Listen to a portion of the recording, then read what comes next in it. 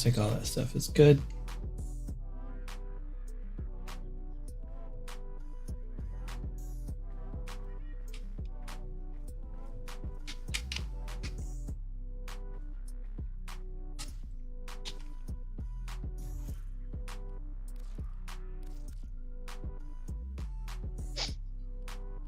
Jinx is on.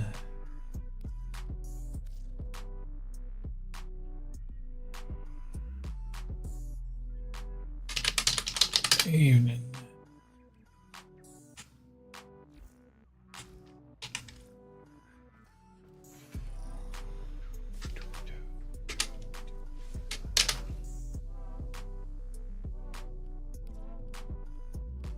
Let's see.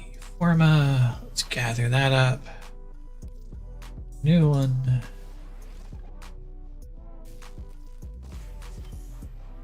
Some more Stalker going.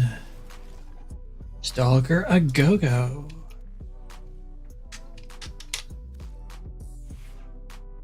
Baruch. See, where was I on him last time? I was messing with him.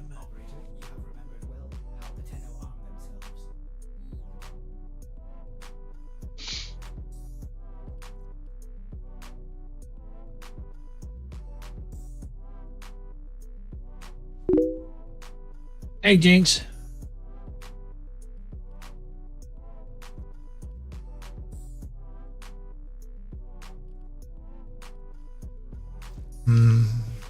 I think he's fine.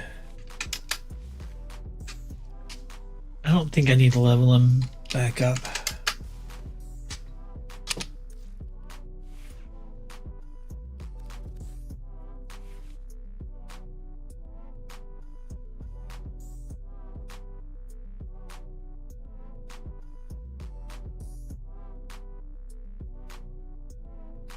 Yeah, that's probably fine. I could put some shards on him.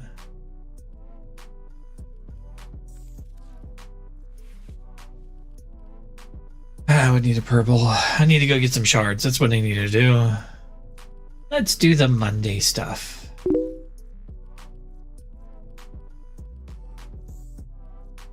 I'm getting ready to do my Monday things, like do the Deep Archimedean, do the... Oh, I'm double broadcasting. Do the Deep Archimedean and all that stuff. I was also kind of working on my Baruch a little bit. I also need to edit the name of this because that's the wrong spelling of Baruch. U-U-K. Yeah.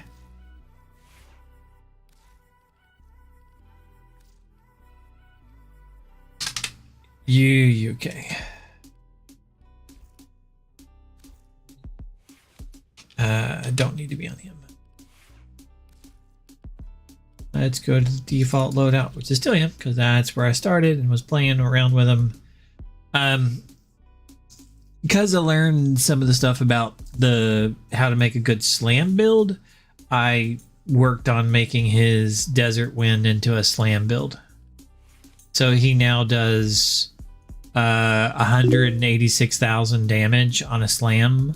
And that's before it's at 160% critical chance with a 5x crit multiplier without having any purple shards on him. So if I ever get enough purple shards, he'll do like way more than the 186,000. My hammer does 100,000 on a slam, if you remember. And with the purple shards on it, it's got like a 12x multiplier. So his Desert Wind has its own like specialties that it does, right? Because it has all sorts of like trixies because of him being like, oh, it's always going to hit for their weakness, right? And have 250% status chance.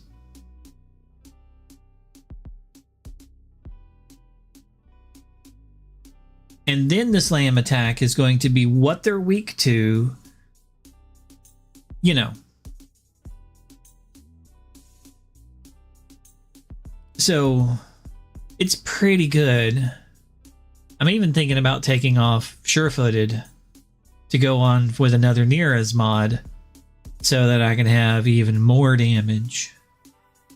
But I do like to be not knocked down.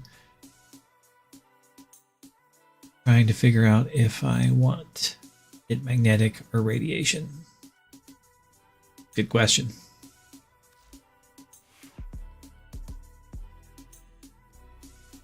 All right. So, kind of playing around with it. Okay. Did you want to do the Archimedean? Or have you already done those?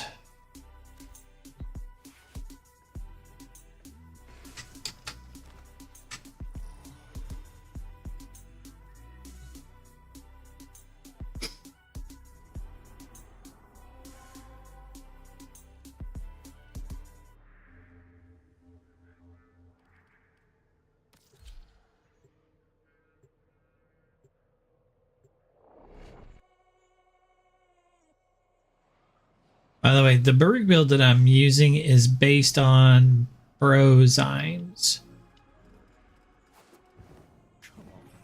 I'm just tweaking it to make it more the way I like it. Just as an FYI.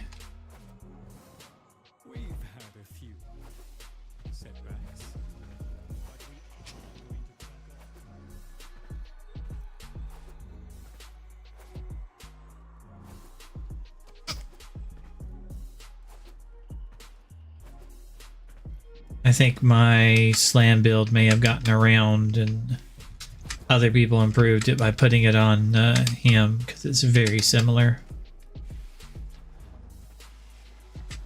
The tech is getting out into the world. Ome build. And already did the Netracells, wasn't doing. I don't have build for 3 weapons, so decided not to. You always want to do it because you can have somebody carry you through it and then you get a whole bunch of the stuff. So it's way more worth it because all you have to do is equip the weapons. You don't have to have builds for them. And then you can have somebody carry you through it. And I always do it on Monday nights. So as long as you have the 2 things available, then you can always do it with somebody. And you get way more from the, because in the Elite Archimedean you get 1, 2, 3, 4, 5, where in the 2 runs you only get 2. So it's way worth it to do this. As long as you have like a weapon here that you can equip, you know, for each one of these out of the 3, then you're good. You know?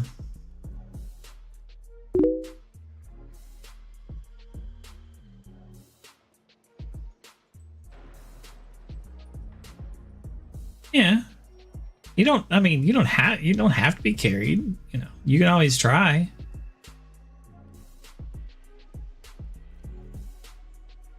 Like, it's hard to beat. I have a Nataruk and a Latum. You know what I mean? It's gonna be hard to beat that. I have like one of the best bows, and then I have like a fantastic Incarnon as my weapons. You know, you want to do the mission though. Some weeks you're just going to be overpowered. Other weeks you're going to be like, weak.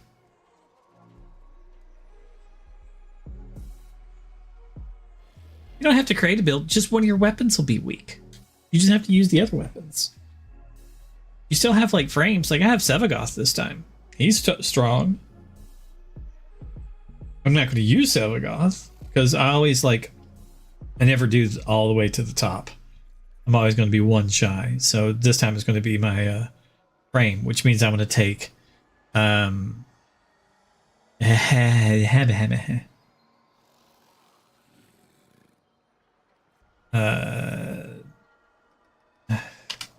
We just start building it because I can't think of names right now.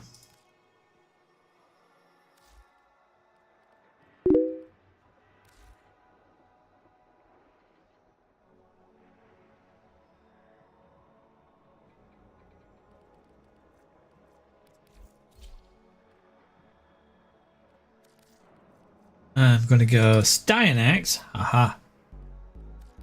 We have the Nataruk. Which can use the XP. And the Latum. And you asked for a build for... Can I not spell Latum? Apparently not. It's pistol. Here it is. L-A-E. Yeah, I wouldn't have been able to figure that one out.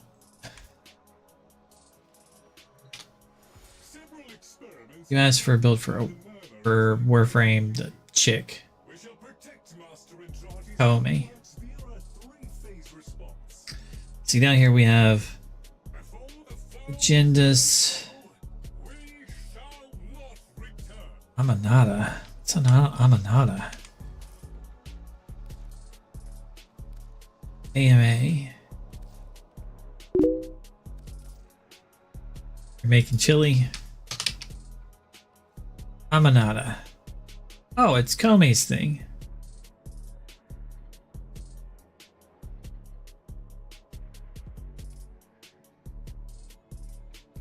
Sure, man. I don't know what that weapon does. It's fine. I'll put it on. Every 30 hits, you get a blessing. I'm never going to use that.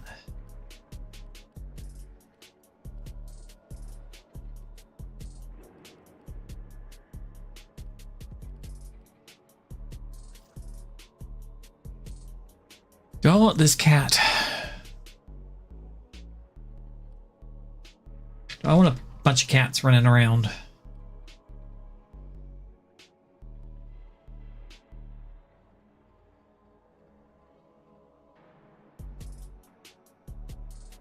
Sure.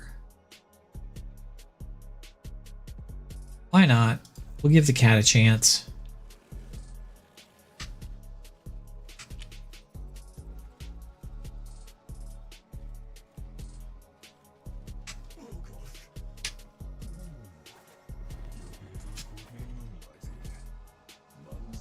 Okay, now you had a question about Komi.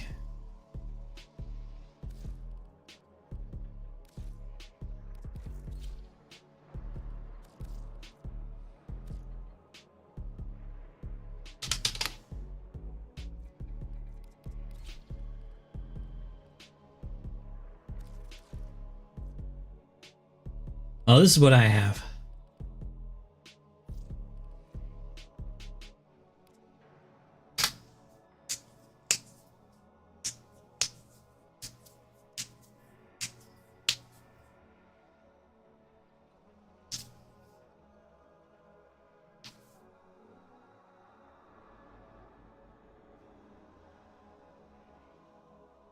My work computer just did something.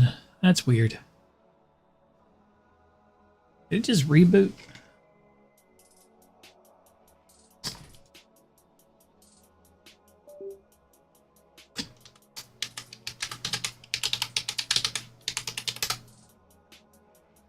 It looks like it did.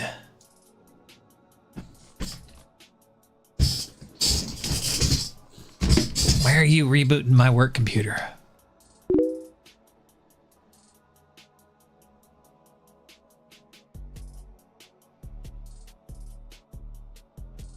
I mean, the gist of this is it has a decent duration, has a decent range, has a lot of power strength. So to do that, you sacrifice efficiency.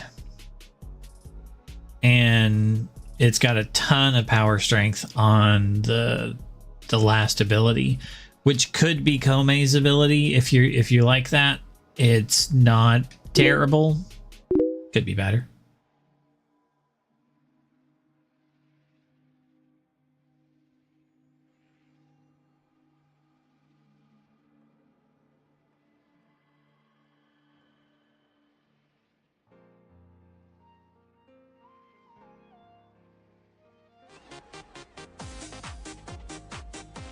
Well, thanks for the follow. Is that sneaky? Uh-oh.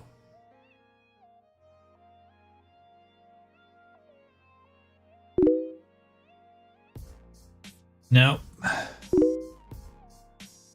No. Network glitch.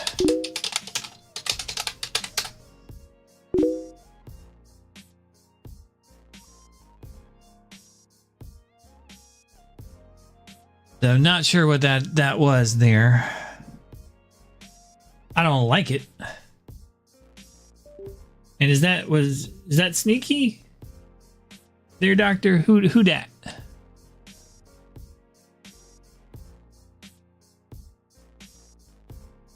Also, my work computer restarted, so I'm like, shenanigans are afoot.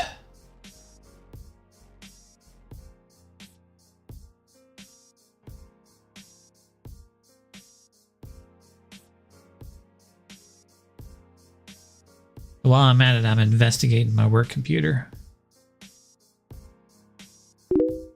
That's back.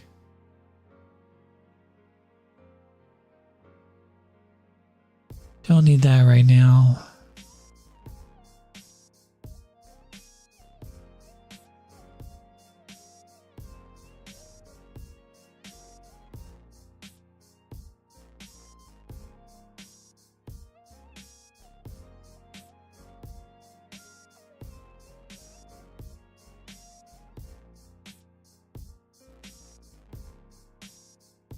Apparently my work computer had an update or something. That's fine. Yeah, I don't know. Had a network thing happen. Same time my work computer rebooted. So I'm doing a little bit of investigation and wondering if the doctor, if that was sneaky or not.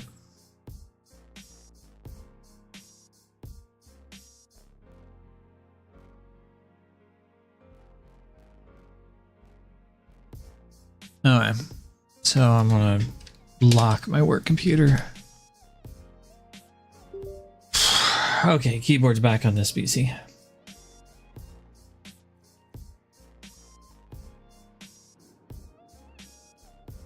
Let's get back to it. So that's still fine. That's still fine. Weird. What do we got? Let's close that. Do a test real quick.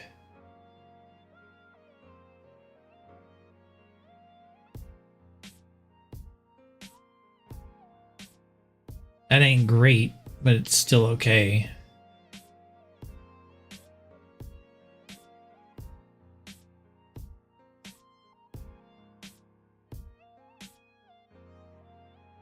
I can live with it.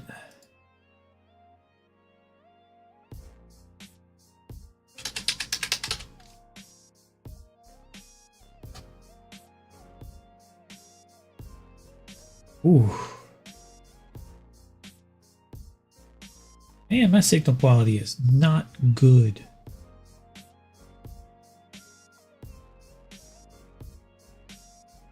They changed my service plan and now I got all sorts of errors. What the hell, people?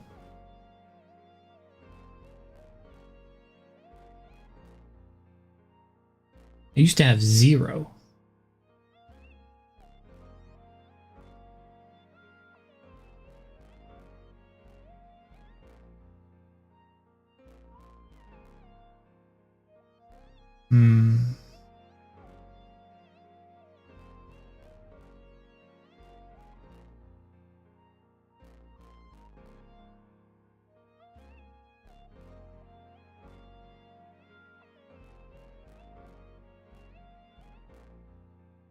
Wonder if there's something going on tonight.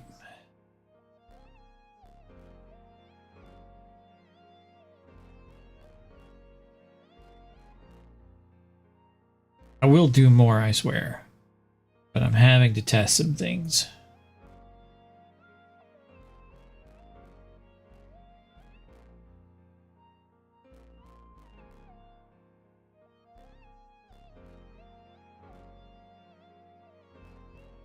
Okay, that's fine.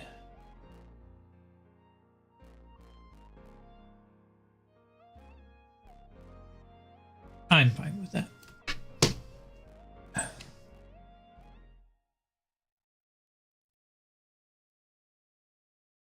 Okay. So that's a Kome build. Taking advantage of elemental stuff like cold, heat, toxin.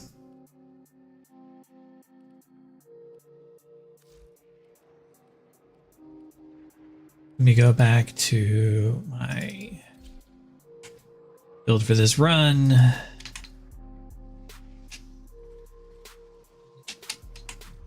Put it on public, and let's get that started. Lloyd has tasked us with finalizing several experiments, and there will be no coming back until the job is done. We are alone. Remember, our aim is to safeguard Malta. You in the mood for a little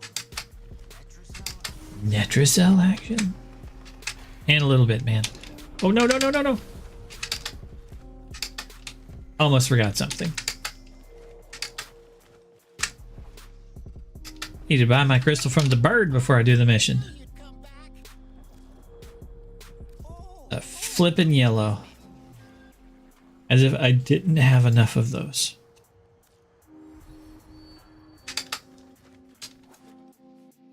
I was thinking. Maybe we can. Game, come on, man. Give me a break on the yellows.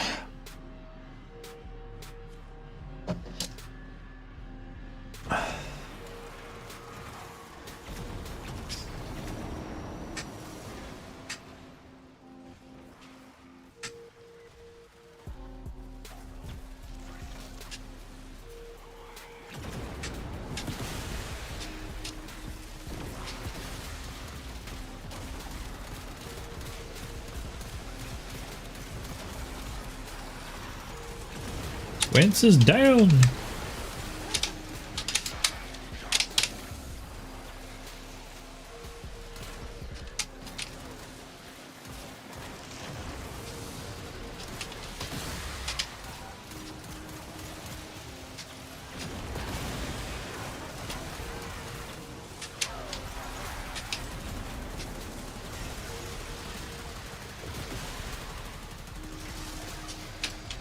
We're not getting that guy.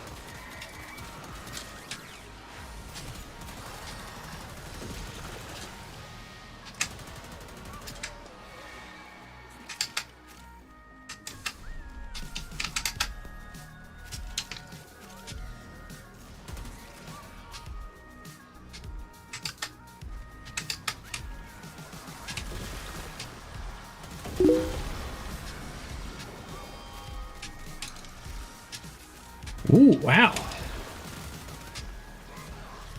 Keep them in business.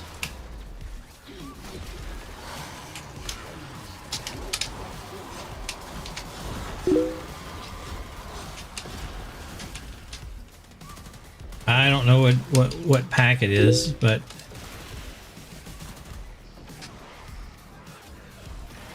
not that I'm aware of. No. There's people playing all the time on all the different consoles. PC, they're always adding new stuff. So we just got a new expansion. Nice.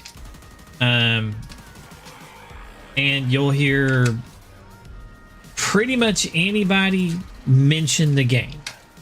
So go to a streamer or a YouTube channel and they'll mention Warframe eventually. Because it's one of those, everybody that plays it or has played it, it's such a different kind of thing.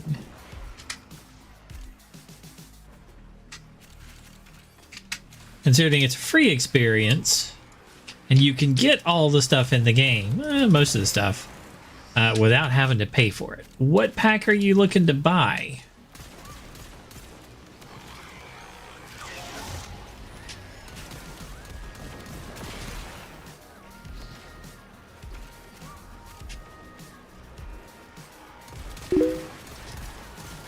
Sevagoth Prime Access Pack. So basically it comes down to this. Do you have extra money? So you have to ask yourself that. So yes and no. All right. Well, if there is a no there, then you probably shouldn't do it. Okay. Now, if you have extra money to spend on frivolous things, like, you know, cocaine and hookers, then you can spend it on whatever you want to, right? If you got all your bills paid for, you got all your food paid for, right? And you can buy the things that you want.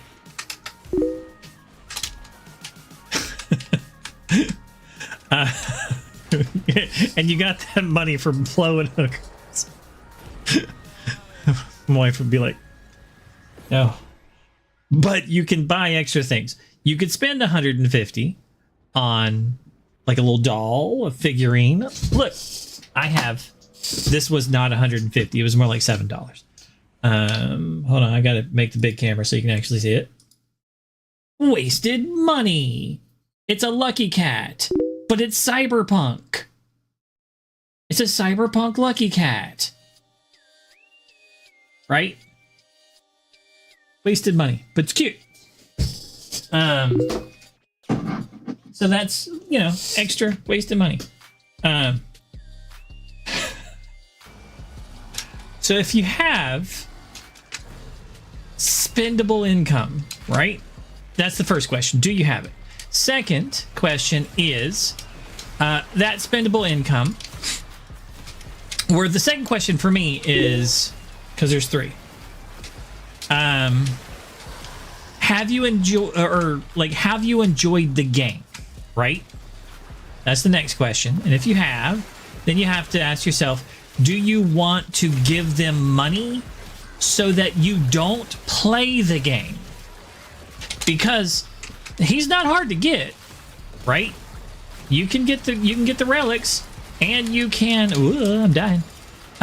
You can crack the relics, right? So you can get the relics, crack the relics, and get him if you enjoy playing the game. So, do you want to give them money so that you don't have to play the game?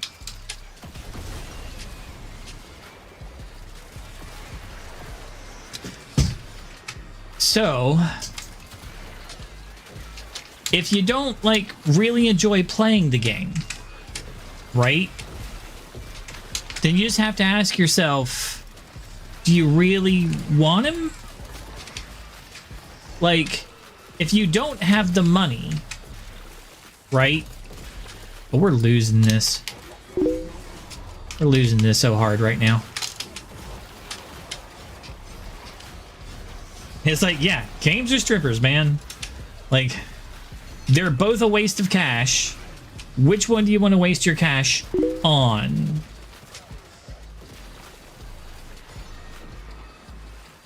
Like, you've got to waste your cash on something, right? Because you've got your bills paid, you've got your like if you've got your bills paid, you've got your money or your food, yeah, you know, then you've got to decide how much do you want to take and spend on the things. Like for me, if I get a discount, like a good 50 or 75, I'll usually buy platinum, because I'm like, look, this game has given me enough enjoyment over the past few months that I'll give them a thank you of some of my cash if they give me a discount. If they don't give me a discount, no, I ain't doing it. And then I usually dump that platinum back into like buying the new Warframe when it comes out.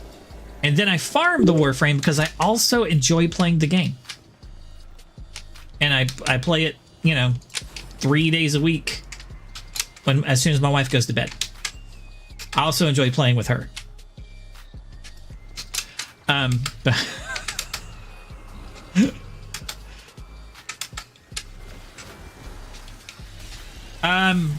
I mean, it could not really, because you can buy platinum and then you can trade it to people.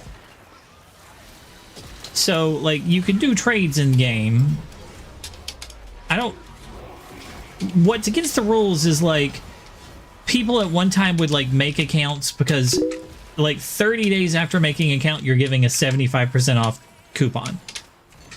So what people did at one time was they would make an account and they would play it for a little while, and then they would get the 75% off, and then they would buy a bunch of platinum, and then they would trade it back to their main account, and then they would make another account. And then they would play that, let it sit for like 30 days, and just log in every day, right? And then they would get the 75% off. And then they would buy the 75% off. And then they would trade it to their main account, right? And then that was just farming like plat. And then they would sell the platinum online.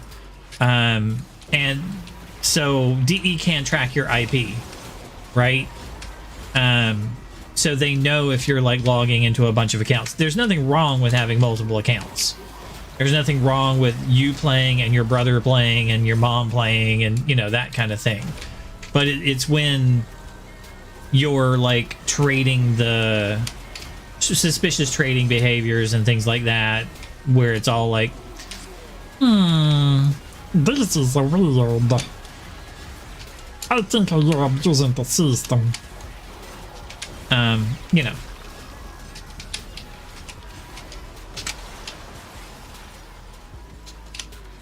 So there have been shenanigans in the past along that line.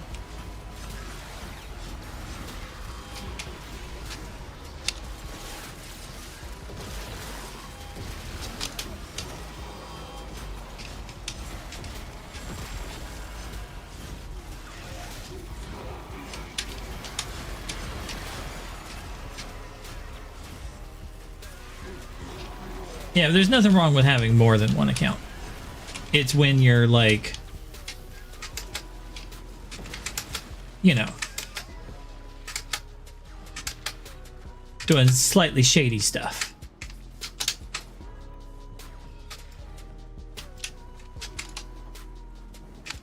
These guys are on it for the collection of the Who's a What's It's.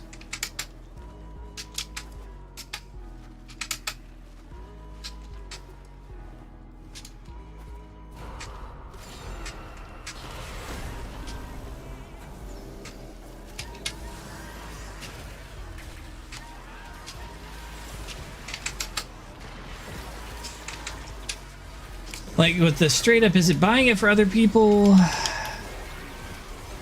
That's a tricky question.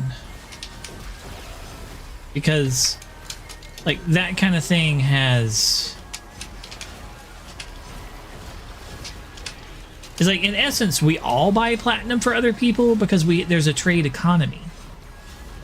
I bought platinum and then I traded it to someone else because I bought like a part and piece, right? On the market. I bought a weapon that I wanted. In essence, I bought it for somebody else.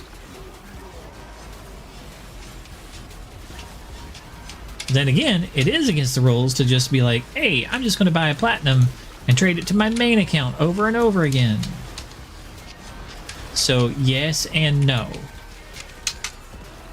What the? Ah, my minion got over my head.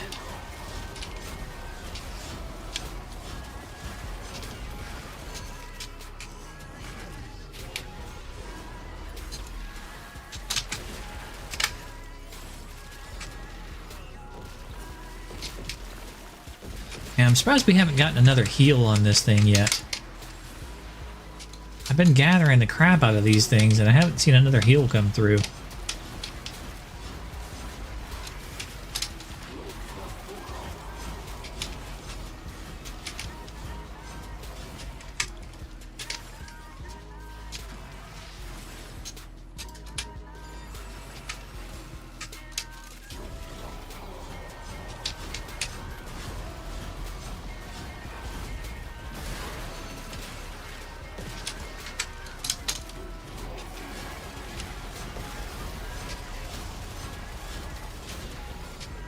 Guess it's okay. There we go. Heal. Fantastic. Back up to full health. One second. Other side.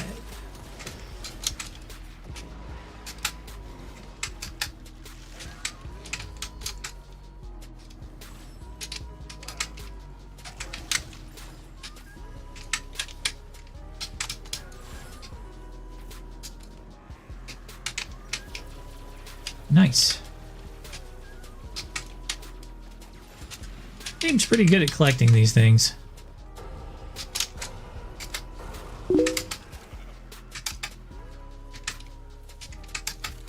Yeah, you can. So there is a website, warframe.market.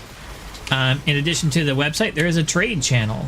It's specifically set up by the developers so that people can go in and go, hey, I'm looking for booty. I mean goods from the missions that I haven't done that you guys have. And I'm hoping that you have it, are willing to give it to me for me giving you platinum.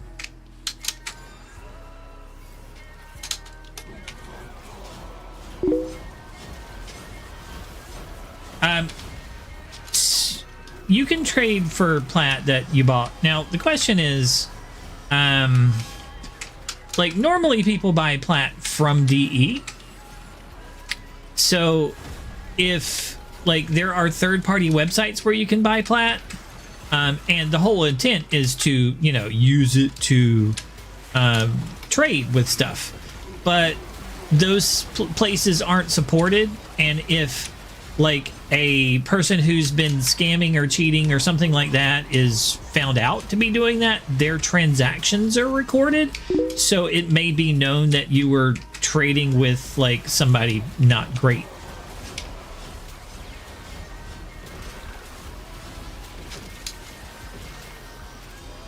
Oh yeah. If you buy the plat officially from the game and stuff, yeah, you can use that on the market and trade. That's what it's for. The whole in-game currency like that's the entire intent of it.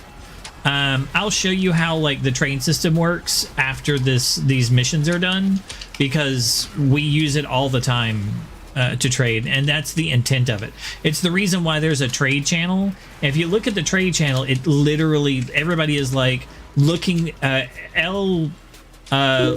looking LTB, like looking to buy so-and-so an item or something at 20p, and it's for 20 plat. That's what you're looking to buy it for.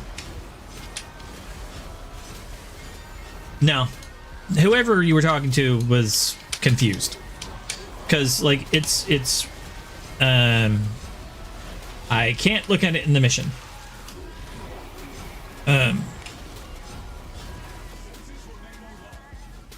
Alright, that was done. Ooh, Tau Forged.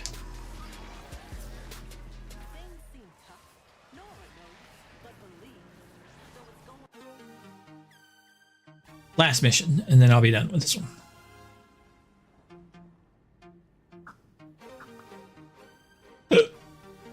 Excuse me.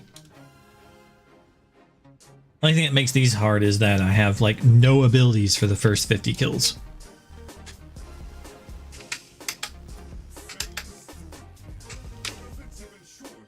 Let's call on some help.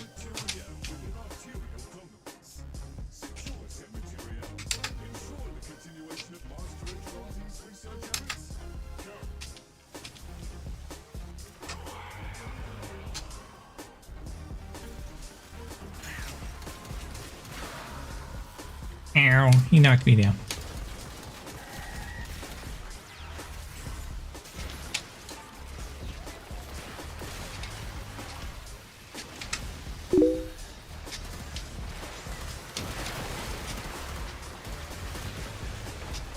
You got a 50% off? That's nice.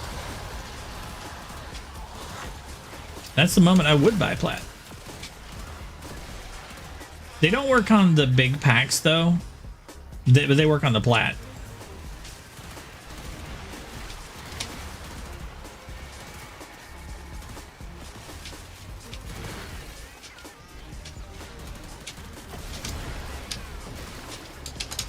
Oh, sweet. My abilities are up.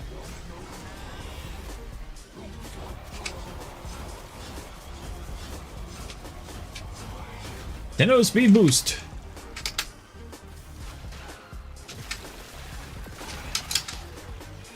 Not that way.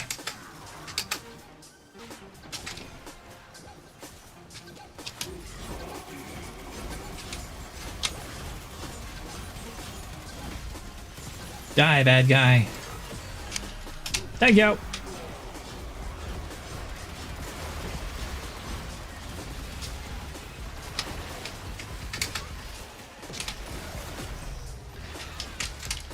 But the hand was like, stop. Don't go this way.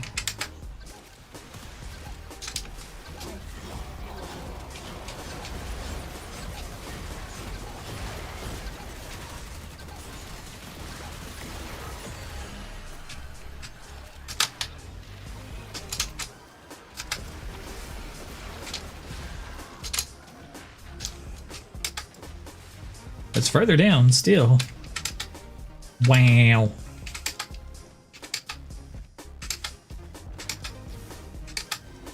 Ooh, goody.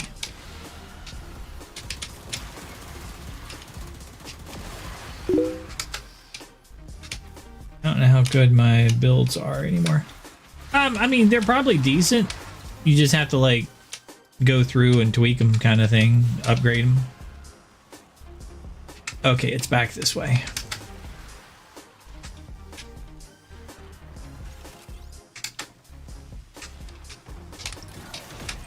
That's one of the great things about the game is that it's always upgrading and evolving, so things are always changing and getting better.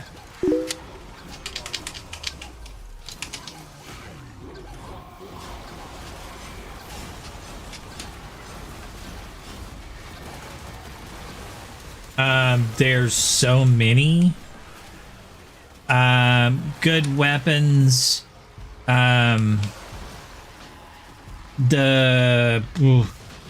It's the pistol thing that I use a lot. I'm not using it right now. It's the I'm bad at names.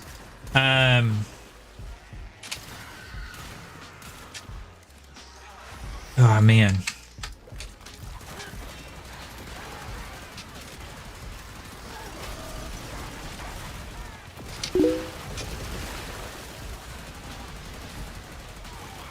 Furious. The Furious is really, really good.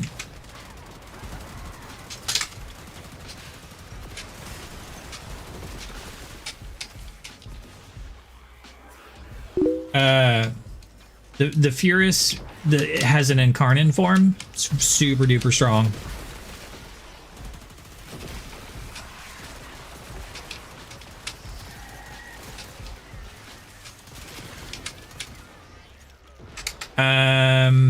Primary, the Latron's very good. The what's the gas cloud? The Torrid, very good.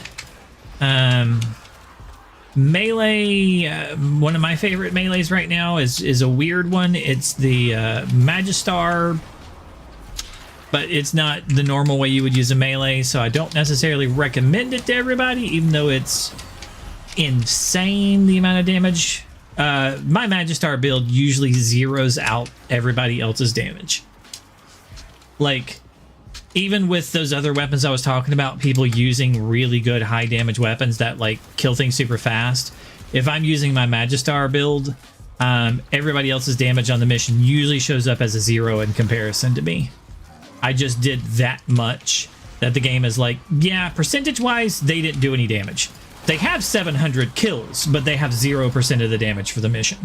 I have like 50 kills and I have 100% of the damage. They have 700 kills and have 0% of the damage. It's just that stupid. But you don't use it like you would normally use a melee weapon, so it's a little bit weird. And that's the great thing about the game. You get to do stupid things that just go crazy and do nutso like builds. I was literally playing like D&D with a friend, and I'm like, oh, you know, I want to use this weapon or this spell, and they're like, no, that's pretty much been banned by everybody. And I'm like, cowards! Oh, you just want to be OP. It's like, look, I'm not playing an OP class, but my class does get that spell, which means that the class is decent and does good damage. Now, yeah, if I custom built and did a sorcerer and druid and blah blah blah, then yeah, I could make it OP, but I'm not. There's no reason to fear it.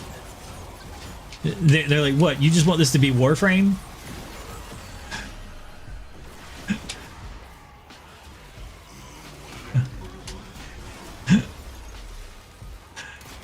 And my thought was, yeah, Warframe's a ton of fun, man. Sure, I want our D&D campaign to be fun. That sounds great.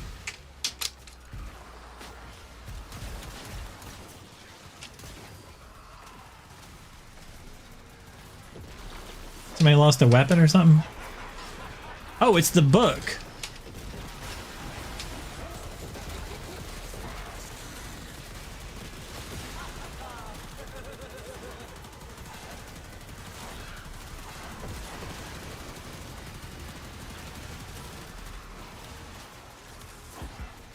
Jerk knocked me down.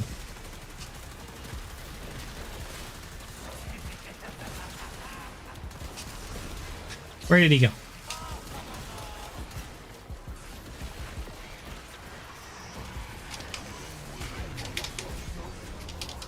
I don't know where he went. Oh, we need to get the other book. Oh, it's up there. I can't jump right now.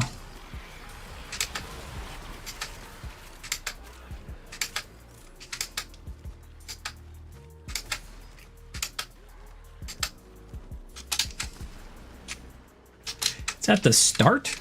Wow.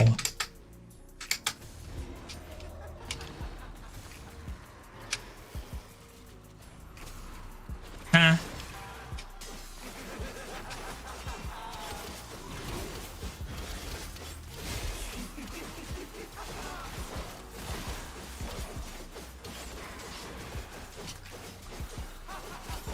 Apparently I have no abilities.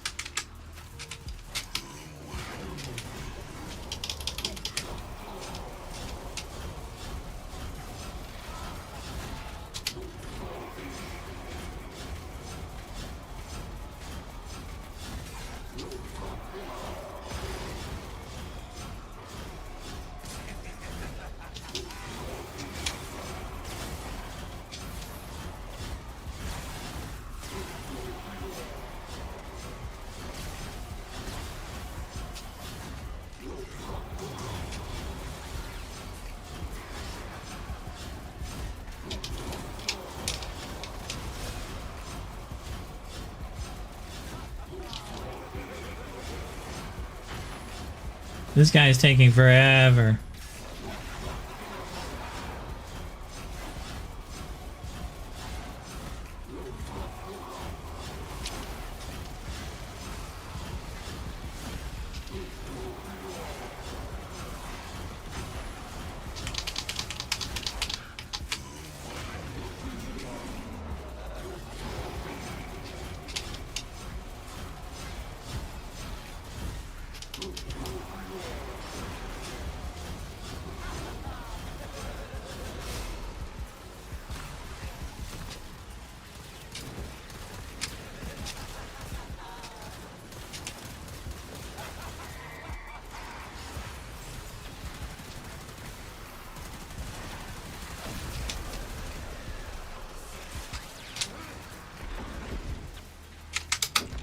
Okay, now it's back this way.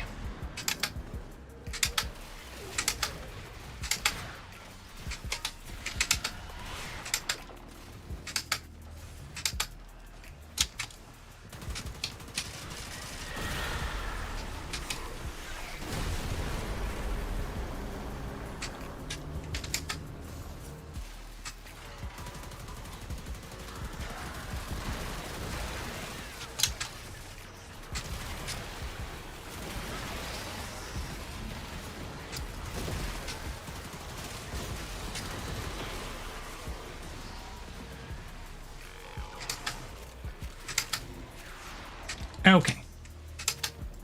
Sorry, we had to kill that guy.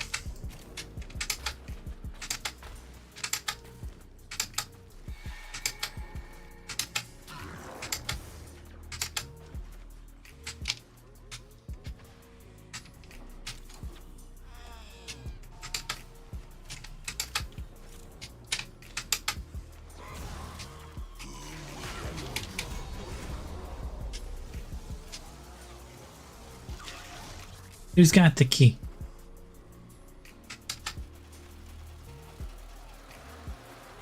Nobody.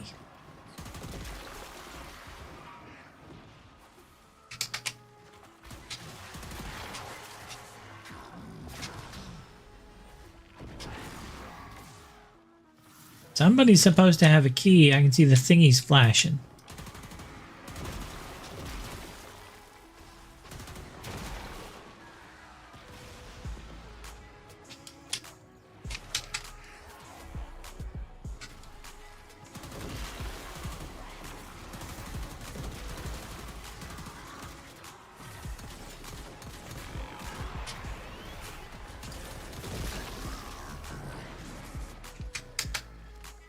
Oh lordy.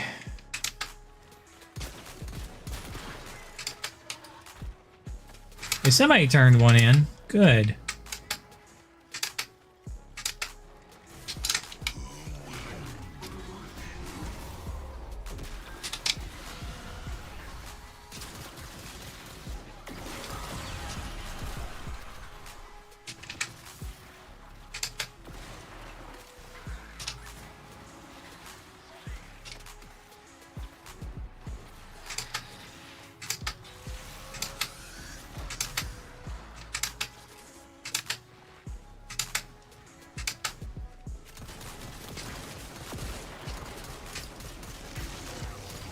Oh, that's our guy.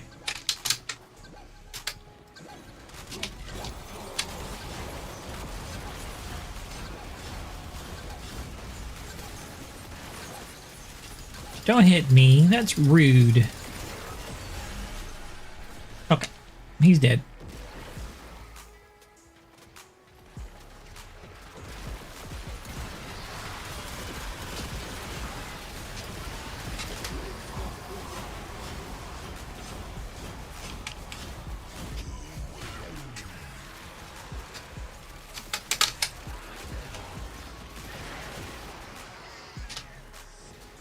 Okay, let's head on to the thing.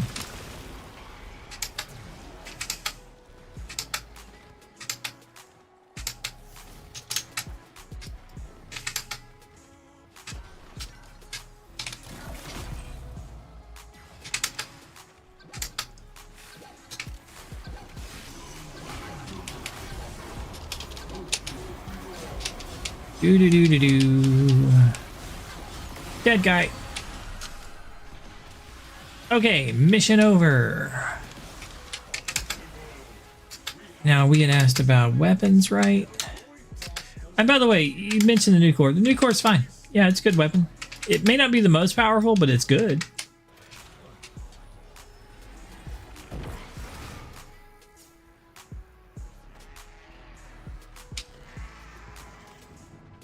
That took entirely too long of a mission.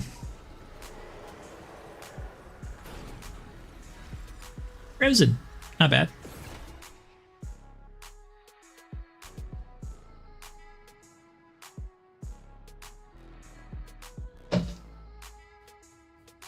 Okay, Reaper, let's see.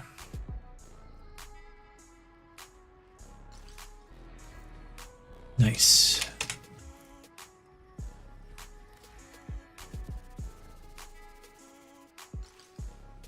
Rhino, great job.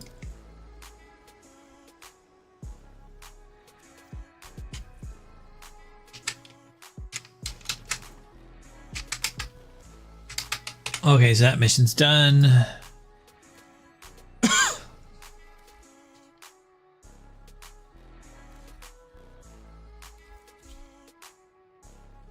This is the furnace.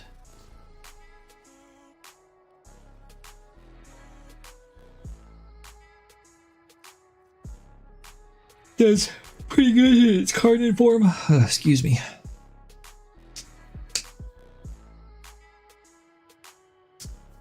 It tends to kill stuff.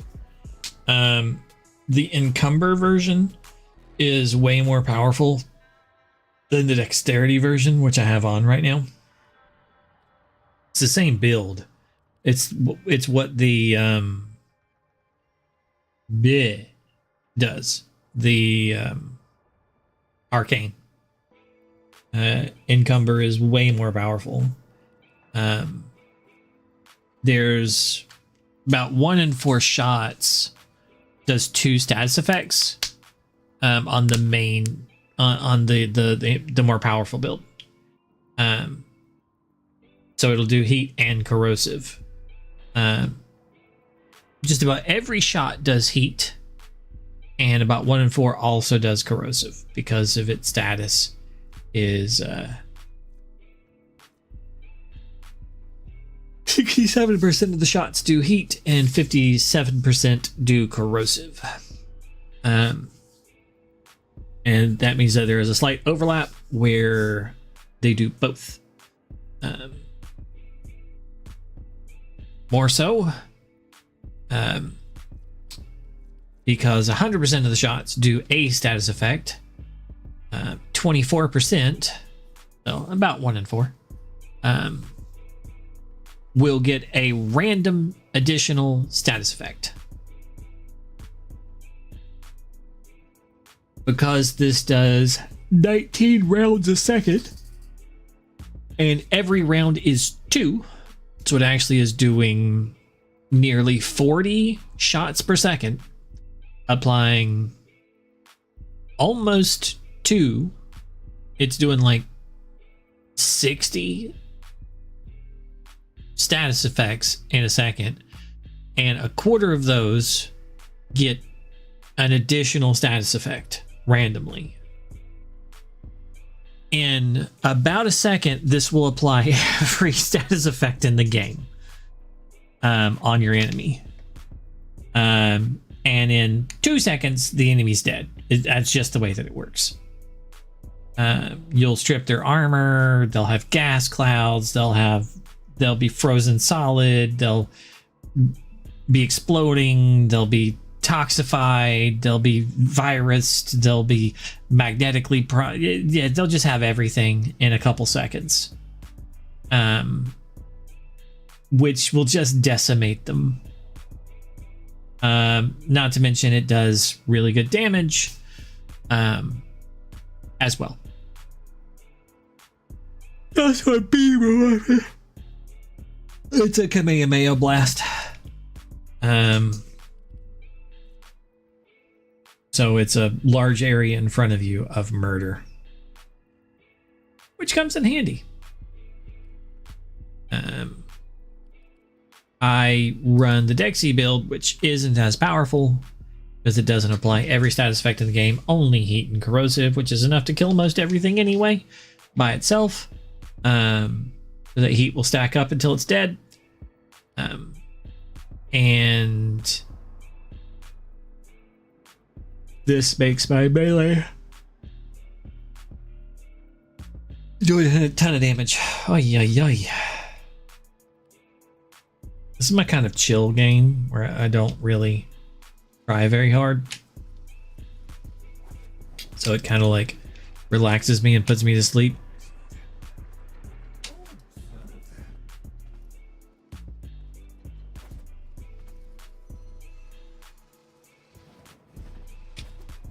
Okay, and you do Netrocells next. I think while I'm doing Netrocells, I might level up my Baruch. That seems like an idea. You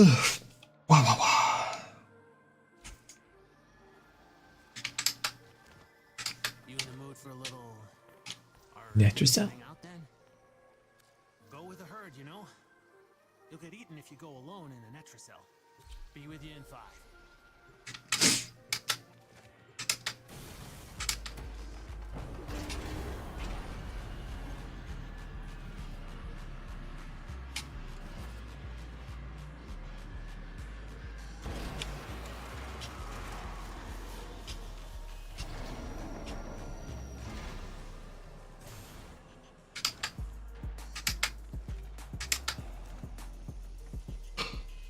Oh, that's nice. He's fully got all the stuff. Ooh, we have a Mirage. Do we have Sky Jotty? Now you have to find the Netracell. Albrecht left terminals coated with partial coordinates. It's not my build. Yeah, even he got lost down here.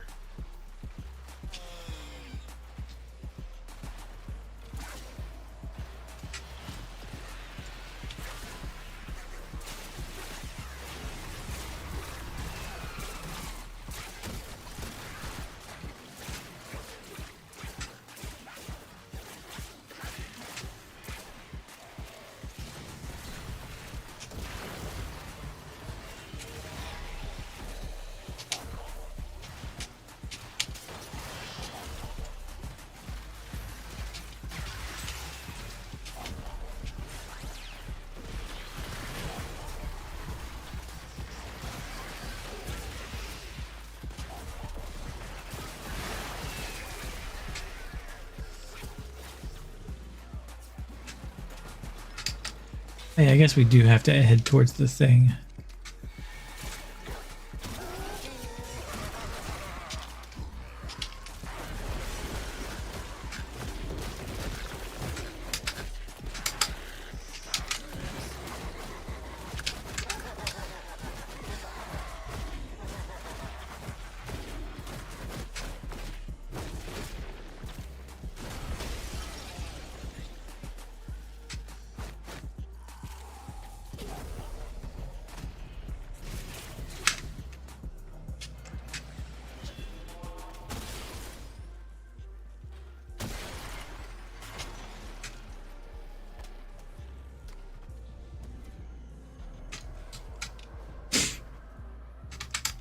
So, Jinx, how's your week been?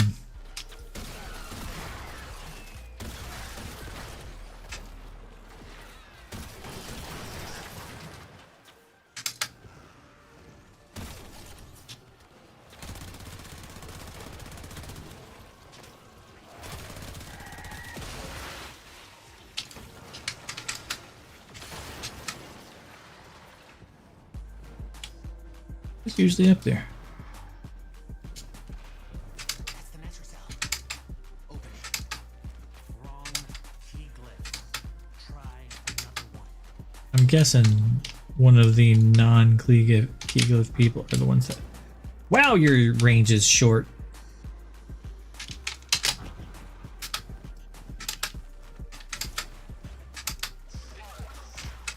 At least we have a Nova. Local threats are triggering a security override. Clear out the uglies to pop the door.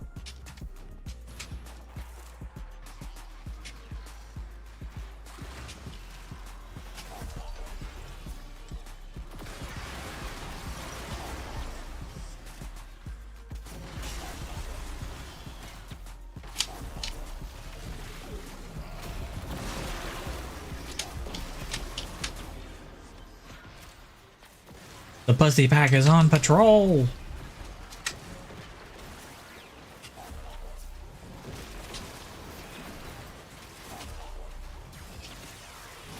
Get 'em, girls.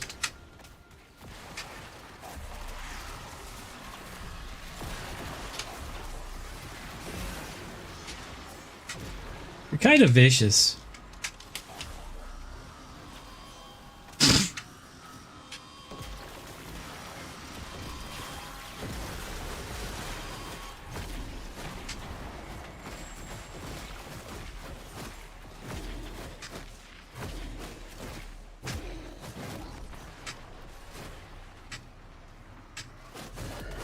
It's weird that he burps.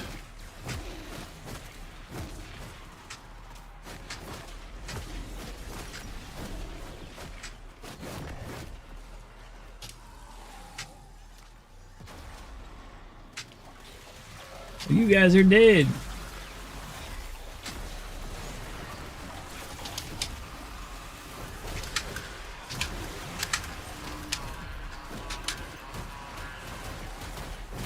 Necromites are slowing us down. Find them, smash them.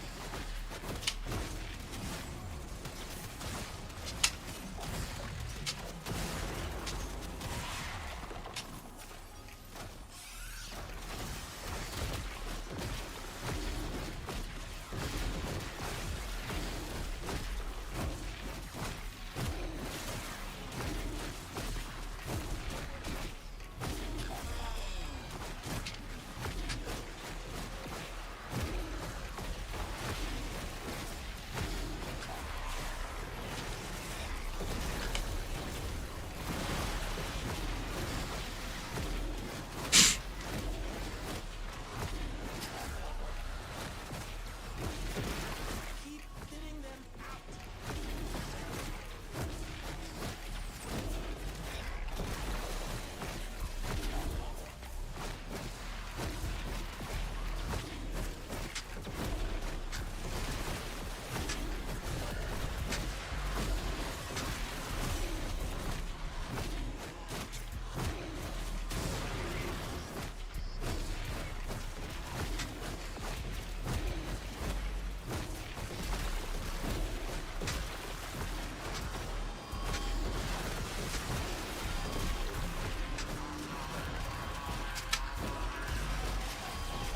Albrecht's damn necromites are reinforcing the Netrocell.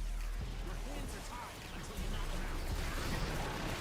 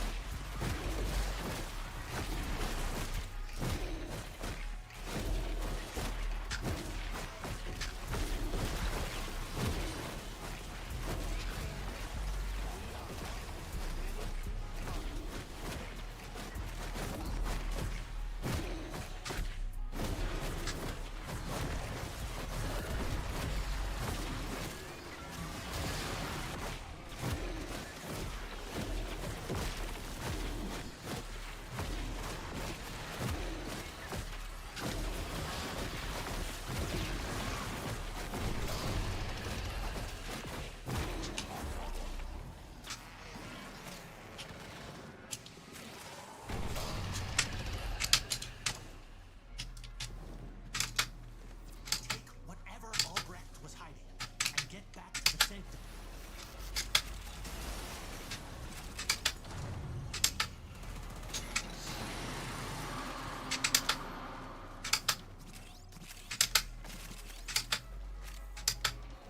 Not what I was hoping for, but that could still come in handy.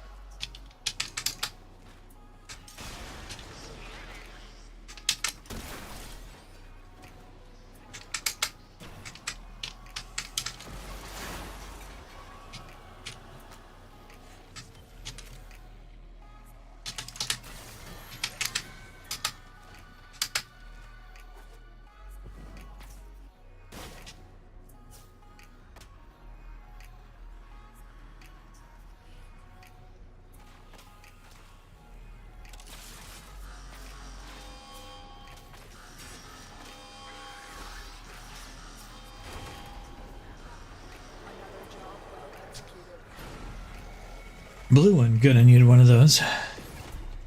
Rank 28, not too bad from one mission. Way to level back up. One must make the best of things. Not bad damage. Go Nova.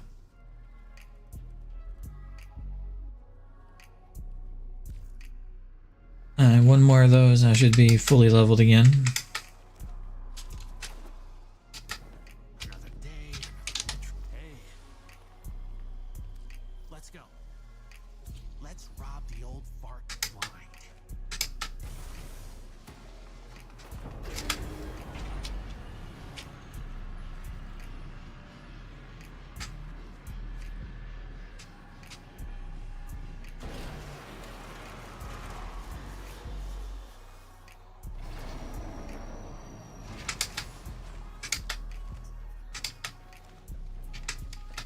The Netracell is deep in this lab maze. Get control of a few terminals. That'll help you zero in on it.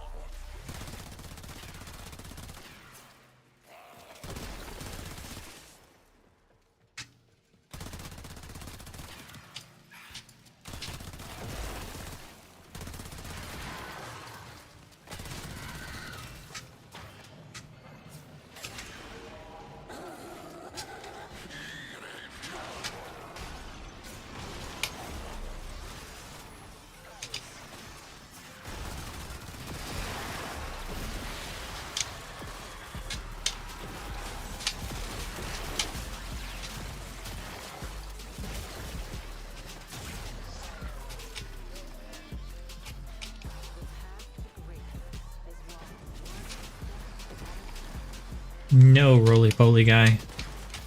Don't do that.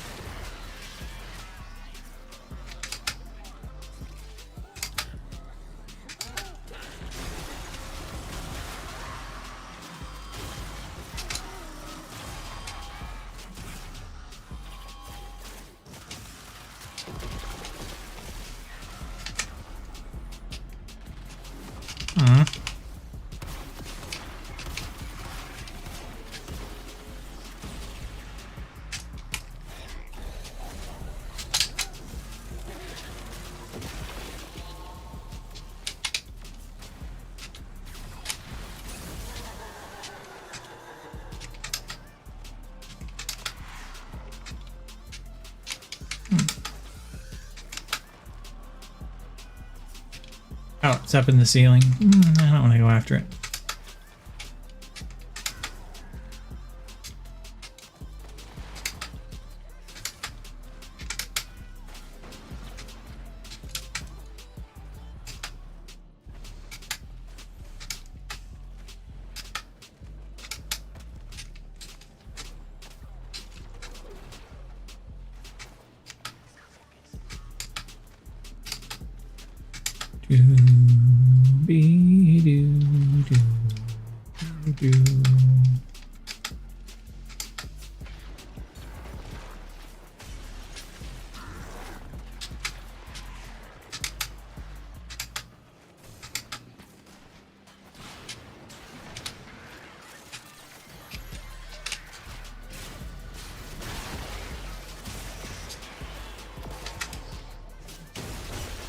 I should check the color of my melee weapon.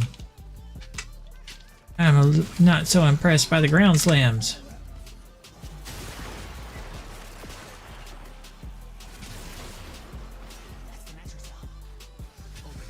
Note to self. I do not have... The Netracell doors won't open until you clear out the uglies around the entrance.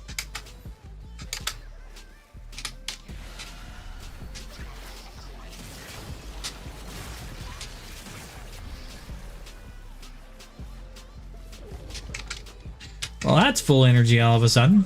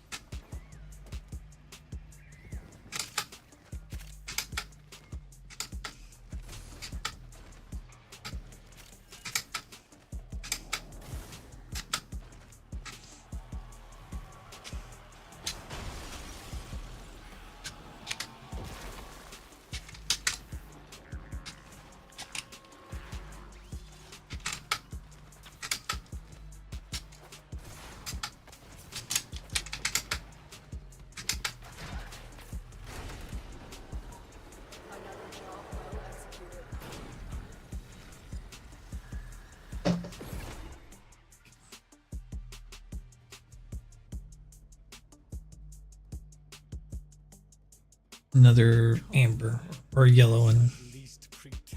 As if I didn't have enough. Game. Stop with the yellows. Reds and blues, please. Reds and blues. One must make the best of things.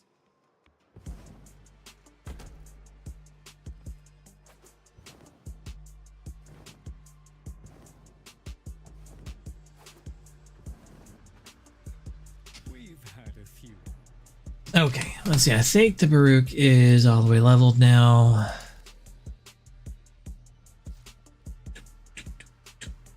Yes. I don't need none of his gear on anymore. Nope.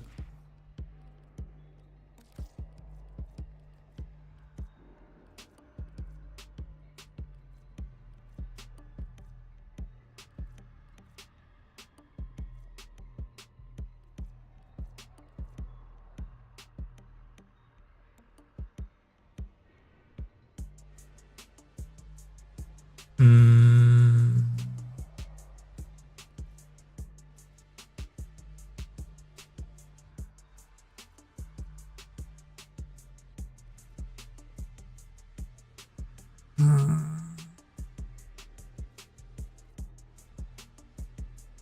Who do I want to play? I really should get rid of that Saren Prime.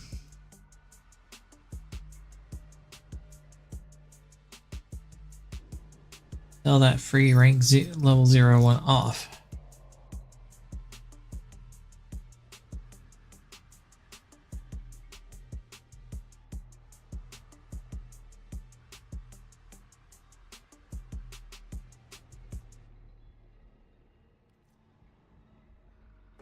Grendel? Maybe? I'm not too excited about Grendel though. He does not pluck at my heartstrings.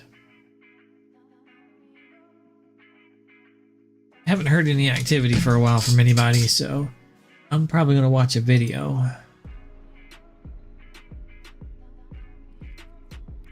Just going to go Nova.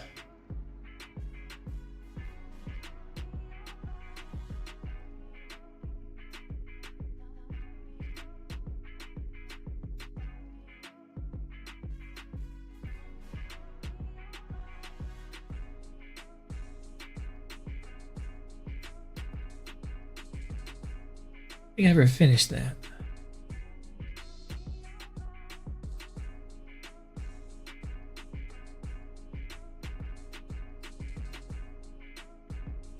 And he used to do like 60 sit-ups every morning, and he What a had lad. rock hard abs. Yeah, I love reading that article. It was like he would stay at a hotel near the Diet Building or something, and he would like wake up at 5 a.m. and do 50 push-ups and read the newspaper and have coffee, and it's like that's a man we could do business with, isn't it? Finally, a he fuckable was prime gone. minister. Oh, Finally, no. what I wanted. That's what I wanted my politicians. He's like 90 years old though. Like fair Yeah, play but to with him. the abs of a teenager. Come on, come on, Chris, come on. And but no, it was a cool interview though. And she had like 6 PR people standing there watching the interview like a hawk. Yeah. Wow. Okay. It's a group of hawks. That's quite stressful. And what's the plural of a hawk? gaggle. A gaggle of hawks. Yeah. Gaggle of PR hawk, and they watched my every utterance. Right. And I felt bad for her because she did her leg in. Did you see the video? She was doing baseball and she went to throw the ball and like tripped up and like damaged her leg rather publicly really? in front Wow. of like thousands of people. And so she came in with like a walking stick and whatnot. But yeah, for a woman who I was told was very scary, she was actually very pleasant, and her English is very, very good. Although she did speak in Japanese for most of the interview. Right. And I was basically just talking to her about what Tokyo has done in the run-up to a potential mega earthquake, you know, and how they would deal with it and whatnot. And yeah, I think it should be quite good. But it's only a small part of a bigger documentary, and hopefully the documentary should be coming out November or December. December if I was to put my money on it. But you can watch the interview there. But we have got a story this week from Rob, who says, "Hello, Credible Chris and Pedantic Pete." I'll take that. Credible Chris, I like that. Yeah, let's stick On our, with that. of course I'm credible. I've met the governor. What a weird year it is. I posted about it on And social the media. emperor. People like, does this mean you're the ambassador now? Yeah, that's how it works. Oh, you I'd meet love one that. politician, and you become the ambassador. Get yourself a little townhouse in Shinjuku. Fantastic. Throw Connor out. The power. I could be like, take his visa away, throw him into the sea. Getting rid of all of the influencers and YouTubers and content creators, Ban just them so all. you could be the only one who's allowed to do it. A monopoly. That's what we want. Just doing some really pedestrian vending machine videos for the rest of your life. None of you Power. can do any of this. Mad with power. But, unfortunately, that'll have to remain firmly in my imagination. Back to Rob's story, though. Hello, Chris and Pete. On our last trip to Japan in September 2023, we arrived at Narita Airport and were stuck on the tarmac for 3 hours thanks to a paperwork error by our airline. Who is this airline, Rob? Tell us who they are. Thank God he didn't get blown up like last week when an unexploded American bomb went off in bloody Miyazaki. You don't want to hang about on a taxiway these days. That's right, yeah, Jesus. After finally getting through customs and properly into Japan, we barely managed to get the last trains to our Airbnb located in Itabashi.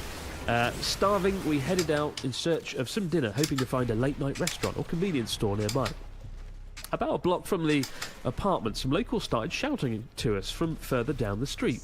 We weren't sure what to do, as they didn't seem angry, so we decided to wait for them to catch up to us. They continued to shout as they approached us, so I replied with my very broken Japanese that we were gaijin, foreigners. Fighting our way through the language barriers, we realised that they thought we were some of their friends who they'd split up from earlier that evening. They motioned for us to follow them, asking, "Are you speedy?" After more confusion and gesticulating, we worked out that they were asking if we were in a hurry. They invited us to their home to smoke weed and eat ramen. You know, we declined the offer since one of my friends worked in the mines and gets monthly blood tests. But it got me curious. This story just gets weirder and weirder. The casualness of their offer was surprising, as I thought drug usage was punished very severely in Japan. Is recreational drug use more common in Japan than the media leads us to believe? I can't wait until my next trip in 2025. Hopefully we'll drop by Lost Bar when we get there. All the best, Not Rob welcome, from Rob. Brisbane. You're not Rob. welcome, you absolute addict. Smoking Are that you sticky speedy? icky. Are you With your friend speedy? who lives down a mine. Unbelievable. That was quite the story, yeah. Working down the mines, dodgy airlines, weed smoking. What a Japanese. trip, Rob. Yeah. Oh my God. The thing about like Australian miners, I think, is one of those. I do voiceovers for one of the Discovery Channel derivatives, DMAX in the UK, and a lot of like the shows are about Australian miners just pulling out loads of gold and diamonds and stuff. Oh, amazing. And they don't look like men who are drug tested. Like they don't. They look like they're on something. A lot of them. So I am shocked to my very core, Rob, that your friend is wee-wee tested every few months. Amazing.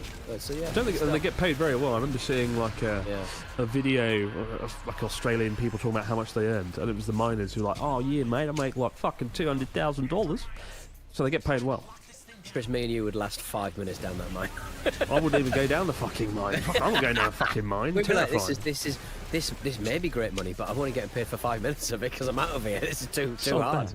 This is Sod a that. proper work. But I mean, Rob asked, do people do drugs in Japan? It is rare, but there's an interesting statistic. The University of Keio did a study in 2020, and of the population of Japan's 125 million people, about 3% claimed to have used illegal drugs in their lives. So, don't know where they get them from or how they did it. Maybe it was overseas or something, but yeah, it's not a common thing to come across there. It really isn't. You don't. It's not like London where you walk down every street and smell it on the breeze. Probably smelt it one time in 12 years here. But I've only ever in been offered it once, I think, in Japan. and in Tokyo, which is obviously a massive metropolitan thing. And I've seen one bloke who is definitely on PCP or something. Other than that, yeah, very, very few experiences or references. I've been offered it at bars over the years. You know, somebody in the corner will be like, "Do you want some drugs?"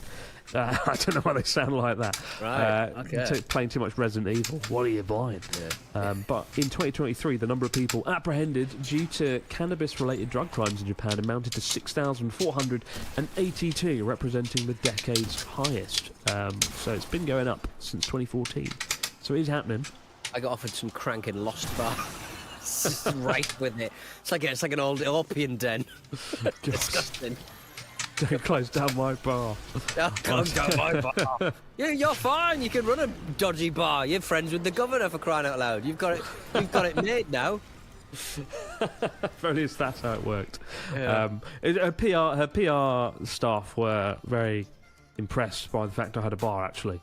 So it went both ways. Okay. Yeah. Well, you're supporting the Metropolitan District. It's good. Right. Yeah. The bar pays tax money. We pay our tax money to the Tokyo government, so they benefit from the alcohol. And also, just this week, Shibuya announced that, well, not announced, but implemented the rule where you can no longer drink outside publicly in Shibuya, right? Right, okay. So, all the more business for Lost Bar. It was a lucky turn of events, wasn't it? Bloody hell. Probably for the best, though. Shibuya is absolutely horrible at night sometimes. It's pretty fucked. You know? Yeah. I remember the first day that Lost Bar opened, I walked to the bar and there was at the entrance there was just a man drunk lying on the floor. And you're they'd not going had to too stop much. that though. You're not going to stop the drunkards, but you can stop the drinking. I think. I don't know. There is always one lying down. I reckon we're going to see a lot less people flopped over on the street in a pile of awful. But anyway, time will tell. Time will tell, especially with Halloween. Oh, it's a decoration. When's Pete got his ticket? When's Pete going? Exactly. That's the question. But some sad news or good news, depending on how you look at it. What's going on though, Pete? News of the week. Cat Island, or one of the Cat Islands. What's going down? I'm always shocked about how much people and abroad Japan fans love cats. So this story is going to cut them to their feline core. Aoshima, aka Cat Island, located in Ehime Prefecture, recently made news by announcing that all of its cats will be gone within the next few years. Did you visit Cat Island when you did your documentary Cat World, or what it's called? Cat World? Fucking Cat Nation. Cat Get it Nation. right. Sorry, Get it Chris. right. I forgot about your Cat big, World. your celebrated Cat World. I know all about cats. I'm a cat genius. I will say that the headline of the article, Japanese Cat Island reveals all its cats will soon be gone. It sounds like somebody's going to be let loose there with a machine gun to fucking mow them down. It sounds pretty absolutely see sinister. them down, yeah. We've both got cats in this shot. I think that's a cat. For those watching that's a on thermometer, YouTube. isn't it? What the fuck is that? It's not a thermometer. I'm not displaying my fanciest thermometer I've got a for you. cat. It's I've an got- automaton, and then you've got a cat next to you as well. We're both, even though I wouldn't count myself as a massive cat guy, but there's a cat and a Mount Fuji next to it. Anyway. I didn't come to talk about my cat-shaped automatons or your cat, Lucky. I love my cat. I love his Maneki boxes. Neko. Love it. They're so cool looking, aren't they? Lucky cats. But to answer your original question, I did go to Cat Island, but not this one. There are two Cat Islands, believe it or not. I went to I think it's the OG of Cat Islands. And, you know, when we say Cat Island, we literally mean an island drenched in cats. There's hundreds of cats. Yeah. And If you go to like Google Maps, Aoshima, you walk around, there's cats everywhere. I guess there was no way of hiding the cats. I don't know why you would have done that if you were Google Earth, but there's cats everywhere. So you could probably get the same effect of walking around an island just absolutely dripping with cats just by going on Google Maps, to be honest, because it's actually quite remote, isn't it? It's in the middle of bloody nowhere. Aoshima? Yeah. Aoshima's in Ehime, so it's in the inland sea of Japan, whereas Tashirojima is off the coast of Sendai, and it's probably a little bit more remote in some respects. But, you know, the way these islands got kicked off is somebody had some cats, the cats bred, the cats ate lots of fish, the fishermen were generous, and things got out of hand. And, you know, with Tashirojima, I went like 3 or 4 times, and by the 3rd time I went, it was so successful as a tourist destination, they'd built a port there, like a really impressive port, and ferries were going there, and it was both impressive but also a little bit sad, because you get off the boat and there'd be like 100 cats running around, and a fair few of them looked malnourished and whatnot. But I always had mixed feelings about it. It was a bit sad, really. But maybe the cats were happy. I don't know. The cats were happy. Yeah, they're announcing that they're going to be neutering all of these cats on Cat Island, and they've started. So six years ago, they started spaying and neutering the animals. Is spaying for the lady cat and neutering for the male cat? Is that why there's two different words for the same thing? Right, okay, that's a good lovely bit of usable news for Peter.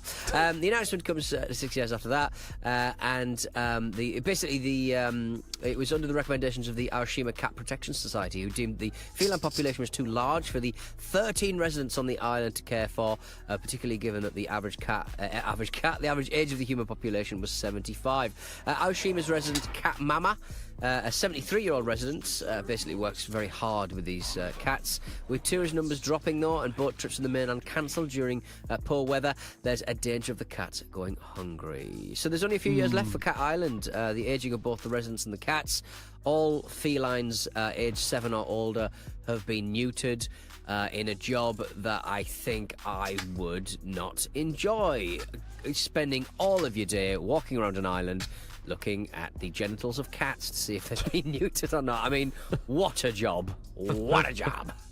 It's more a tale of Japanese islands, though, isn't it, really? Like, Yes, it's crazy. In yeah. 1960, this island, Aoshima, had 650 humans living on it. Now it's a handful, right? It was like 5 or 6 residents. Yeah. I think it's 5 current residents today. So what a drop. And it was the same with Tashirojima up in Miyagi. You know, they'd had a few, I think it had like 1,000 people at one point. When I went there, it was below 100. So it's Right. more the sad decline of islands throughout Japan, you know. We always talk about depopulation and whatnot, particularly in the countryside, and it's islands that are feeling it the worst. It's islands that You just need are rich sort of people disappearing or to human buy up the population land. disappearing. The islands very much are still there and being slowly reclaimed by nature. But yeah, I didn't know that there's 11 cat islands. Sell in 'em total, off. though. And the closest one to Tokyo is Enoshima, which is in Kanagawa. It's quite a nice area. And when I did Cat World, as he called it, Cat Nation, they made me go to like 3 cat islands, one of which was Enoshima, and we found one fucking cat the whole day, all the way to Enoshima to look at like one cat. And it was at that point I wondered what I was doing with my life, amongst other scenes in that documentary. But yeah, go there, go to the island, go to Cat Island while you still can, while there's cats. Can we not move the cats to like the city? People like cats in the city, don't they? I mean, you could, but then there'd be no Cat Island, would there? I mean, Cat Island, yeah. Isn't it a pity It's not that the the same, cats in the is it? city? It's not the same as having some cats on an island. Isn't it a pity that the cats are in the city? That's what they would say. That would be the slogan to get them back out of the city and send them back to the island. And actually, Aoshima is next to Rabbit Island, which I know you love. That's just across the sea. Would cats attack a rabbit? They probably wouldn't, would Yes. they? Only one way to Quite- find quite out. nicely. Let them Get live. They them would. to make love to one another and make cat-rabbit hybrids the cutest of all the animals. Cabot Island. Hybrid animals running around. Was it the island Dr. Moreau? Was that what he was up to? He was sort of creating fantastical creatures, wasn't he? Sort of chimeric hybrids of animals. This conversation's taking a dark turn. A dark turn indeed. They're the cats on sex with rabbits, for crying out loud. Put the fax machine on. We're back to If you Survivor, give me enough guys. space, I'm Get like me a out of gas. At some point, I'll talk about rabbits having sex with cats. It was always going to end this way, wasn't it? We're Always back gonna to end this seven way, guys, yeah. fleeing this conversation over in the fax machine. Wow. And we're back with the fax machine. Fucking hell. What do we got this week from our listeners, Mr. Donaldson? It better not involve fucking cats or rabbits. Well, that's very much up to Curtis. Dear Chris and Pete, I'm dreaming about I'm dreaming about visiting Japan one day soon and wonder what apps you might suggest the people install when visiting Japan. I've heard of Nerve for alerting people about incoming earthquakes. Oh, Curtis, don't ruin your holiday with worrying about earthquakes. Worry about overindulging in the fine food and drink they have in the cities. I mean, what apps do you bring when you come to Japan? You're the expert. You've come in. I've recently started using Ubigi to get my eSIMs. I've used It's mainly just I think Waze isn't that good. The old SatNav app isn't that good in Japan. So Google Maps is usually pretty good. Yeah, just your common on Google Maps. A lot of people get a lot of joy out of Google Translate. I choose instead to just not talk to anyone. So yeah, it's all good. Just Chigai Mas and Gomenasai my way through the travels, really. I mean, things like Uber still work. You can still call cabs. You can still order food. I remember first time I went to Kyoto with Connor. We stayed in this beautiful traditional ryokan, and rather than having the bespoke kaiseki dinner, he was like, "I'm ordering McDonald's," and it was so awkward. This person just turned up to the ryokan with a bag of McDonald's, and the staff were like, "What's this? Why is it McDonald's?" It felt sacrilegious having a McDonald's in a beautiful traditional inn dating back 400 years. So you can have Uber. I rely on Google Maps more than anyone here. So that's it, though. Honestly, that's all you need, really. And there's a, Nerve. I've never heard of this Nerve app, but I think when there's earthquakes and things going wrong, like J alert, when like a North Korean missile flies over and they alert everyone, I still think foreign phones in Japan get those warnings. I do recall Dave, when Dave was over, our editor, he said his phone went off due to an earthquake alert. So it does still happen. It does still happen. If you're using a Japanese carrier, you very much get those alerts anyway. I think they tested the British system quite recently, and it fell somewhere short, let's say. What have we got to alert people about? I know, I think they just went like alert. I can't remember what the alert actually said, but I know that like a quarter of the people didn't get it. It's just good stuff. Brilliant. You Fantastic. can't beat British infrastructure. You really can't. No, absolutely not. Second to none. We got one from Igor who says, "Hello, Chris and Pete. I live in Barcelona, Spain, and I see many Japanese tourists in the city, especially couples coming to do wedding photos at the Sagrada Familia. Recently, the underground train started to play important messages in Japanese, which I guess shows how many visit the country. Why do you think so many Japanese tourists are coming? Are there any particular elements of the Spanish culture or country that the Japanese seem to admire? Kind regards, Igor." Language. I still get traumatised thinking about the Sagrada Familia because I went there and I got locked in the tower. Somebody just... It must be like near the end of the day that they were doing tours in the Sagrada Familia, and we just couldn't open the door; it was just locked. So somebody just gone, but the tourists are probably gone now. It's 5 p.m. We'll just lock the door. Right. And so myself, 2 friends, and a gaggle of tourists were like, "Let us out the tower!" And luckily, our shouts were heard below in the streets, and somebody came and let us out. Bloody tower. Bloody big church. Bloody basilica. And they only finished it, didn't they, this year? It finally got done after 200 years. Did they actually finish Yeah. it? Why have I missed that? Like, it was Gaudi's crowning achievement that he never obviously got to see, and it's been worked on for the last 100 years or something, hasn't it? And they've finally finished it. Why did I not hear about that? I just clearly don't read the news. You don't. But, it's done. And maybe that is why people are going. But, yeah, honestly, I don't know. I mean, Barcelona is a tourist destination beloved the world over, and I'm sure that's why they're going. Most Japanese people... You don't really hear about Spain much in Japan, unfortunately. France gets all the limelight. French cuisine is, fucking beloved here. Spanish food doesn't get the attention it deserves, and I love Spanish food, so... Yeah, but unfortunately, I don't know. But Barcelona apparently does have a Matsuri kind of festival embracing Japanese culture, so maybe they were over there for that. Who knows?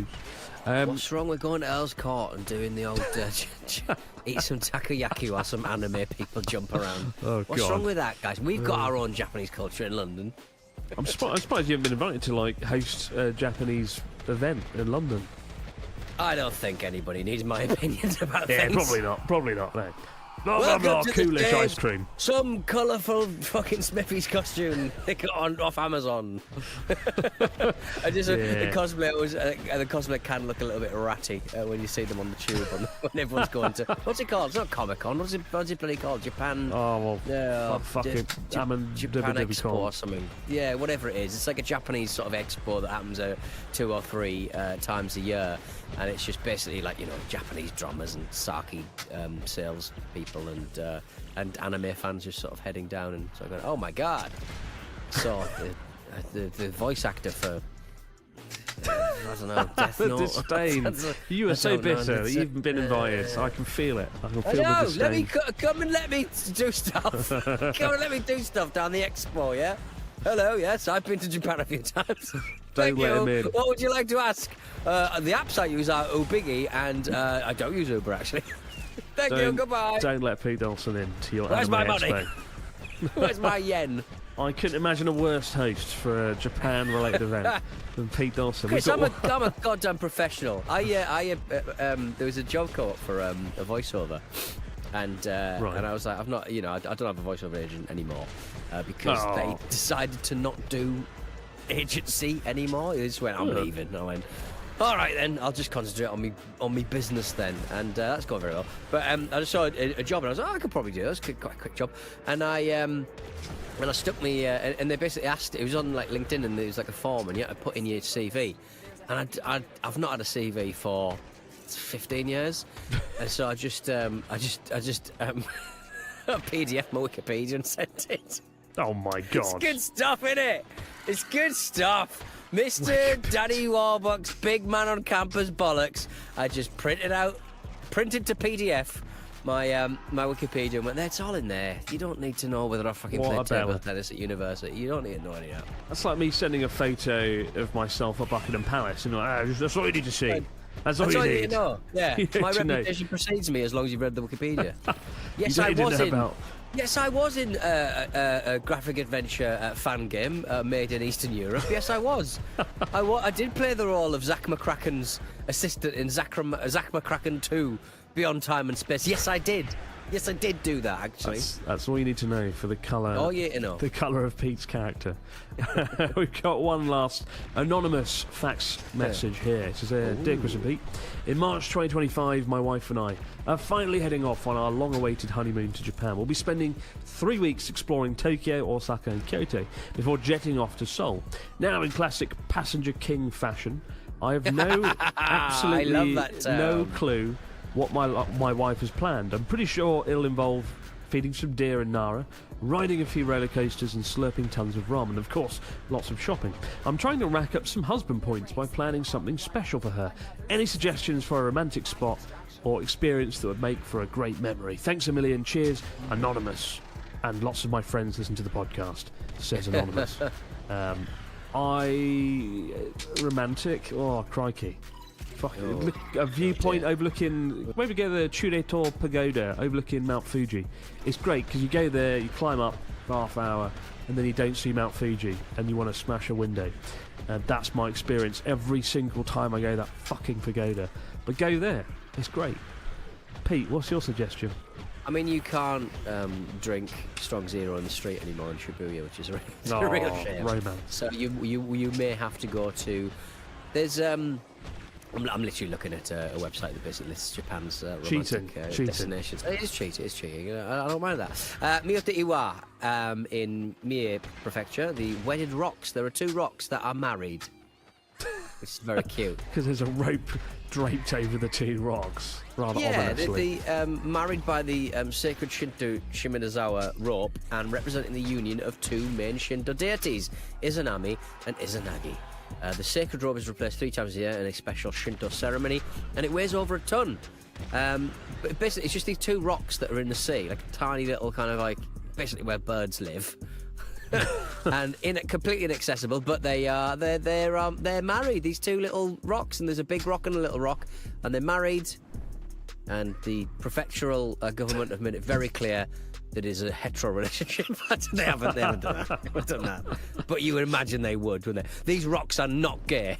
You can imagine like the Japanese prefecture really, really go to town on heteronormative stuff. I think we need at least one good suggestion before we go. And my suggestion is a rock. It is Ginzan Onsen and Yamagaten, which is where American Pete proposed to his wife, and where I took American Pete, and he ended up getting chained to me with the handcuffs and dragged around town. But it's bloody nice in the snow. It looks like Spirited Away, and it's beautiful. Good coffee, good hot chocolate, The I hot have springs seen are that. so fucking hot you can't go inside them, as I found out on one time that I went to stay there and couldn't literally put my foot in. But apart from that, it's very romantic, especially in the snow. So, Ginzan Onsen. Yamagata. Beautiful. Or Pete Donaldson's Rocks down in Mir. Keep the stories, Yes. questions, comments coming into rebornjapanpodcast@gmail.com or right away in the comments down below on YouTube. But for now, guys, have yourself a great few days. And we'll see you right back here to do it over again on the Abroad Japan podcast. Bye for now. Oh, I'm out of coffee. Shit. The iced coffee's gone. No.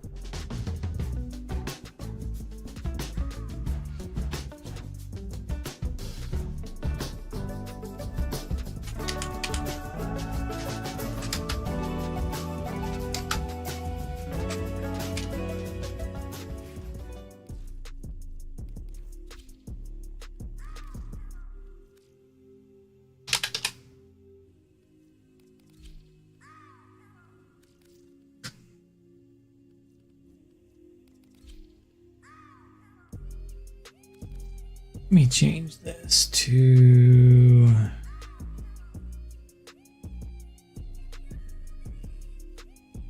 Torrid.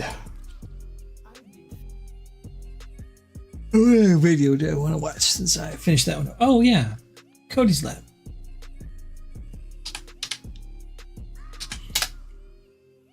Lab.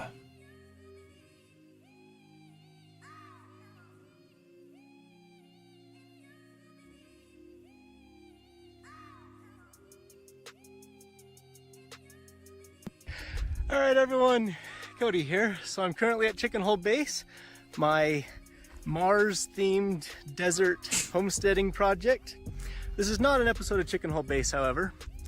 Instead, I saw something glinting in the distance.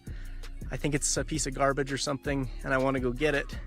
And I figured, since I'm going for a hike, I'll take the camera along and talk about something that's been on my mind. So let me flip the camera around real quick and show you where I'm headed.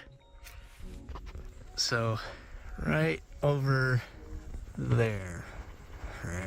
there's two bushes next to each other. One's a juniper, the other looks like a sagebrush. I saw something glinting at me from underneath the sagebrush. It's no longer glinting because since I've seen it, I went and put on my shoes Time moves on. and the sun has moved. But I remember where it is, so now I'm gonna go get it. So, what's been on my mind? Well, it may surprise you to find out that me, someone who's building a simulated Mars base in the desert, who was a finalist for a one-way Mars mission, has over the years decided that no, humans should not go to Mars. At least not anytime soon. Not until the planet has been thoroughly studied with robotic missions and we've gotten lots of samples back and thoroughly confirmed whether or not there is life there, and if so, have the indigenous life thoroughly studied and samples in storage. Until then, humans should not go. Humans, we're full of bacteria. We can't live without them. And so when a human-manned capsule touches down on Mars, an airlock opens, bacteria, their endospores, which are able to survive the harsh conditions, will get picked up by the Martian atmosphere and they'll blow around the planet, and they could settle down somewhere that is conducive to their growth, say a hydrothermal vent or something, and they'll spread and take over. They could even travel underground, and if there's life there, they may outcompete it. If there was no life there, it'll be hard to tell whether there ever was, because now you're gonna have Earth life there. Any samples you take are gonna contain Earth life. And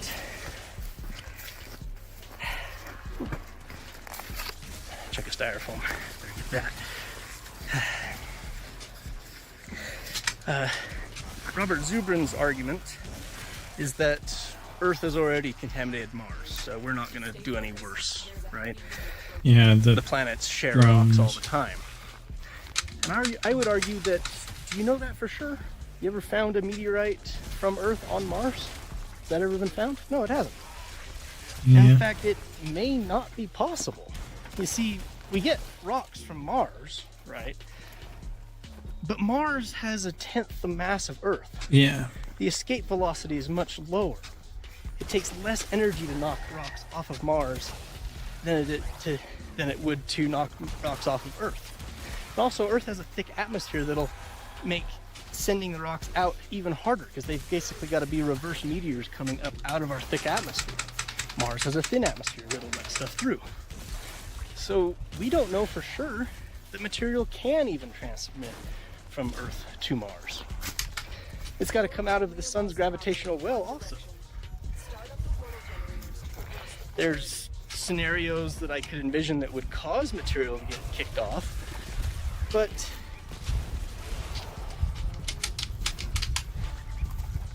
they're very rare scenarios, like a comet coming in at a particular angle or a really, really big impact.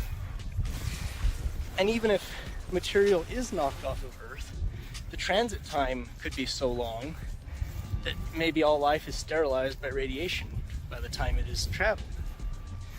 We don't know that life could be transmitted from Earth to Mars. And even if it was transmitted from Earth to Mars and life has taken hold, it'd be really valuable to go to Mars and figure out when that happened. How long has it been since the life diverged? And while I'm on the subject of the valuableness of it, if Mars life is completely independent of Earth life, that's a second genesis we can look at. There's loads of stuff we can learn from that. There's stuff we can learn from potential life on Mars that we don't even know that we could learn it yet. We don't even know that we don't know. There could be cures for cancer, new drugs, answers to life, the universe, and everything. But the life that we bring in our manned capsules could wipe out that life. And we may not even know that it happened. So we can't allow it to happen. We can't send people there and contaminate the planet. Now, I was thinking about this a bit 10 years ago when I signed up for the Mars mission, but back then we really didn't have a choice. Humans are just so much better at exploring than the robots. You know, a human on the surface could do all the geology that the rovers did in an afternoon that they did in their entire time being there. But now the rovers are getting more advanced. AI is becoming a thing that is viable. I don't really see a strong reason that humans have to go. Like colonizing a second planet so that our eggs are in more than one basket, for instance, really doesn't make sense. There's nothing we could do to the Earth that would make it as bad as Mars. Like even if we burned everything, there's still going to be oxygen in the atmosphere, right? The mass of oxygen in the atmosphere outweighs everything that could be burned 1,000 to 1. That's because oxygen is built up over billions of years on this planet. That hasn't happened on Mars, as far as we can tell. And if it has, it's been erased over the eons. Mars is a radioactive wasteland with no oxygen and very little atmosphere. It actually makes more sense to make habitats from scratch out in the asteroid belt or in Lagrange points or wherever, gravity wells are for suckers. There's so much more mineral wealth outside of the planets that's easily accessible. Anyway, let me flip the camera. Gotten over here. Here's the 2 bushes. And this is what was blinking at me. You see, shiny there.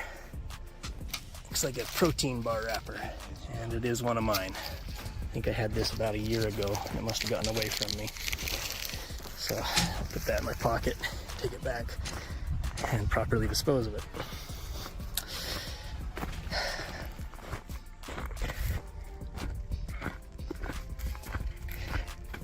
Yeah, if people go to Mars, and before we've thoroughly studied the planet, it's going to be a disaster. We're going to lose If there's science. life on it. We won't be able to know for sure whether there was life there or if Earth life wiped it out. We need to be able to preserve that until the planet is thoroughly studied. If Elon Musk or somebody sends a mission there within the next 10 years before the government agencies have properly gotten samples back and had lots of robotic missions, then it's going to be as bad as Christopher Columbus visiting the Americas. You'll recall that the Columbian Exchange brought diseases that wiped out 90% of the indigenous population. Some cultures got completely wiped out. All of their myths, legends, stories is all gone. It was a disaster for mankind. And something that we really should avoid doing again. We should learn our lesson from it. Now, I know it's just bacteria, but it's still potentially genocide on a planetary scale. We'd be wiping out the entire genesis of life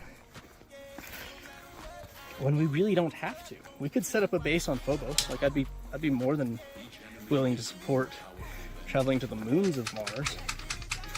Set up a base there so you could remotely control the robots. You have the same problem. Didn't have artificial intelligence strong enough to control themselves. You know? As unlikely it is, So wherever we go, yeah, we I'm have to no longer thoroughly, supporting like, Mars mission. investigate first. Elon Musk. If you don't want to kill something. But then there's a lot of, like, sociopaths that are like, I don't really care about whatever the things I kill off. It makes so much more sense. I choose war. You're not having the potential of harming the planet Mars. Mars should be effectively a wildlife reserve for the foreseeable future until it's been thoroughly studied. Perhaps 100 years or more. It should be protected. And at one point, I think on Reddit, I said that we should put atomic bombs in orbit around Mars with the orders to strike any landing site of any craft containing Earth life, and within minutes of touchdown to thoroughly sterilize the landing site. Now, I'll grant that that's fairly extreme, and I don't think we will do it, but it wouldn't be a bad idea if some country decides to send a mission to Mars anyway, even if we've made it illegal. We need some sort of deterrent to keep them from doing it, and if they do, have a backup plan to erase their harm. If you wanted to do a one-way mission to Mars, maybe bring a nuke with you. Touch down, plant a flag, take some photos, send it back to Earth, and then detonate the nuke. Sterilize the landing spot. Or, take off. Leave the nuke on the ground. Have your visit be just a few minutes long. It would be a terrible idea, but it'd be better than just sending people there to stay for any length of time. Anyway, I'm almost back. See, got several pieces of garbage. Good little hike. Got some exercise. Got some things off my mind. It's not scripted, so it's probably all over the place, but yeah, something to think about. Let me know if you agree with me. Let me know if you have arguments that could persuade me back the other way. I'll see you next time.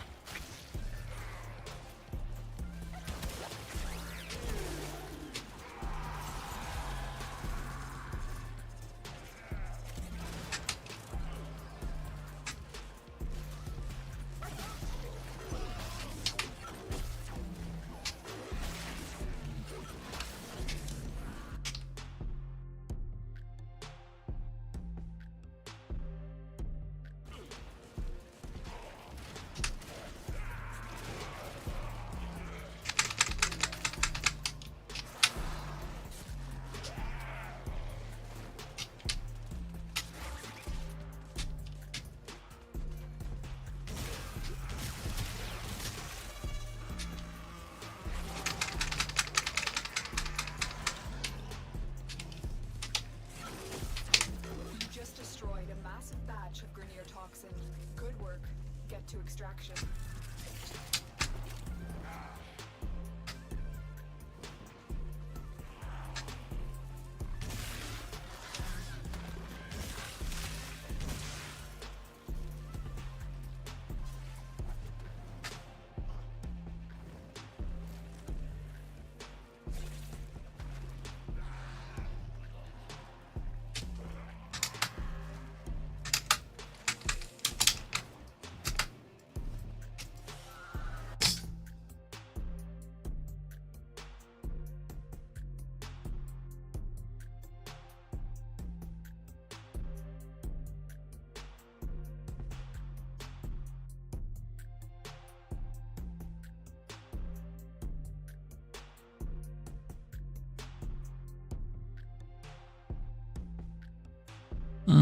They're chainsaws. But what do you have to say, Shad?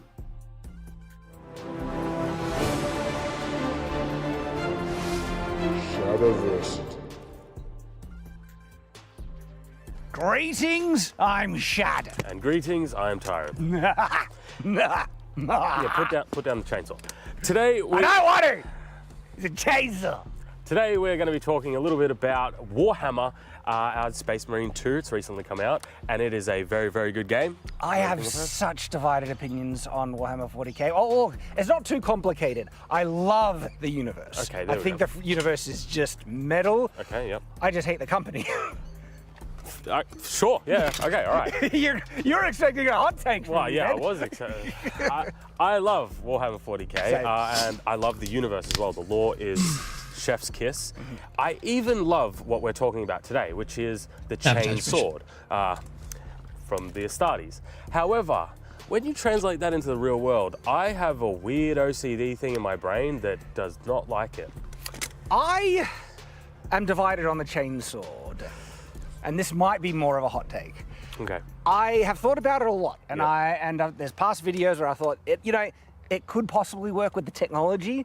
The thing is though, in the Warhammer universe, they have energy swords already, and they would be so much more efficient and effective than the chain swords that I'm not sure I see a point. I agree.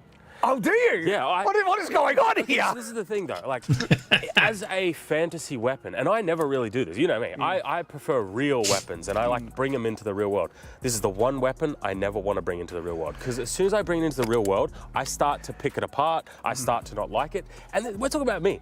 I am not the most pedantic person. If you call a katana and a tachi the same thing, I don't care. I do. There's a difference between cutting and sawing. But is it a boat? See, I was trying to go for some. Focused on my anger today. I just. All right. What was the point that you mentioned before? Because I did not register it at all. A sword should slice. A saw removes material. That is a very big definitional difference. Then a lightsaber isn't a sword. How though? It doesn't slice at all. It melts material. That's its whole function. I could count that as a slice. No, that's not a. Well, I could, because we're talking about fantasy weapons. There's a little bit of leeway here, but it's you've seen what they look like, right? They have teeth. They saw things. What about a sword that has teeth? Serrated, they exist. I don't count them as swords. They are swords. No, yes, they are. It is a chainsaw. Okay, that is my point. This is the thing. I agree that it is a chainsaw as well as a sword-like object. We do have the title of this video now. Is the chain sword a sword? Exactly. That's that. Moving away from my pedanticness, do you think it's a good weapon, just in a general sense? Well, that's hard to really gauge because it's. Are you talking about the in-universe technology version or in the real world? Let's talk about both. In the real world, it's basically. I mean, I was about to say impossible, okay, and. That's not to say you could not make a chainsaw in the configuration of we've seen them online. People have actually made, like, there's these odd types of chainsaw things that have a kind of handle. Yep. Okay. The thing why I say it's impossible is that you could never unless technology improves a lot, but with current day technology, you could never make a version of this in a sword configuration that would be reliable and consistent and not break down after the first few hits. Sure. And even if it wouldn't break down, we're talking about a very inefficient weapon.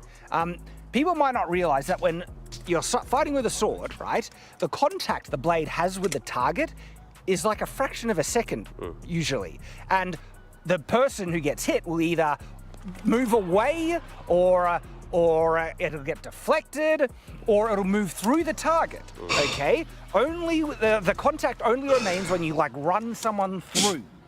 But even then, that's rare. A stab will still usually have the person move back and get away. That makes a massive problem with a chainsaw-like weapon because It's heavy, isn't it? it is heavy. But pretending that this could work, okay, to do the damage it needs to do, it needs to maintain contact on the target. Okay? And for the brief moments that you land a hit, you will do superficial, even messy damage, but actually it'll be less lethal than a regular sword. Right. I agree. There's also a huge issue. It doesn't matter what shape the teeth are, and that is bounce and bite. Because you have moving parts here, you have moving teeth traveling very, very quickly. When you hit something, there is a chance that it'll either just bounce off, or what I think would be worse is ripping into something and then ripping out of your hands. Oh, yes. Yeah. The closest I've seen personally to like a real chainsword is, I think, Orme, the channel, the one who did all the pop culture stuff.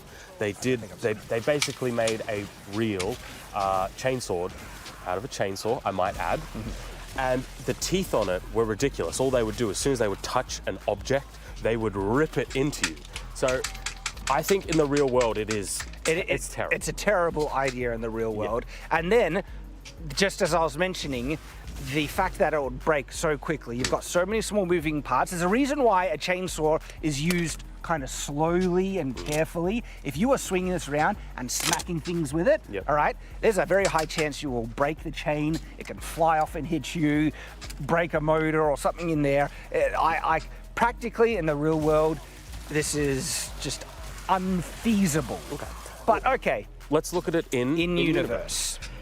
I still don't think it's that good. How do I preface this? Because people are probably thinking that I don't like it. I love it. It's so fun to play with. I think it's a cool weapon. And it has this visual, because when it's depicted, they fudge the reality and just have it like, it doesn't bounce off. They remain contact and it has this visceral kind of, and then it just also cuts through much quicker than probably would in reality. Sure. And it looks incredible because of that. But the thing is, even when I start thinking about it in universe, I don't think it's that good either. Like, what are we going to be fighting? Let's say Xenos or Tyranids. They still have exoskeletons on the outside. It's not like they're just flesh. Well, this is where I come to my point where I think their regular energy swords are so much better. But let's pretend they didn't have any other option apart from this more kind of practical concept where it's like, all right, we're dealing with enemies that a regular sword can't chop through. Because this is the thing, a sword can't chop through a log that thick, okay? But a chainsaw can, okay? Yes. Doesn't chop, it tears. Now, pretending they don't have access to the energy swords, so maybe energy swords have a different energy requirement, or they're too expensive for the regular troops, or any number of things, right? They need a melee weapon that can get through the tough hides of their enemies. Sure. Okay, would it then work? No, I don't. So this one's going to be a little bit hard to explain. So the chain sword has gaps in between the teeth. So you have large pieces of teeth and there's gaps, meaning that needs to accelerate at such a degree that it basically creates a continuous blade. But we're talking with futuristic technology. I actually expect these things that their RPMs are insane. Yes, but once you apply resistance to that, those RPMs will slow. Like, that is just a law of physics. Futuristic technology, sci-fi motors. We're talking about you need several tons of resistance to slow this blade down. The machine spirit makes sure. Yes, no. We're going to try and give it every bit of charity in-universe in this regard. And so it is basically a near unstoppable blade of rotating, death. Sure. The only issue I have with that, for example, they're like the game. You look at the opening cinematics and it moves just like a chainsaw, dude. We're trying to give it the charity. Canon. That's Give it the charity, right? Because the way to solve some of our objections, right, is, all right, sci-fi technology, we're just going to hand wave that it can handle the abuse and not break down. And then sci-fi advanced motor, it is spinning so fast, okay, I think that would actually solve some of the bouncing issues and the difficulty of lengthy contact needed to do damage. Because if it is spinning so insanely fast, at even a fraction of a second, it could still zip through your opponent pretty good. Sure. It would be messy as hell, especially going that fast because it's removing material, and so it would just be like a explosion of blood to get through. I still think that there's going to be an issue, no matter how much charity we give it, that it will reach a material that is stronger than it or at the same degree, and you will get massive bite that would Not if tear it's it moving that fast. If it's moving that fast, it doesn't have enough time to sink in enough to bite onto something. It's constantly shimming and shaving off the surface. So I actually think if it's moving fast enough, that would be avoided. That is so much charity. It is, though there is a new issue that would arise out of the chain spinning insanely fast. Doesn't have And to this spin might insanely actually fast. Really affect its You just utility. need multiple don't chains to think go in it's different directions. Gyroscopic effect. I was thinking about that, and I don't know, because it's such a weird shape. I think the gyroscopic effect would actually apply over the whole It's just length. two chains And going so in the same your direction. forward and back motion would be fine, Fine. but your sideways motion would be... Which would pull the you thing wouldn't to only feel you. the resistance. If it's moving as fast as it would need to be, it would really be tough. But the thing is... But if you there's had an them answer to going this. in opposite directions, Space Marines are so they freaking would strong in their power pinch. armor anyway, they could probably just tank it. See, this is why I don't like talking about lore stuff, because you can just come up with any crap for any crap. And crush. It's ridiculous. As long as there is a logical, something that addresses the issue, and there is. This isn't me trying to make something up. It already No, exists. I agree the with power you. armor. It's just this is why I don't like I like dealing with the real world, because there's rules. So, I think, with the charity and the setting and sci-fi tech, it could actually still work. Actually, and it could be even quite effective because like I said, if the blade's moving fast enough, the thing is though, it would be vastly more messy and explodey than perhaps it's depicted. Yeah. Because if you chop through someone in a normal speed of a cut, but instead of separating the I material would use required, it needed to 4 remove chains. that material in that whole Two on the thing, outside coming that down, 2 material on the needs to move out of the inside way going in up. that very short amount of time. And so we are dealing An with electric almost motor. explosive damage Okay. for that to play out. Okay, so all right, to bring everything back full circle, do you think it's a sword? Does it classify as a sword to you in either both the lore and real world application? Probably going to hate my answer. All right.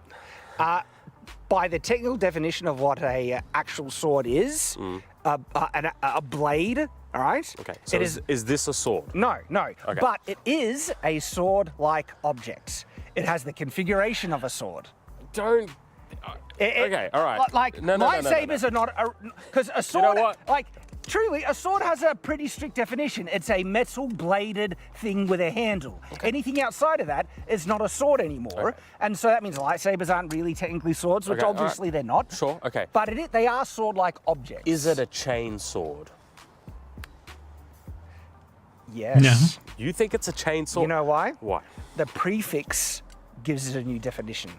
It's a something sword. Like, for instance, a fire sword. It's not a blade, it's just literally a blade of fire.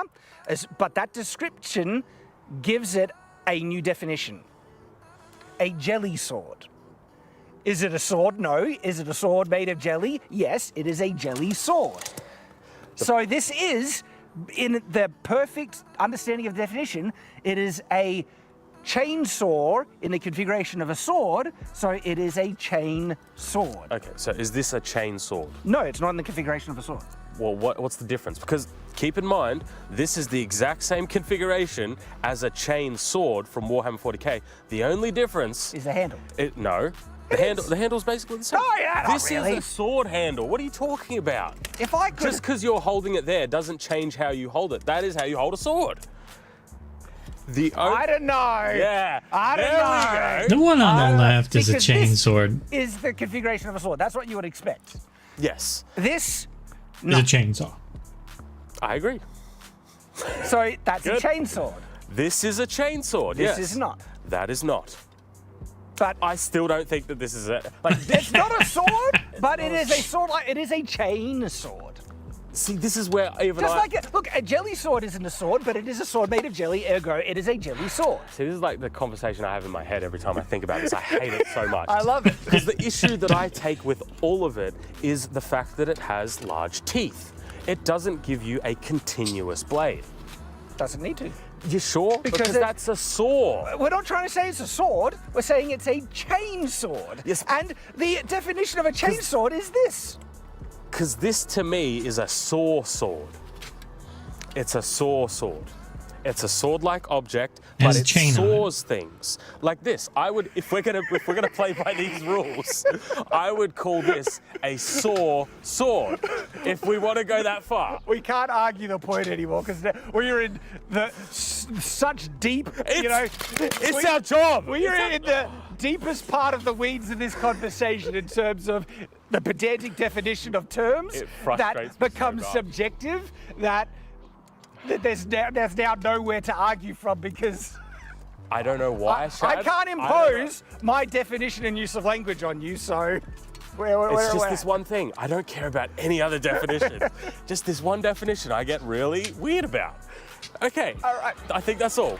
Guys, let us know in the comments. Do you think a chain sword is a chain sword? Which it has to be. It's It cannot. If that's its definition, It's in a terms. saw sword. This is a saw sword. This No, is a saw sword. sword. Is you grab a saw and you put a sword handle on it.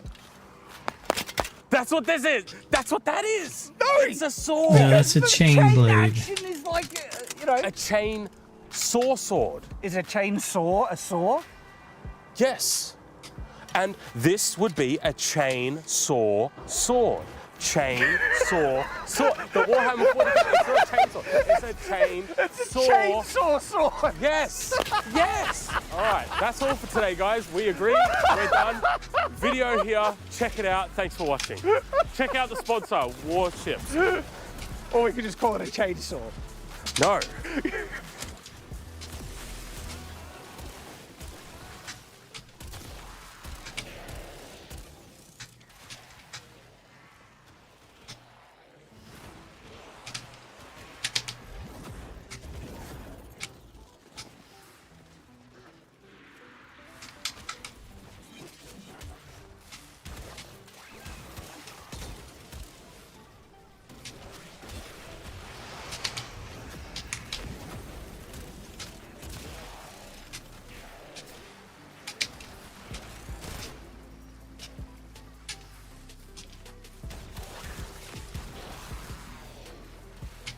You gotta hate the dude in this.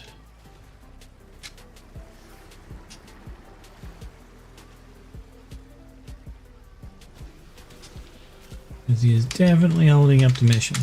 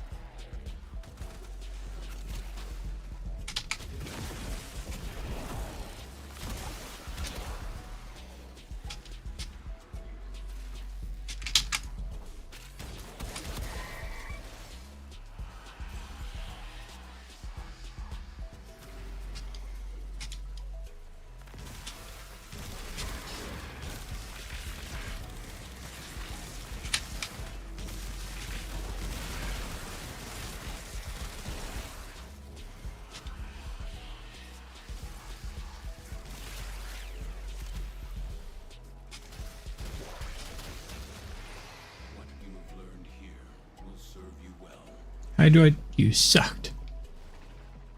Well, well, well.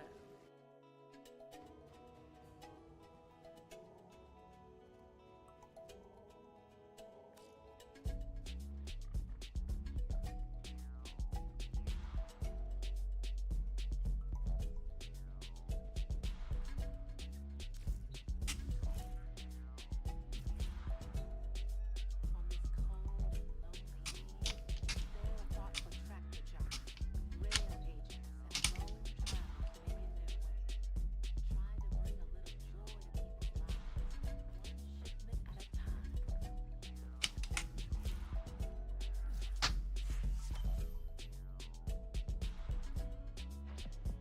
Flash and bite. The day is won, not with a strike to the heart, but 100 cuts about it.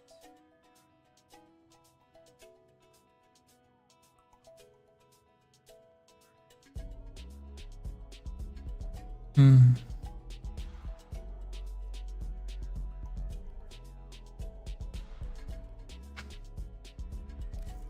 Let's get back to it. I need to kill a whole bunch of enemies.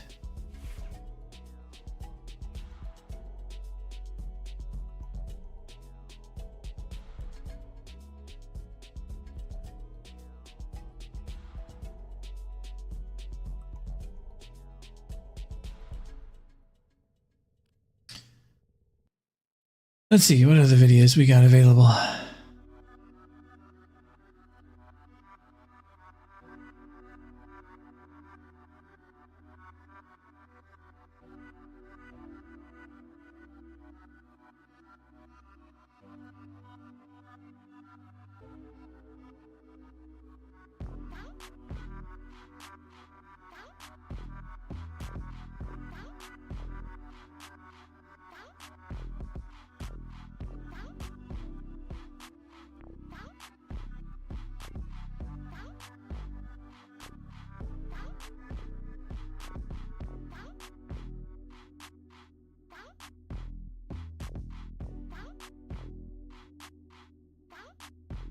Hmm.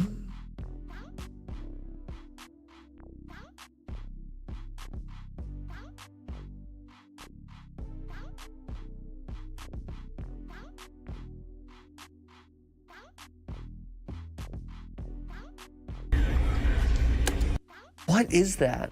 You have these like weird little organic creatures floating around, like these little microorganisms. Yeah, organic's a good word for it. Yeah. And don't you be getting thoughts that these are sperm.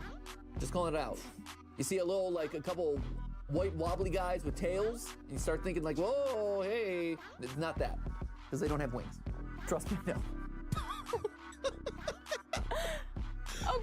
What? Hey guys, and welcome to GT Not Live, where today we're finishing up our discussion on the Amazing Digital Circus episode 3. But before we do, there's something very important that we have to address here today, and that is the net worth of Judge Judy. Judge Judy, is she still kicking it? Oh, she is kicking it, and she is kicking it hard. Her show, Very large I think, net has worth. left CBS and has now moved over to something else, but it's no longer Judge Judy. She is now Judy Justice. Judy Justice? Judy Justice. Yeah, for those of you who don't know, because why would you? You watch YouTube. Judge Judy, a hugely popular, like, Sure. midday show for, like, retirees. Like, I know my grandma, when she was alive, on my mom's side, when I would call up my grandma and be like, hey, Abby, just checking in to see how you're doing, update you on my life, this and that. She's like, okay, I'm in a commercial break for Judge Judy. We got like 5 minutes. And that was the duration of our talk because she had to get back to the Judge Judy. Really? How you doing? Yeah. The duty for Judy. She had duty for Judy. She had Judy duty. Duty, yeah. Not to be confused with jury duty. Because no. On I'm Judge doing some Judy, Nightwave there is no stuff. jury. There is only Judy and her Branda. Wise talking justice. Telling the people who are making mistakes with their lives that they need to be doing better. And the occasional TikTok sound, you know? Does she have a lot of TikTok? I didn't know. Does she There have a lot was- of TikTok sounds? Trying to think of what I want to take. Somewhat recently, where she was like, how old are you? And the person was like 19. She was like, you look older. That's not a compliment. That's awesome. So She's great. her sass occasionally gets some kind of renown on like short form content, but Yep. for me, Judge Judy was a big like flagpole. Whenever I was taking a sick day Yeah. from school, Sure. I was watching Judge Judy. I was watching Maury. I was watching Phil. Oh, Dr. Phil, like, good doctor, yeah. All of them I'd watch. See, I was more of a game show guy. And so for Really? me, sick days or like snow days from school always meant like I'm tuning into like the Match Game, Family Feud, Price is Right, boom, one and done. Oh. That was the when it got to the like afternoon programming, Judge Judy, the Maurys, the Jerry Springers of the world. Yes. I wasn't into that. That was too much drama. I didn't want that. Oh, I lived for it. Save the drama for your mama or your grandmama and Judge Judy. I wasn't in it. Or your llama. Or your drama llama. That's right. Exactly. No, I think kind the of switch crave it. You know, if I am in my bed, if I back have to my no dog nap, on this then one. I need some drama that's happening externally Yeah. and not the drama that's happening internally. It is a wild thought process that Judge Judy eventually gave rise to Keemstar. Why would you say that? Is that true? Like, what are the dominoes to get to that point? I mean, Yeah, we're okay. talking about drama, interpersonal conflict, right. which then Gotta leads kill, to like, the a TMZs of the bunch of world, things. which then leads to like the celebrity gossip news She ought to shows, do which that. then leads to the Keemstars of the world. I mean, I'd be interested to see the timeline I'll of go, that like, layout. level Sure, somebody. I don't think that Judge Judy was like, I'm gonna be so sassy that they're gonna start a business about this. Maybe not. I'll pause the video thing. Then I gotta do like the Archon hunt after that.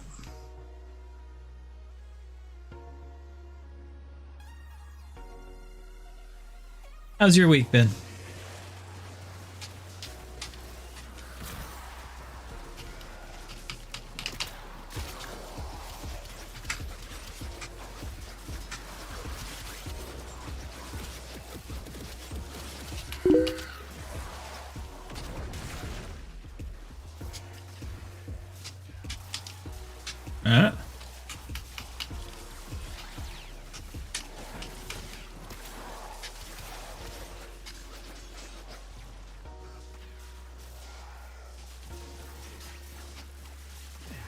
It will get here eventually.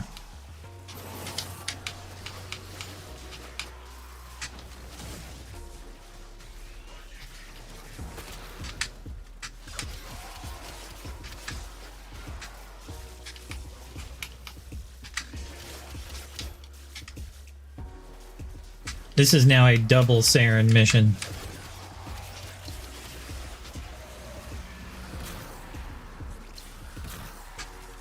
My cat is also a Saren.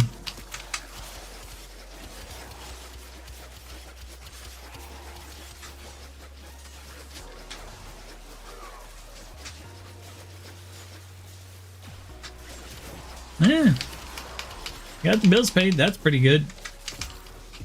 Somebody asked earlier if they should get like a plat pack for Sevagoth. That was one of the things I talked about. I was like, "What? You got your bills paid? You got your food? Good. You still got money after that to spend on stuff. I mean, which would you rather spend it on? A video game or hookers and blow? Kind of up to you." Let's see, 191. Now I need more kills. I'm gonna keep going.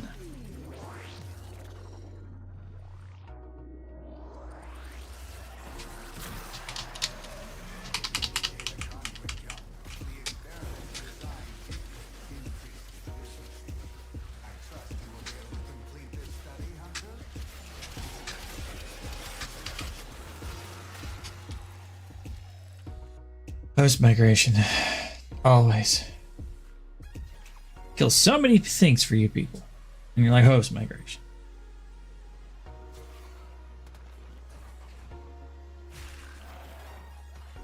Let's try this again.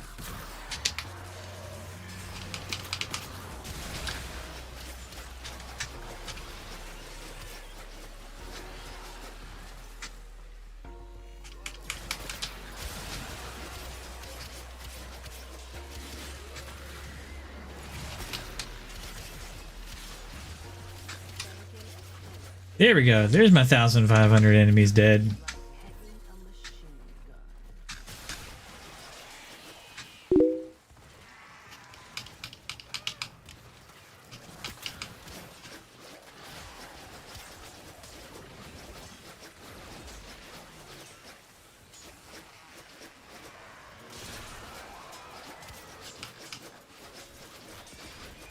Yeah, sounds nice.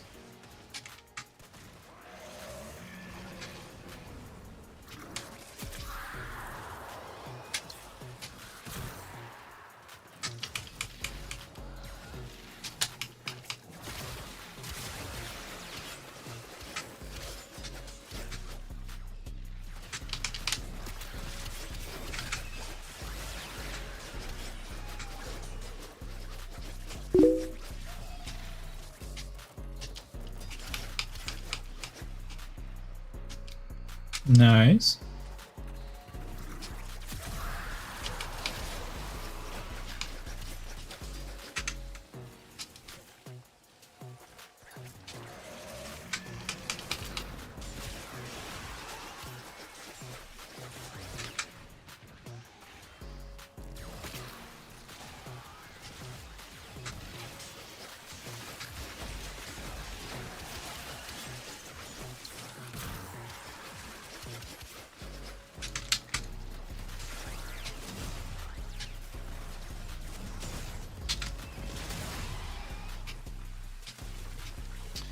I don't have to go any further.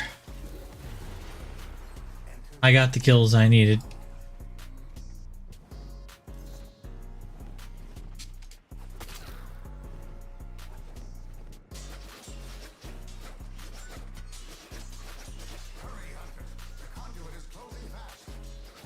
This game gets weird sometimes when it gets stuck like this.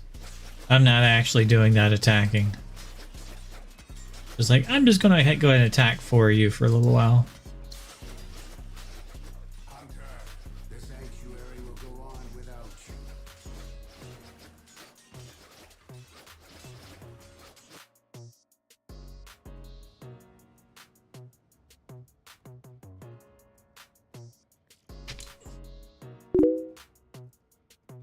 Yeah, bug frame is war.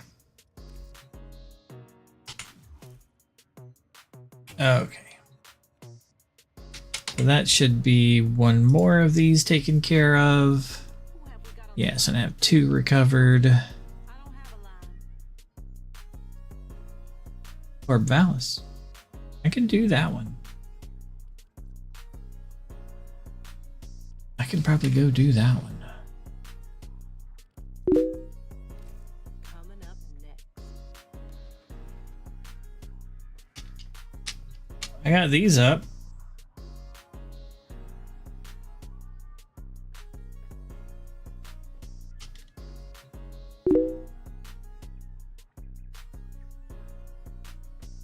Yeah, I know. Let's see, where's my hunt build?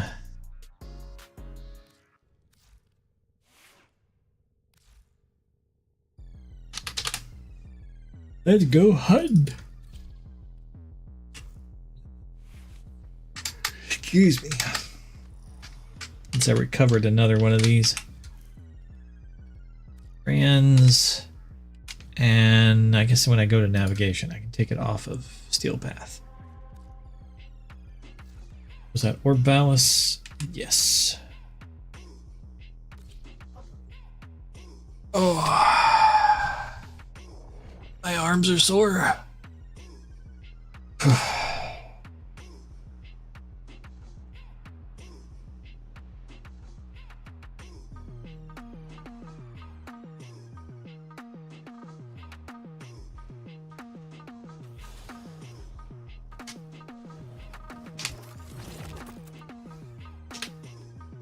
Oh, we already have a dude spawning. Where are you?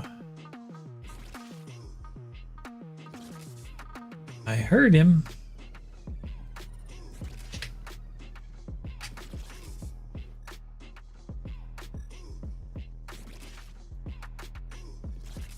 He's right over there.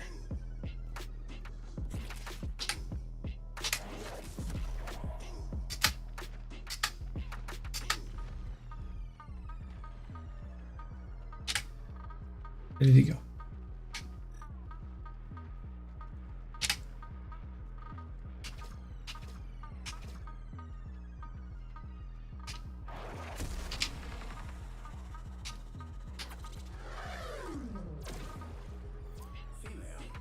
That's one.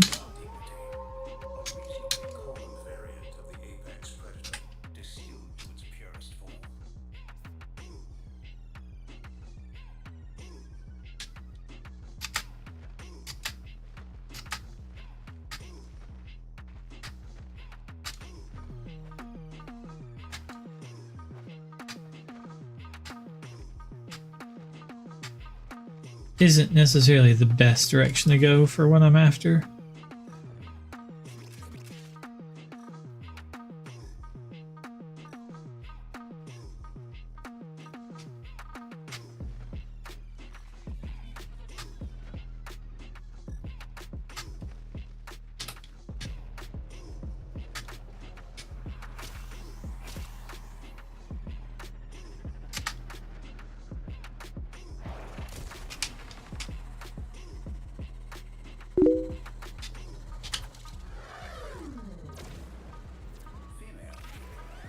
That was just a good capture.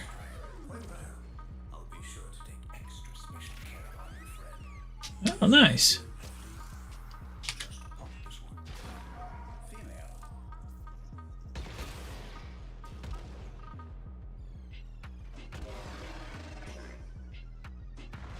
What'd you get?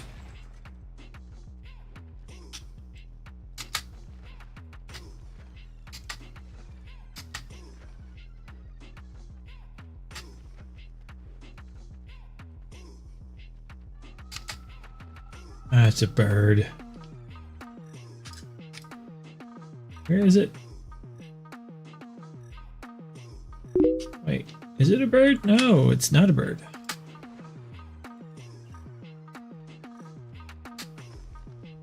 Roly-poly, dude.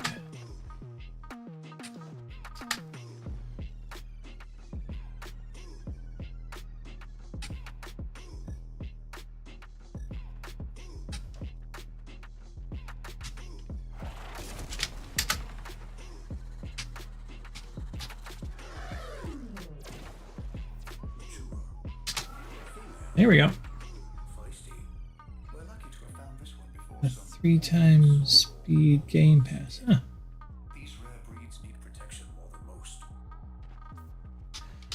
Okay. That one's done.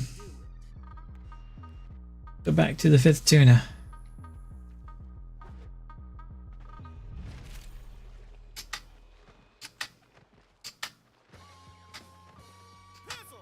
Somebody was telling me they have trouble with these because the sleep doesn't last very long.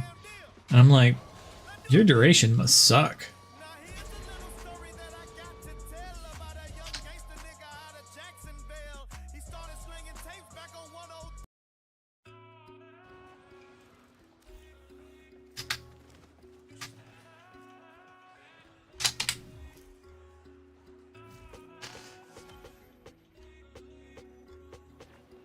Warframe. Can use that.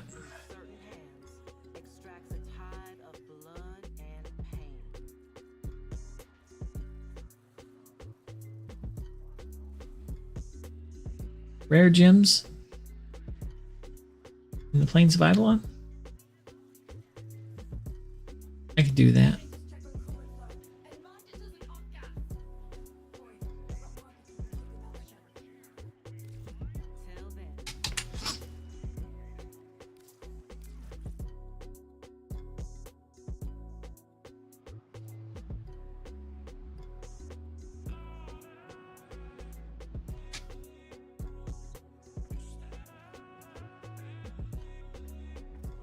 This hunting build will still work fine for the other place. Earth. Plains of Eidolon. It is Plains of Eidolon I'm supposed to be going to. Yeah.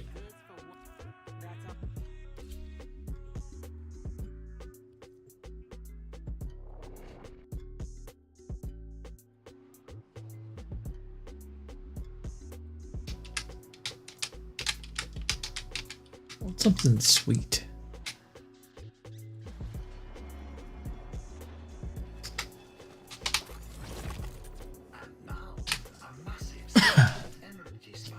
There's a rock right next to me? Really? That's fishing.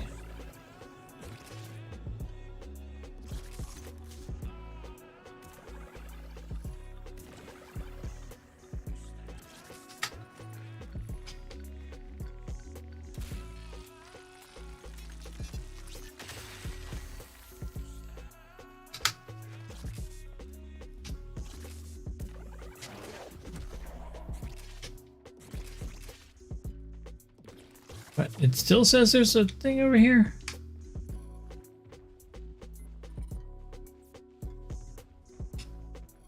You lie. That is gone.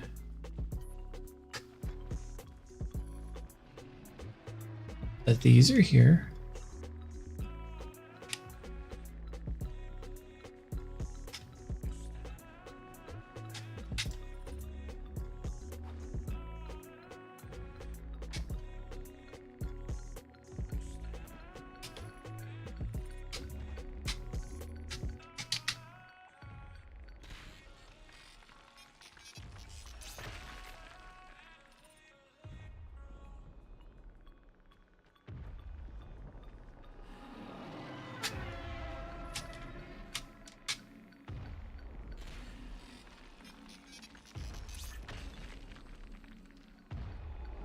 That was a little high.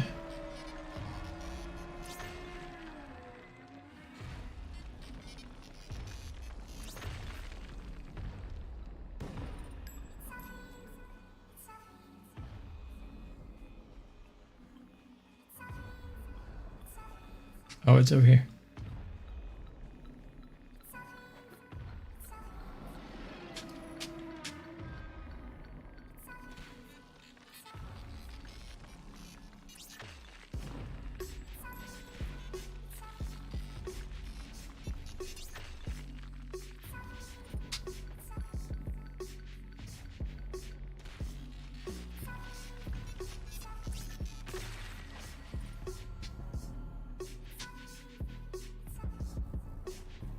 Well, if I got one of the rare ones. Did I? No. That's all we have time for.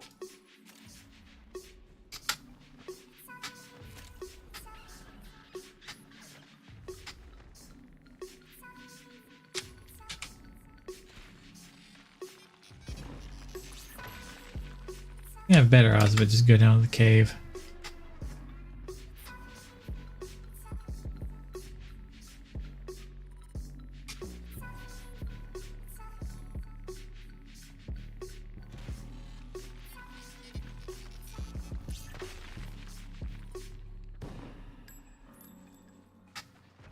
I should have brought my cat.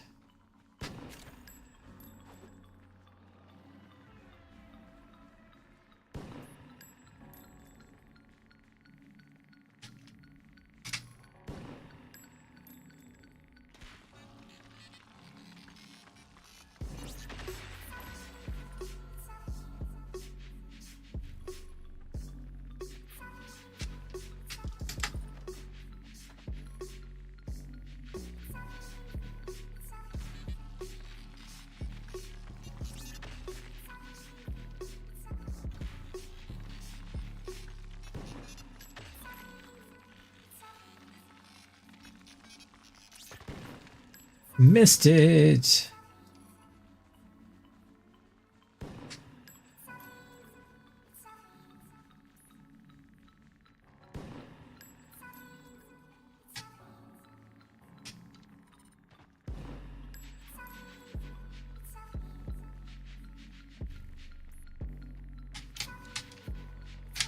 Aha.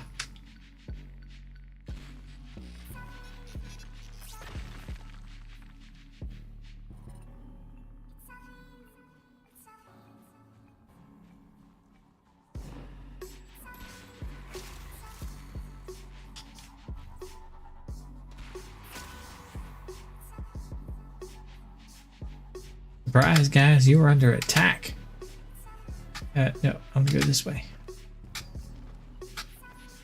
I'm gonna get to the cave.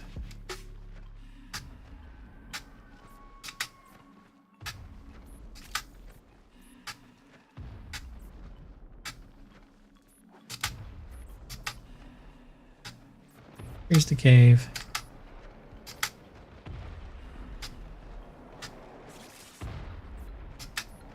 Here's me stompy. Stompy, stompy.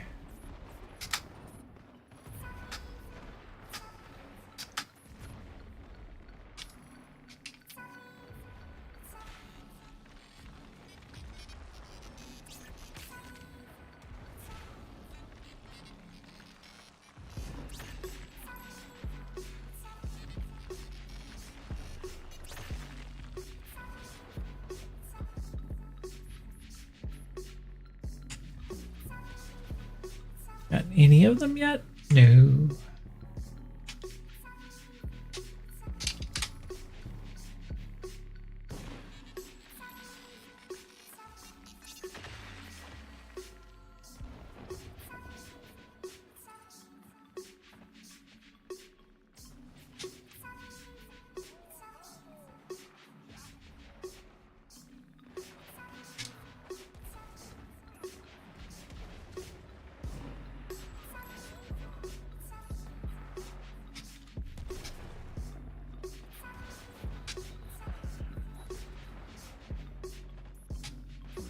I don't know.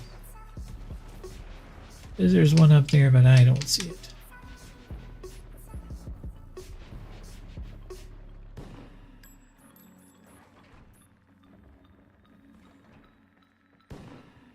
Definitely see that one.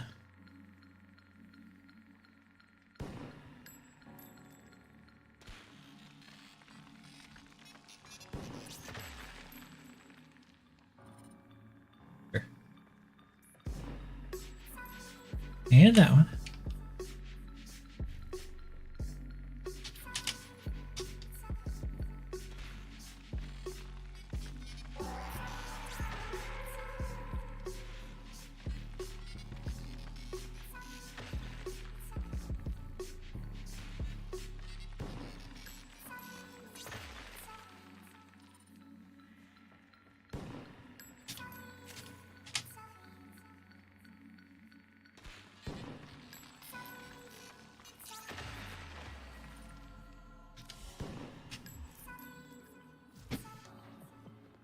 Still haven't gotten any of them.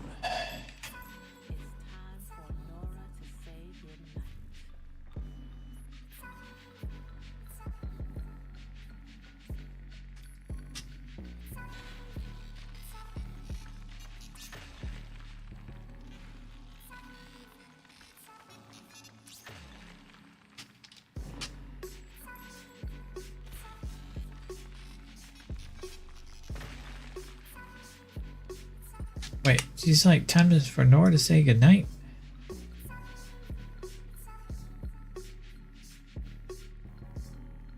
Did I do that one?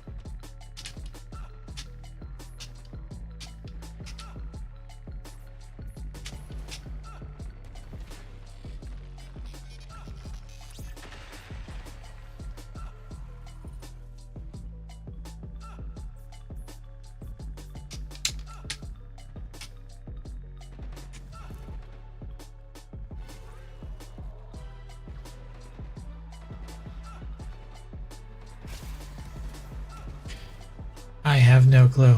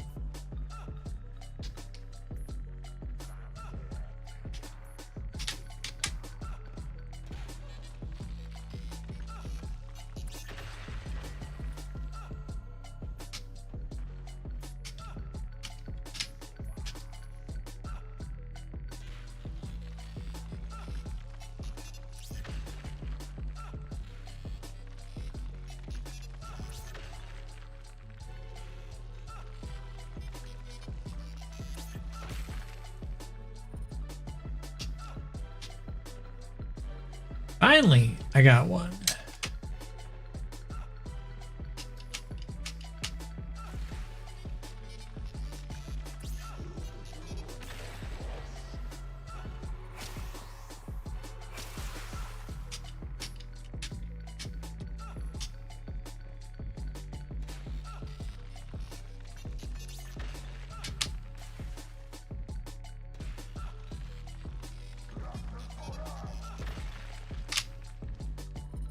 Both of those at the same time.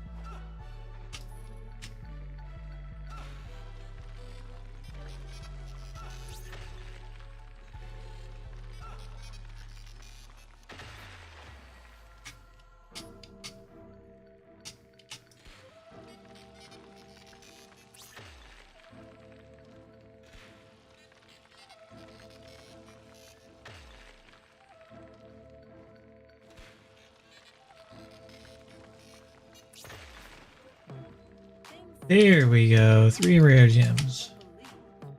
And I'm out of here.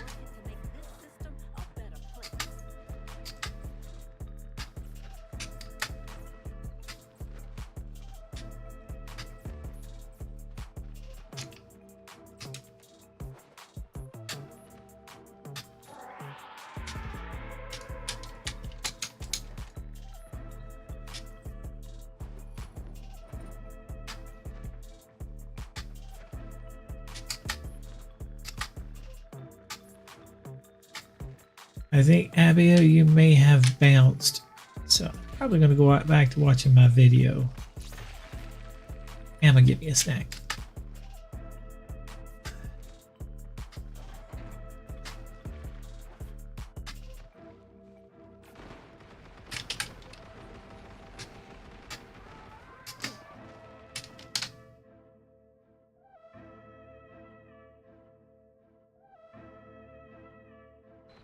Like, I think Tablets preceded Judge Judy, but I like to think that she accelerated the process. No, that's fair. And Judge Judy branded herself as judge. She wasn't a judge, though, was she? Was she an actual judge? Well, she judged. She judged, but was she herself a judge?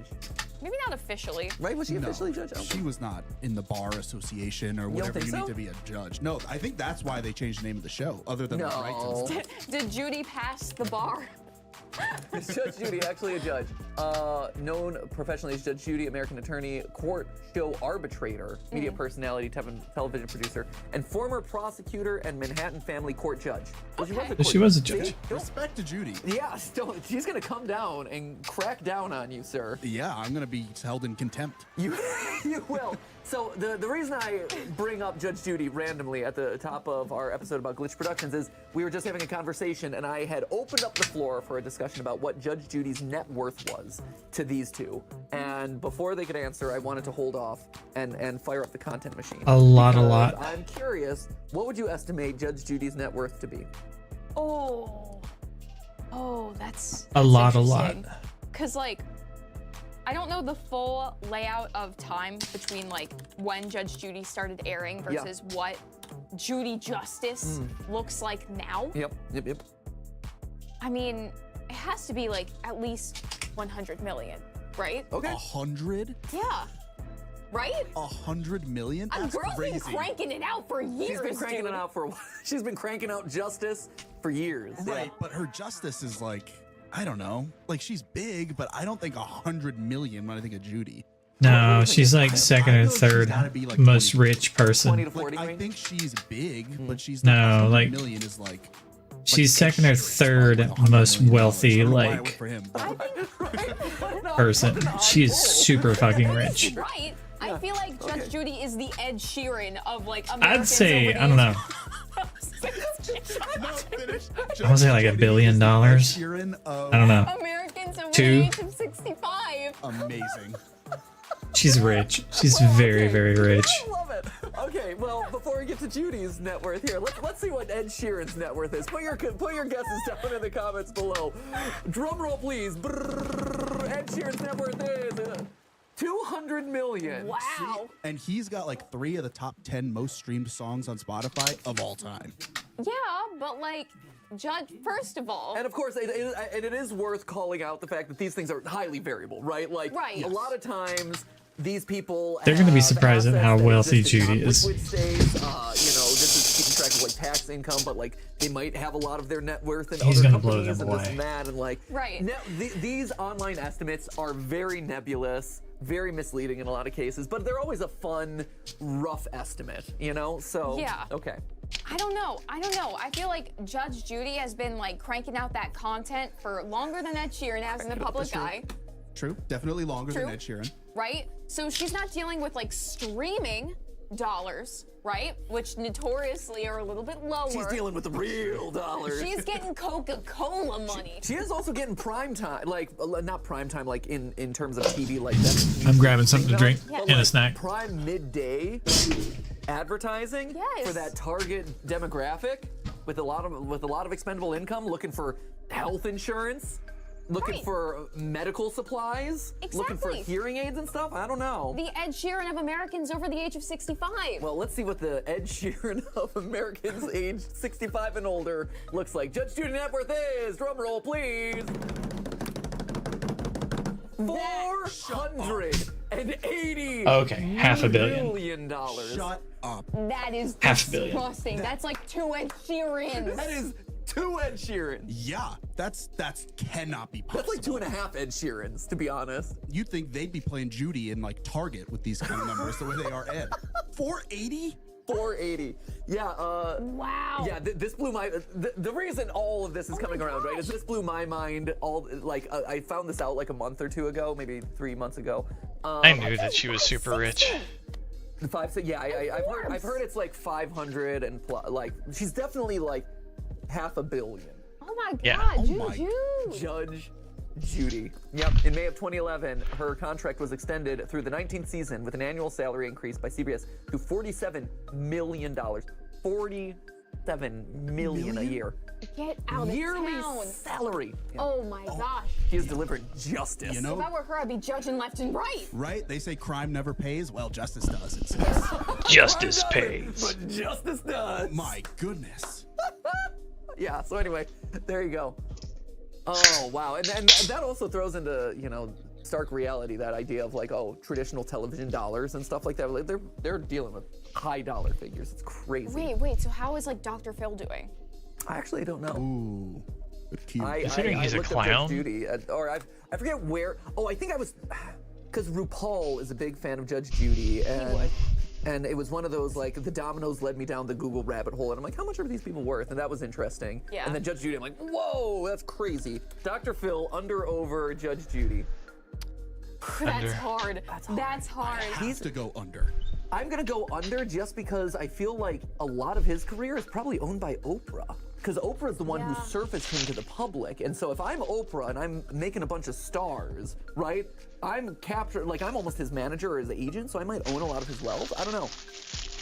Under, over. I'm gonna rock the boat and say over. Over? Okay. I'm gonna rock the I boat. could see it either way. He's also not as long into the game as Judy was. Here we go. 60! Oh, just by 20 Almost. million! Wow, that's not bad. Oh man, that one doesn't surprise me quite as much. Like Judge Judy surprised me. Dr. Phil, if you're talking in relation to Judge Judy, I'm like, okay. I mean, it's still ridiculous. Still a billion. Yeah. $500 million, Dr. Phil. There you go, ladies and gentlemen. Judge Judy, 2.5 Ed Sheeran's worth.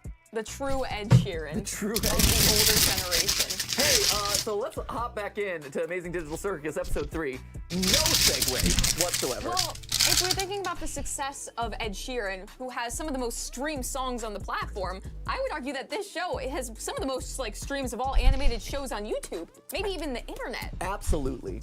You know, and in a day and age where Ed Sheeran's worth $200 million, Amazing Digital Circus is absolutely worth 200 million views. I'd say so. I would say so. Just thinking out loud. Every penny of those views, absolutely. So when last we left off, we had a lot of discussion about Pennywise the Clown and some of the references to it in the Mildenhall Manor here, where Kinger is being faced with this kind of evil entity that's haunting the mansion. He stares down its many-toothed mouth and sees these kind of like the abstracted eyes, sees the vision of his wife. I'm assuming it's wife, but yeah. Like a significant other in there, the queen at some point. Some honey. Yeah, some honey in there. Some honey. So he's seeing kind of that, which is a direct callback or kind of a point of inspiration from It Chapter 2. We also had, and Pomni's just freaking out everywhere. We also have Zubul going to therapy. Yep. And we talked a little bit about their issues trying to fit in with the digital circus, being unhappy with the way that they're presented in this binary system, for lack of a better word.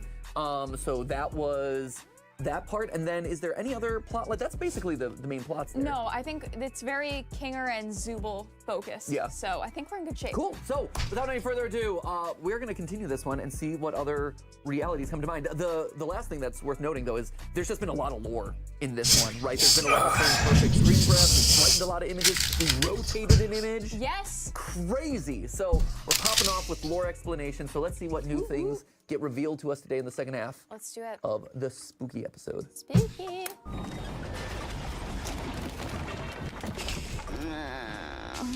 Same. Oh God, where are we now? Before their coffee. Cellar of some kind. Oh, spookies. Things have gotten far worse than I could ever have imagined. My paranoia had driven me to the point where I was no longer the protector my wife and theoretical children needed. Theoretical children? Does he mean like the children were theoretically mine? Or theoretical as in like we could have had the kids? Like in what context? Right, so one of the things that we called out that was in the background of one of the first shots, right, was this image of what appeared to be a mother and two twins, holding two twins, right? And then later, there's another picture on the wall that has two skulls, two like children-sized skulls, roughly, that we see. And so it keeps feeling like there is some repeated element of like a family that has gone awry or a family that has been troubled or struck with tragedy in some way. We also saw a gravestone where a girl named Peggy has died at the age of 3. And so it's interesting for all of this to be called out and him to say my theoretical children. So yeah, is it like in kind of like a literary sense, these are my theoretical children? Is it like actually like he was supposed to have children that didn't end up happening? Interception showdown. Are they children in theory? But what does that mean? It's a weird way to phrase it, but it seems to imply that what we've been seeing in the pictures isn't a reality. Yeah, like some depiction of children that might be, that could be. Children that maybe have come in like premonitions or like a vision or something and had to be like artistically displayed. I don't know. Is there a world where, because we saw the walls lined with the heads of his kills or whatever. Right. Like, is there a world where maybe those are is this guy somehow involved with the creation of the digital characters in the circus? And so these are his theoretical kids in some way, potentially. Like I could see this world in like Pomni, for instance, if he's the creator of the digital circus, the creator of this AI, whatever, this would be his kid, theoretically. Yeah, it's just like the way that his voice is being portrayed, right? This might be an interpretation of the creator in that sense, because it sounds very old-timey whiny. Yes, sure. To me, right?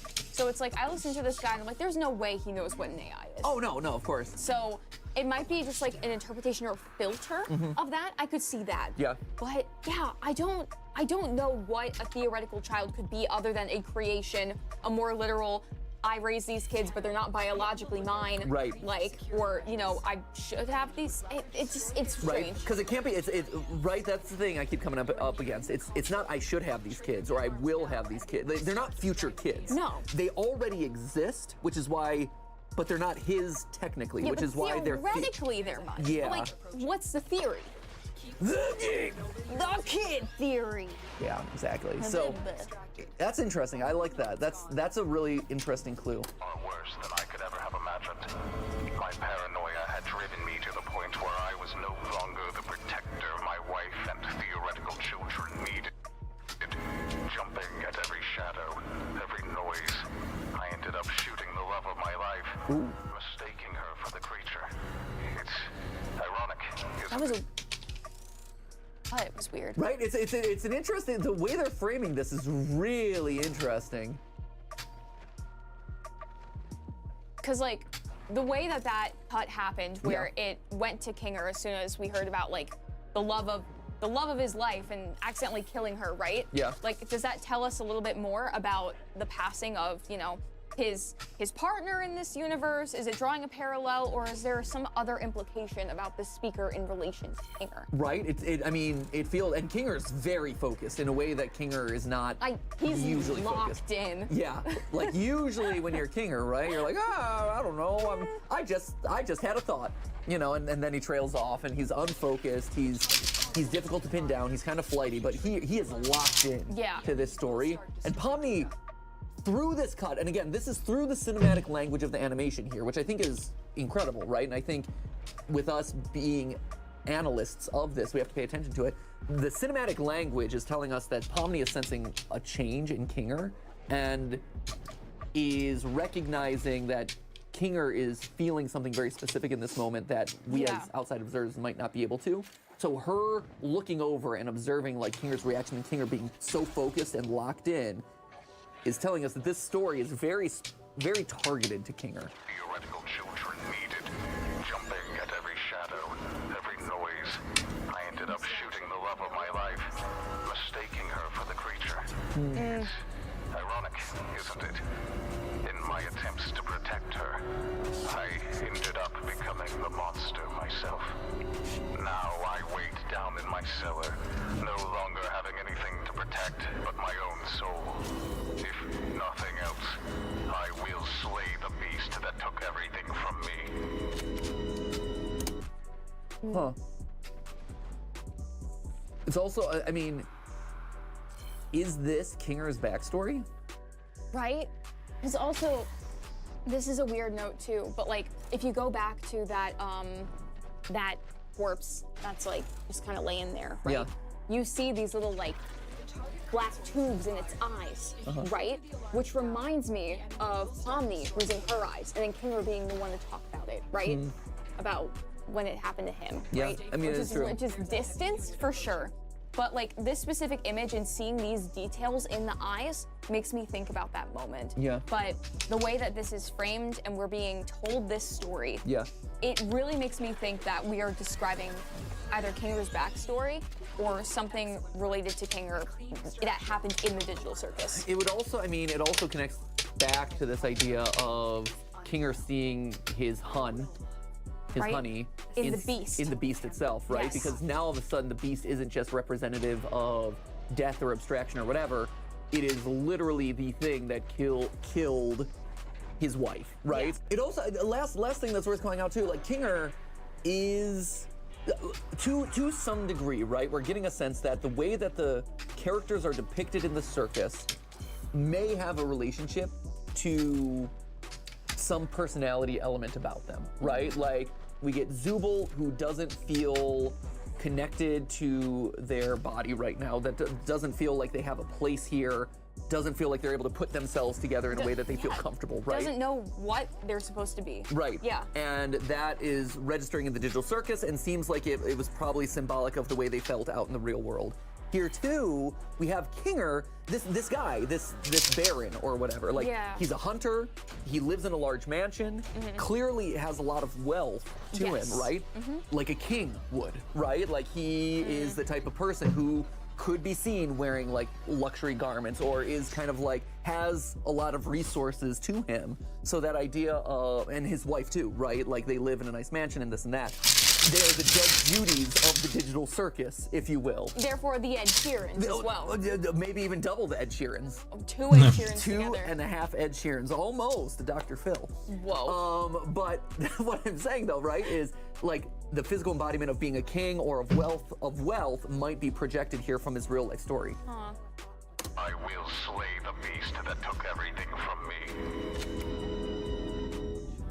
How's about we take his gun? Yeah, sounds good to me. Huh. Also very focused. And again, like, Kinger is not that character. Kinger is not the one who's like, I've got a plan, let's grab his gun, let's take care of things. Yeah. Yeah, he is. Please don't come alive. Okay, I won't.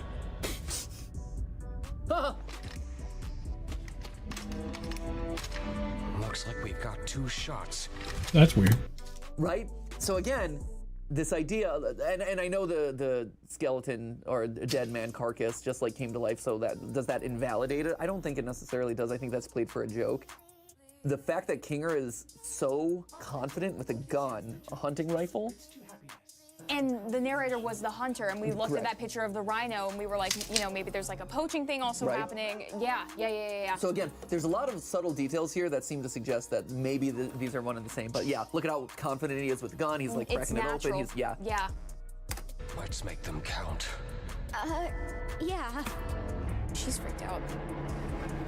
Stay behind me. Yeah, he's taking on a whole new role. His voice is different. He's also protecting Pomni in a way that he probably like want to or was trying to protect his life potentially. Oh, hello. Oh, creepy. Oh, this is wild. Kinger, I think we may have a problem this way too. Just leave it to me. I can handle 2 this. bullets. Oh. Nice, well done. Well, that wasn't so bad. Yeah, that's not gonna stick. They both get it. I would be saying if I didn't know. Which is what, so it's continuing his own thought process, right? He started a thought. Right, he started a thought, the tape recorder's continuing the thought. It is like they're one combined or one united entity. You know, that's cool. If this is actually Kinger's backstory, this is wild. And this is a really cool way of expressing it. This is really, really compelling. Well, that wasn't so bad. Which is what I would be saying if I didn't know that the creature was actually one of God's angels. What? And anyone who brings harm to it will be dragged down into the cold, spiraling pits of hell where my soul resides. I apologize, dear listener, but I need a... I didn't realize that. That makes so much sense. That's really... So, traditional angels, right? And we've talked about this in an episode before, but traditional angels usually are like are depicted as either like wheels. There's like the wheels, or they have a lot of eyes, right? Here, it's you got stuff like this, right? Right. These like multi-eyed creatures, which are the biblically accurate angels, quote unquote, right? But think back to even Ollie and I have been playing Super Smash Bros. Ultimate, and you have Galeem or whatever, the kind of like final boss, which is this angel of light with its multiple wings and this and that. Again, a reference to traditional or kind of biblically accurate angels, which is wild, and brings us back to the idea of abstraction. Because when you abstract, what is the one thing you become? You become a black blob covered in eyeballs. And so maybe this idea of abstraction isn't as much rooted in the digital world as it is potentially something that is more heavenly, or like a reference to the digital version of becoming an angel in some way. That's wild. For a series that is so rooted in early computing, AI, digital, computers, video games, this and that, the idea that there is this undercurrent that pops up every once in a while of like religion and biblical references and stuff, really interesting. Where my soul resides. I apologize, dear listener, but I need a living host in order to escape the Hall of the Damned, and your bodies will be my only means of doing so. Now wait, how did he record this if he was in hell? Oh, wild. I hope you're ready, because the next breath you take down there will be your last, and your bodies will belong to me. Let go of me! I hate this stupid attention! Yes, fair. Interesting, and it's a good callback because I'm wondering if this is going to play out, but if this is Chekhov's holding your breath. Because the episode starts with what seems to be like a random task, which is holding your breath and how you can hold your breath forever or whatever. Yeah. And now here, his final line as he drags them down to HE double hockey sticks is your final breath, or your next breath will be your last. Yeah. But they don't have to breathe. They've already established early on in this episode that you don't have to breathe in order to be in this world. Yeah, you can just like hue shift and rotate. So does the fact that this thing's trying to steal his body have any indication that, like, does that invalidate our theory, do you think? It's difficult to say, right? Like, it implies that there is more of a separation, but I think we also have the assumption right now that the entirety of the solar personality is going into this simulation, right? Right. So there could be more of a split, right? So let's say the person on this tapes is more of a representation of Kinger, whether that's prior to the digital circus, some point before we met him, A, B, C, D, E, F, G. But it's also very different than the Kinger that we know, right? Yeah. It's kind of like there's two separate parts of the speaker, if we were going to go down that route. Yeah. So, not entirely, but we would have to keep an eye on it. But I don't think that any of like what was set up is coincidental, especially because we actually saw the killing of the beast, like mistaking the beast for a love, and that was, oh, whoops, we mistaken it. It was actually an angel. Right?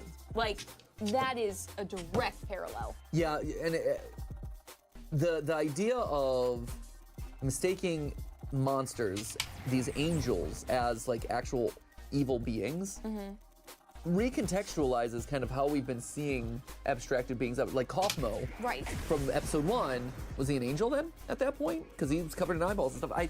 It throws the concept of abstraction and what the implications are into question, because clearly the story is aware that like these horrific looking evil monsters, angels, you know, are actually supposed to be beings of good. So is that also throwing into question like this monstrous thing that we see, the abstracted beings, are they actually creatures of good too? Right. Huh. This is a big one. Yeah. There's a lot in this one. It's exciting. Which is great. Long gone are the gummy goo and stuff was a big issue though too. Oh, in the last one. gummy goo. Right. Rest in peace, gummy There goo. they go. Nice.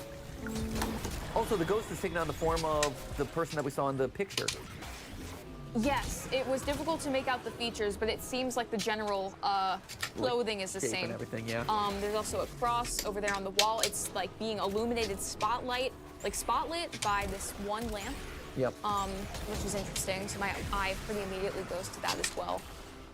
Right, and again, last time we called out the like very brief detail about Lovecraft being called out. So you're seeing a lot of specific references here. Where they're calling out Lovecraft. They're calling out a lot of religious imagery with the crucifix. There's been a lot of crucifixes everywhere. So worth noting.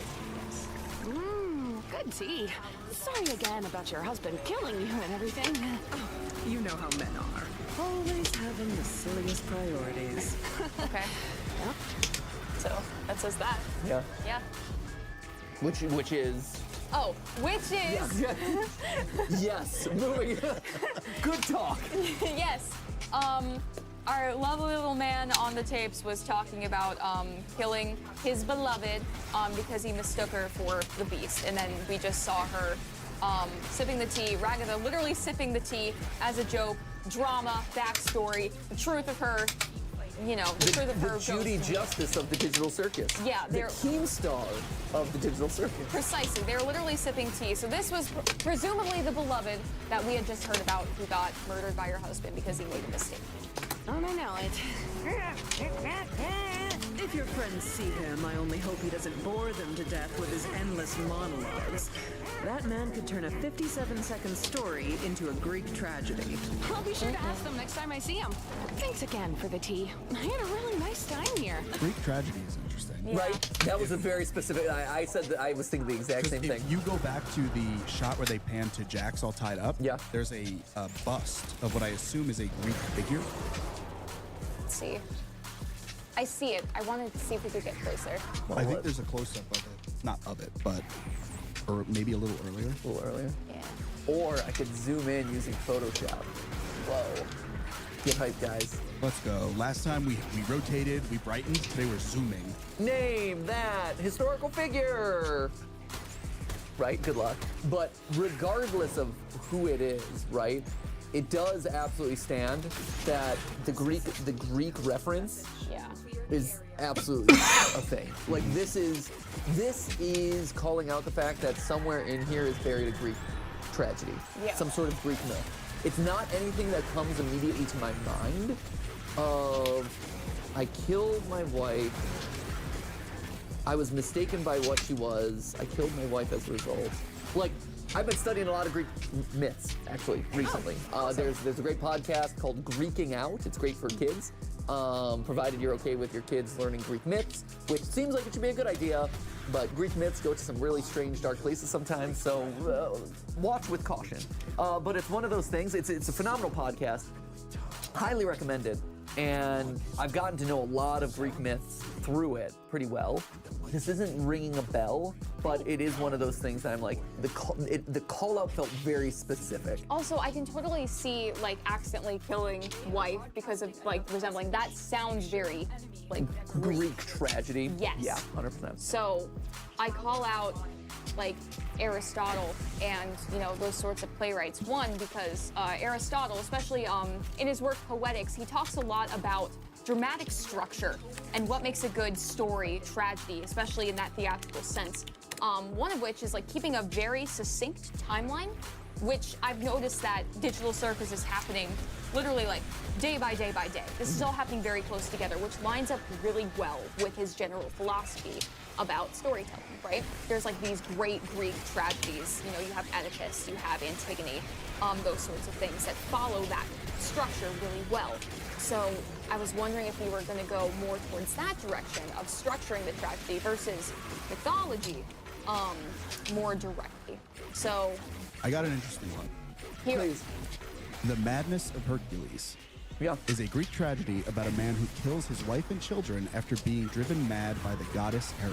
Yes, that's correct. That is one of the, I do actually know that one. So it's one of the little known facts about Hercules, right? Is that at a point he's driven mad by Hera. Hera hates Hercules, right? Sam has a bust of Hercules pulled up on this side screen right now. But I do want to call out that the hair and the beard of this bust does line up pretty well with what we saw. But please tell us the story of Hercules going mad. After completing the 12 labors, Hercules is driven mad by Hera and kills his family. Yep. When he regains his senses, he struggles, obviously, and is eventually taken to Athens to retire. Yeah. For all the stories about Hercules and all the good things that he does, he has this moment of madness, whether it's the influence of the gods, whether it's just he feels like he can't be contained, whatever. But as a result, he does this horrific action and feels like he has to atone for the rest of his life. Which is one of those things that the Disney movie does not really tell you. No. A whole lot. They kind of skirt through that one. Disney's Hercules is not telling you the time that he killed all of Thebes, right? So that is interesting, that idea that this could be a relation to the Hercules myth where he goes crazy and kills his family. Interesting. only hope he doesn't bore them to death with his endless monologues. That man could turn a 57-second story into a Greek tragedy. I'll be sure to ask them next time I see him. Thanks again for the tea. I had a really nice time here. Don't mention it. Feel free to visit anytime. Definitely. I drink tea with her. Right, very pleasant. Yeah. Congratulations, my little ironclad waffle cones! You've taken the pacifist route, and you should be proud of what good people you are. Unfortunately, we still need to wait until your other teammates finish their adventure before I can grant you permission to leave. Huh. The pacifist route, huh? What is the goal? To put the spirits at ease? Spirits at rest? So their option was, hey, we're not going to do anything. We're not going to attack a monster. We're just going to talk out our feelings. And as a result, that's the pacifist route. Right? If this was made for, what was Zubul? Zubul. And they went through the door that was specified for Zubul. Yeah. It seemed like a pretty calming, relaxing experience. But it was also, it was like a tiki in that way, right? It was sipping tea, it was talking, it was like, it was still structured as a conversation, which is what Kane forced Zubul to do anyway, right? Well, did they go through the Zubul door, or did they not go through any door? Right? Because wasn't that what it was? They're presented with the choice of two doors. Here's the normal door, and then here's the super scary, only for Zubul door, whoa, extreme mode. They end up, Pomni and Kinger end up getting sucked through the evil door, right? And I think these three, are left standing there. I don't think they go through the Zubul door. Right. So But they met the wife, and that story doesn't start until Kinger and Pomni go through the door. Sure, but there is a ghost that has a similar vibe. That green ghost, the floating ghost that you thought might have been a 3-year-old. You never know. The Swedish hungry ghost. Exactly. How'd that voice go again? It was pretty obviously like, Mom, I am so hungry. There are going to be so many moments that you look back on in your career behind the scenes of GT Live, and you're going to be like, huh, that's a thing that I did. Yeah, and I'm proud of him. Yeah, absolutely. Yeah. Stand by him. Stand by him nice and proud. For sure. I mean, the question here then becomes, what did they do after Pomni and Kinger got sucked into the evil door? Clearly they with the had disgusting tongue, had right? a conversation and had some tea. Like, did they try to go after them and then they ended up in this space? Or did they just watch a terrible thing happen and they were like, you know what? Well, they do suck up the ghost though too. Here. What? I thought we were supposed to capture all the ghosts. Which door should we choose? Not sure. Let's try this out. Don't worry, Gangle, I'll get it for you. Yeah, that's just the Zubul. Right? No, this isn't Zubul. This is the normal door, isn't it? It was on the right side of the clock. Oh, that's the scary door. Hold up. Okay, hold up. You scared of the vacuum cleaner too? Let's make sure we're all clear. Yeah. Nice to her. I want to make sure we're right about this. Her and everyone else. Right, Gangle? Does anybody hear that? Okay, we're presented two doors, a left door and a right door. There's the ghost. My first one. Continue on your adventure. Normal door. Wow, for all ages. The door on the right is a really scary door. Rated for mature Zubuls only. It's up to you to decide. Okay, get sucked up. Yes, that's Zubul's because it's on the right. Oh, this is the Zubul door. Oh, this whole time I've been thinking it's the right. I thought that this was all a joke. That the normal door was. I thought, that changes things a lot. So this whole story is for Zubul. Don't worry, Gangle, I'll get it for you. I see. Oh, this whole time I've been. Yeah, we swapped it. Because when he throws it, I've been thinking that it's hitting the door in front of him, which is the left door. But no, you're totally right. Okay. So this is the Zubul door. Good call. So they go through. Oh, that's the scary door. And then the door disappears. It becomes wall. Right. So then they either go through the left door or nothing. Yeah. Basically, and we don't see what happens. They go through wow. Yeah. Okay. Unfortunately, we still need to wait until your other teammates finish their adventure before I can grant you permission to leave. I wonder how long that'll be. Not really typical of what you'd think hell would be. We are literally in hell right now. Huh. Hell! Literally. Of course I'd be in hell. How could I not be in literal hell right now? Just Try to stay calm. I'm sure Kane included a way to escape. Kinger is so different. He's so like grounded, calm, like he's taken on very much the protector role. Yeah, it is night and day. It's really, really interesting that this adventure and going down into the lower depths has stabilized him in a very unusual way. Huh. Hall of the Damned. The damned. Hold on.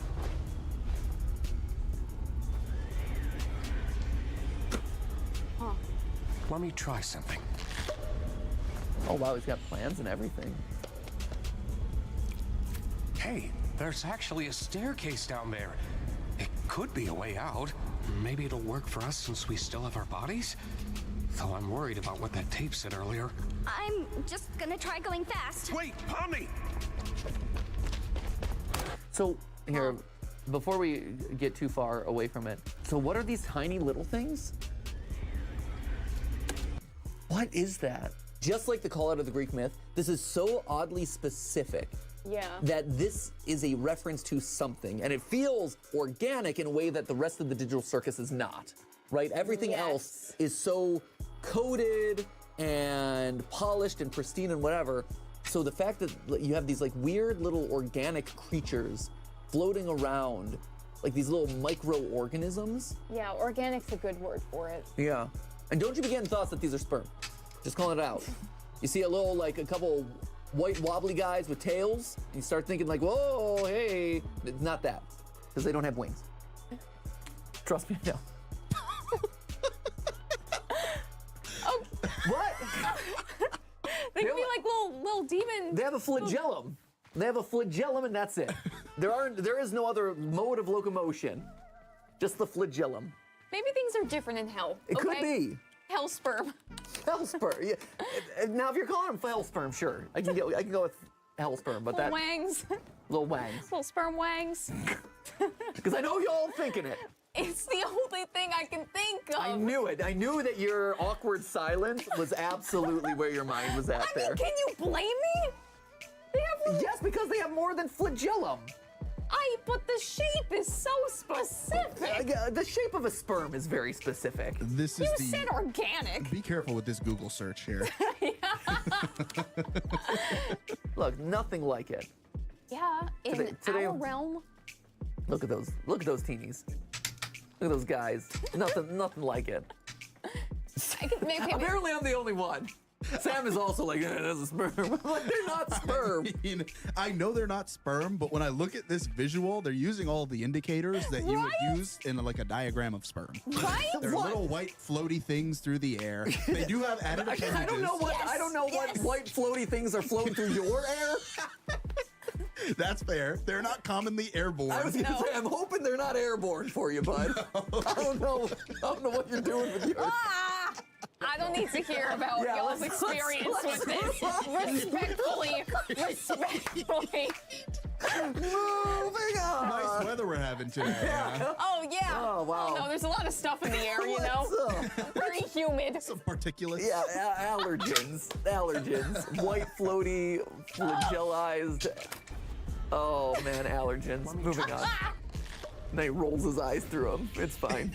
This is fine. Yikes! I'm just gonna try going fast. Wait, Pomni! Yeah, I was gonna say that's a dumb idea, Tommy. Yeah, let's see this. Oh. Oh! Whoa! No! Oh boy. Oh, no way. No way! Don't breathe, don't breathe, don't breathe. Right? Don't breathe. He even said it. Your breath is gonna be last.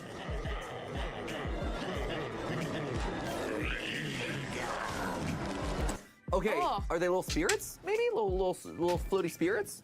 Right? Hall of the Damned. It's got to be damned spirits. Yeah. Yeah, so they're teeny spirits, it Little looks damned. like. Oh, goodness. Oh, cool. Squirming. Yeah. Hey! How's your wife, Kinger? They went there. Huh. Huh. Wow. So they're really leaning in hard. This really sounds like he killed his wife. It really does. Yeah. I mean, the fact that the evil Hall of the Damned Souls are rubbing his dead wife in his face. And literally trying to drag him down into hell to face it. Yeah. That is bizarre. Also, why Zubul? Why is this a Zubul door? Why is this the Zubul door? Why is this a Zubul door? Because it feels very targeted at Kinger. Yes. Right. I could see that just being a term that they used. Maybe. Because Kane knows that Zubul likes scary things or mature things. Yeah, and also just as like a, we know Zubul is struggling with how they're presented and everything. It's kind of like a blanket term for like all beings. Yeah. I could see that For also Zubul's being, only, yeah. But. Huh. Wild. This is wild. But yeah, I agree 100%. The fact that a demonic entity is specifically kind of like calling out, hey, how you feeling about your dead wife? Either it's just like, hey, I'm rubbing it in your face that your wife's dead. But this feels more targeted than that and feels like, hey, you killed your wife. The storytelling here is really, really good. This is awesome. You all right there? No. I'm guessing the souls are attracted to living things. Just want a vessel to be able to leave with. Huh? Man. 7 years of computer science for this, huh? Why? He's even remembering how, because what was it, in episode 1, he didn't know how long he was there for, right? Like he had lost that memory. 7 years of computer science. Yeah. Right? I might be wrong in that, but like they always say, oh, Kinger's been down here the longest. And I thought they said in episode 1 it was he's kind of crazy and whatever, and he doesn't remember how long he's been here so long he doesn't remember. It does seem to be reinforcing that idea that this is to some degree they helped create this world, or they're responsible for creating this world. I would be so interested to know.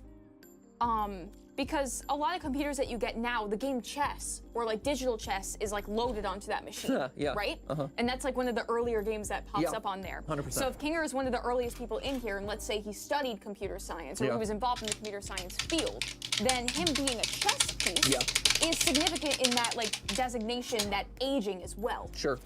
So I would be really interested to know more about that. That's great.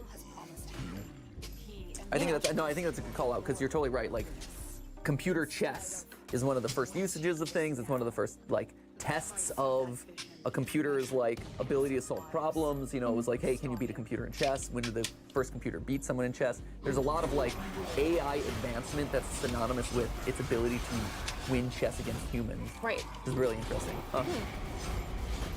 Every day I spend here is one nightmare after the next. I knew it would end up like this.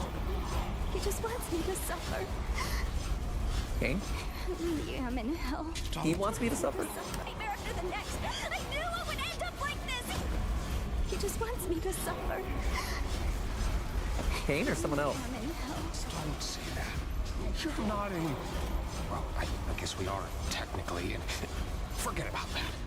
How about we just relax for a bit while nothing's chasing us?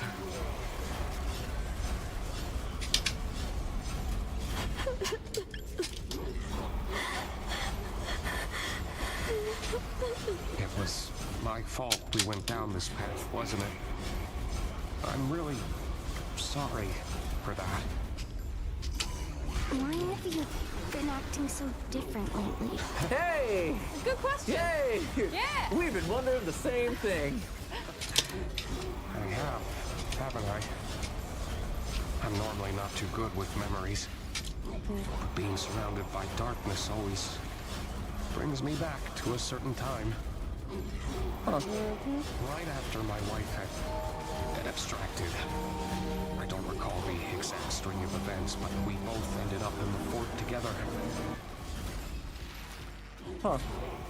I don't remember the specific series of events, so he does have blank spots in his memory. And it was dark. The darkness seemed to calm her down a bit. The harsh, jagged edges smoothed out, and she didn't seem aggravated anymore. She wasn't the same as before, but she was calm enough to touch one last time before she got sent to the cellar. I'm always always taken back to that moment when engulfed in darkness. Huh. You had a wife? Like, here in the circus? Yeah. She was funny, creative, really into entomology. I used to hate bugs, but... Really into entomology. Is that just a reference to, like, she's also a coder? Bugs, maybe? I don't know, or is that just like, well, you don't like bugs? Like, that could be literal, like she liked entomology and bugs, or since coding is full of bugs. Right. I don't know. It's also, did they meet here and get married? Were they married and got sucked in here together? That's harder to say. Like, if it's the same kind of deal of the chess piece coming in here, then I would assume that they came in at the same time, and so they would take on a similar form. Unless it was like manifested that they would end up together, and so they were created as chess pieces that go together. Right. She somehow got me to like them. It's not the most cheerful memory, but it's one I at least have control over. I know how it can feel in this circus. Sometimes it all just feels pointless. Yeah. But it's not. Not if you have people who care about you. Good memories can do a lot. Hold on to them. Oh. And cherish the people around you. You never know when they'll be gone. Oh. In this world, the worst thing you can do is make someone think they're not wanted or loved. I'm glad you're here with me. In this world, the worst thing you can do is to make people think that you're not wanted or loved. I was just thinking through that, and if that has any implications to anyone, because again, it feels like a very specific call out. Isn't that what like Jax is doing though? Not to like, you know, stretch this too far, but like his whole thing is to just troll everyone else, right? Yeah. And to be very dismissive of everyone. And I know we've had previous theories through various points of evidence that Jax is actually like the true villain of the series in a lot of ways. We'll notice that, like, you know, Jax through episodes 1 and 2 made chaos of the mission of the day, whereas this one where he's kept silent and is literally tied up is the one where his team gets the pacifist ending, completes the mission first, things go smoothly. Yeah. I mean, this one isn't going particularly smoothly either, but they've got their own stuff to deal with. Right. I don't know. It's interesting that you bring that up too, because now like the most purple characters are on the opposite sides of that spectrum philosophically, right? Because Kinger has this sort of like purple kind of coat like to him, right? But up until now, we haven't really gotten a clear sense of like where he actually sits and how he feels about things. Yeah. Where now it seems like he's on the other side of the board, haha, from Jax, you know? See what you did there, yeah. Thank you, thank you. So that's really compelling as well, but it's kind of nice to see this side of him, and also, you know, there's a sense of like calm, of like he's literally calm me down. It's like someone that you can trust and take advice from, which is nice. And when we've been seeing this sort of family structure of like, you know, my wife and theoretical kids or whatever, it's like it feels like a very paternal moment. Right? She's a theoretical kid. Yeah, yeah, I don't know. That's how I would phrase a theoretical kid here. right? Is that the other? I mean, I'm sure that this is setting it up too. Like, the tragic thing about all this, right, is when they go back to the surface, Kinger will be back to his old self. Yeah. And will lose this kind of like grounded reality that he is. Like the Ice King. Yeah, which is sad. So. Yeah.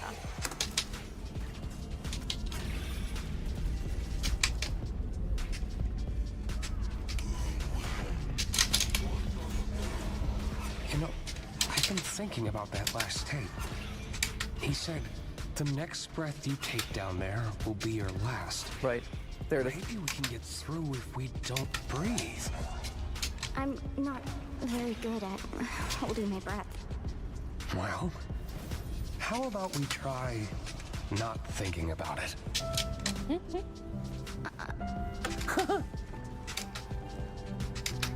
If we leave and we go back to the circus, you're just gonna go back to being crazy. Hey! You're not gonna remember any of this, are you? Don't worry about me. Oh. As long as you remember it, things will be okay. Oh. This is so sad. This is really good. This is great writing. It's really, really solid. It's good character stakes.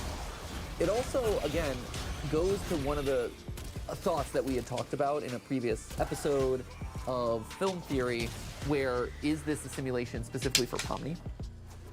Like, is Pomni, like, is this a training simulation or something that's trying to be teaching Pomni something? And so the fact that it's like, hey, as long as you remember this, that's what matters. I don't know. But that's a lot of. It's a stretch. It's a lot of knowledge for Klinger to have if he didn't play some role in this game. Right, but like, to the idea of like the NPCs in this world are built to give people certain experiences and stuff. Like, is there a world where the other characters that are placed in here are meant to kind of like get this to be the iteration of Pomni that is the correct version or the one that's producing the results that they're looking for? Oh no, it's a stretch, but it's something that comes to mind here. Yeah. And that idea of like, oh, it's important that you remember this could have a double meaning. Right. You're very strong, Pomni. And I know you'll be able to get through this. Just hold on to me. We'll get through it together. Oh, Klinger. Ready?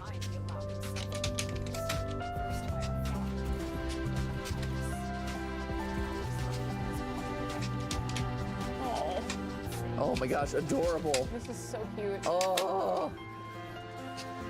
Okay, Pomni, you got it.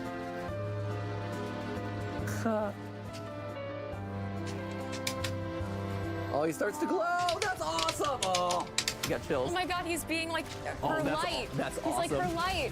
Ah! Oh man, I'm feeling that. Well, that was very easy. And then also a very short amount of time to have to hold your breath. Calling it out there. Yeah. I was back here holding my breath along with them, and I made it out okay. Yeah, I'm right. proud of you, Sam. Thanks, Nice. guys. And they weren't even running. No, they were strolling. They were just having a nice casual saunter. Hey, Klinger, are you guys okay? Sorry, what's this on the?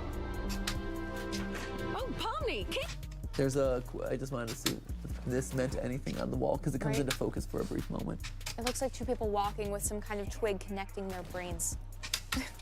Brain twig. Yeah, I mean, you're right. Or maybe not. I don't see her just walking, but sitting. And you definitely see brains connect. Like Yeah. head, some sort of cap. Yeah. Like an EKG cap or mental cap. And it's connecting the two brains. Brains are being shared here. Yeah. It looks like, I don't know, it's a weird stance. It almost looks like roots at the bottom, like near their feet, but it's not white plant-like. I guess that whatever's connecting them is. It's abstract. It's different. Right? It seems like a humanoid figure though. Legs. No, for sure. It's just like, Feet are long. it's human-like, but it's wrong, Yeah. which feels important too. The idea of the people connected to each other's brains, a sort of shared consciousness. A of sorts. network. Yeah, a neural network of sorts. Yeah. Again, goes to this idea of people trapped in a digital thing, their brains all connected to each other in some way. Are you guys okay? Was it scary? I'm fine, actually. What happened up here? Looking back, I was just curious. In any of the corners. Don't worry about that. Pomni was very brave. At least I think she was. Were you? Something like that. Oh. Yeah? I just want to say thanks for always being concerned about me. I feel like through everything, I haven't really been appreciative enough about that. Oh, thank you, Pomni. I just want to make sure you're doing all right. You know, we care about you. Did you remember to get my comedy mask? Ba-da-ba-ba-da-ba-bow. Comedy button. Just starting to wonder if the Wild West was even a real direction at all. Whoopsie daisy, looks like everybody completed the adventure. They're coming home. Quick, pretend we were having a therapy session. Okay. The notepad. Yeah. Therapy session. Okay.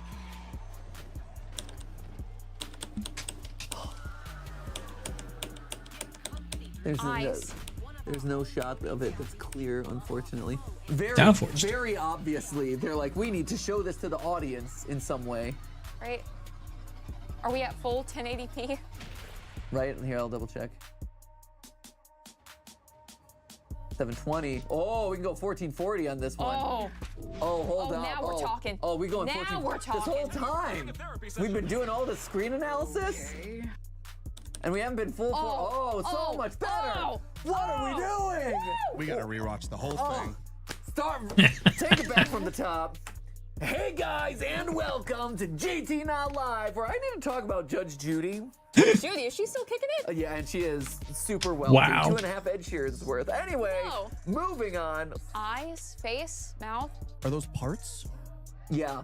Are they drawing like body parts for themselves? Yeah, I think they're trying to create their perfect body, or the body that they would feel comfortable in. Yeah, that's what. Yeah, legs, a series of different like eyes, potentially different eye shapes, different expressions. It looks like here, like happy, squeeze, stuff like that. And then we have here maybe pets or familiars. They definitely look like flying cats in some way. No.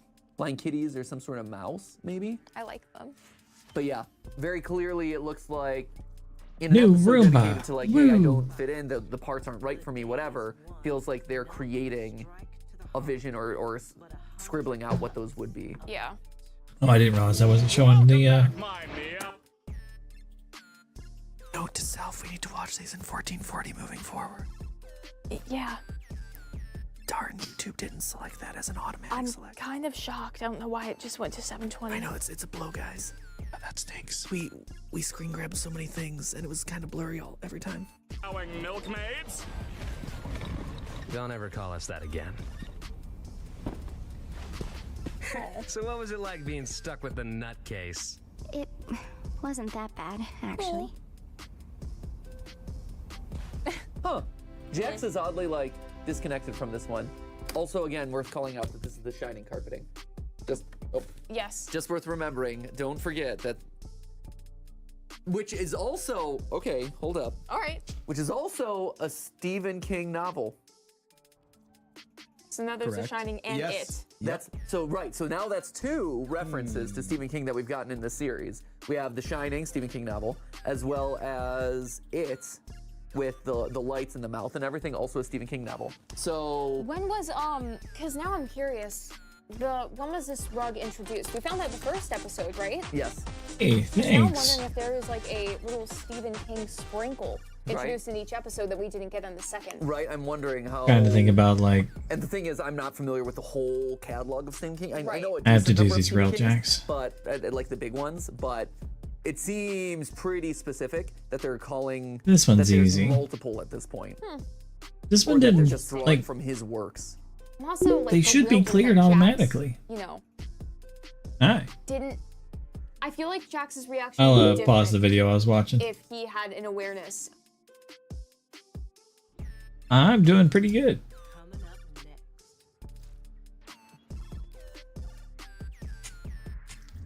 I'll swap over to my railjack build and go capture a cruise ship, apparently.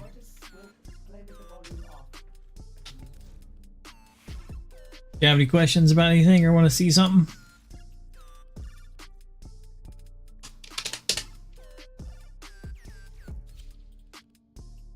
She cheats at railjack.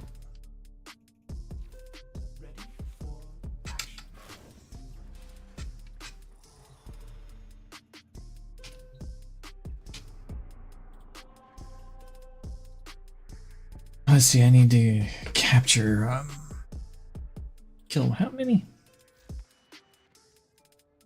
3. Just ships. That's gonna be difficult. My ship's gonna kill everything.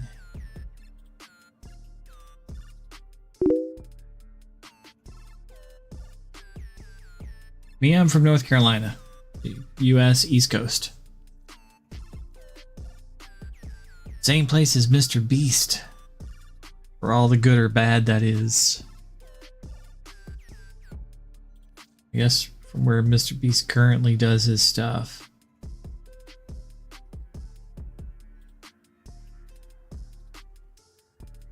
Huh. Interesting. They give hints.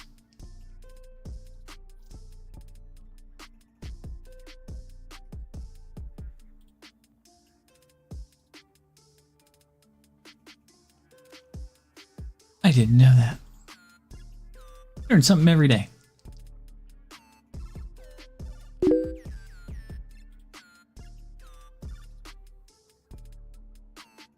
Can I get any stuff? I'm not sure what you mean.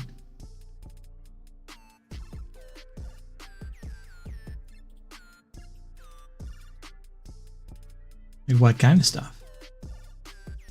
Like COVID? If I go to the mall.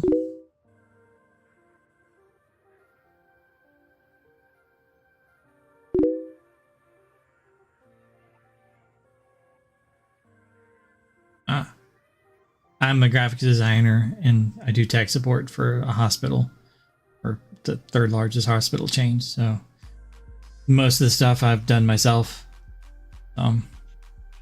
Not something I usually seek out. Before I got into tech support, I did graphics design from 97 until about 10 years ago. But thanks.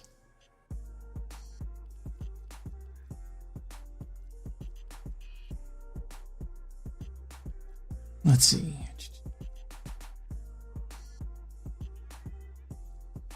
Yeah, let's get back to the pilot.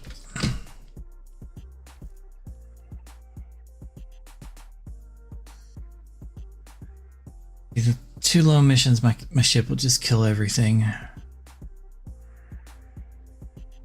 Too high missions and ship that I take over won't kill anything. I've got to kill.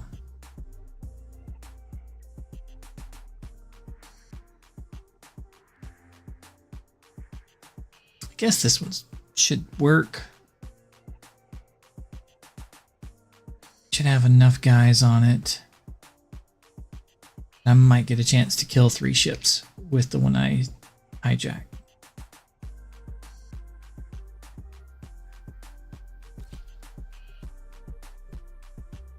We'll see. Hopefully my bots won't kill them too fast.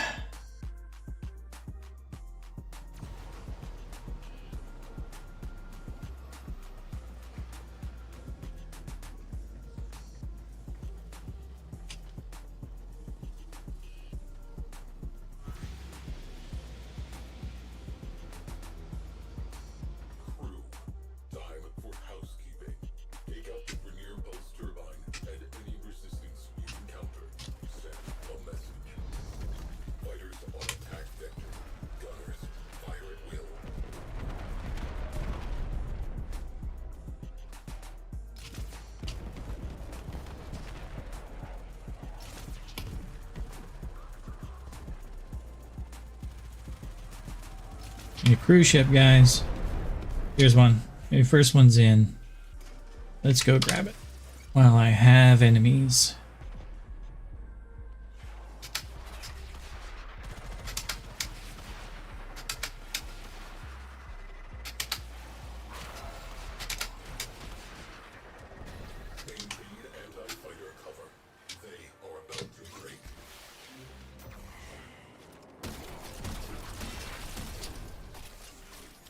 Oh, I hope this is high enough to have a shield. Oh, if it's not, it'll just die for my... Oh, it doesn't have a shield. Crap. You just die from my AoE attacks. That sucks.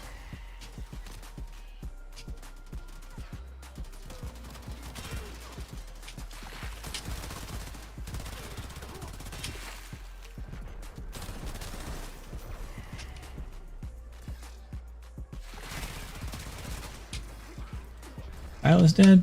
Hey, pilot's dead. Everybody dead?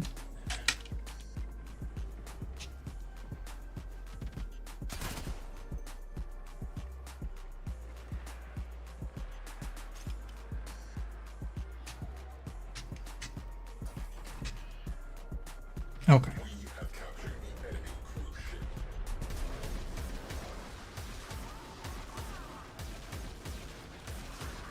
And the lock on doesn't really. Ugh. These things are so terrible.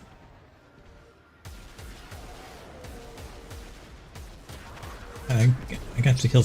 That's one. That's two.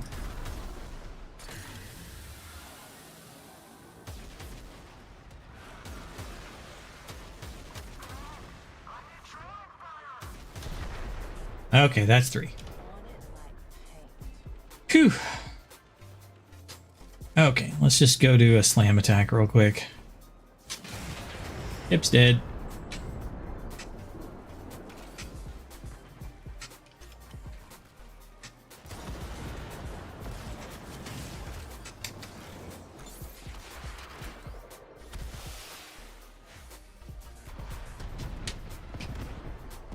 No shields. You can't hold up to my main weapon.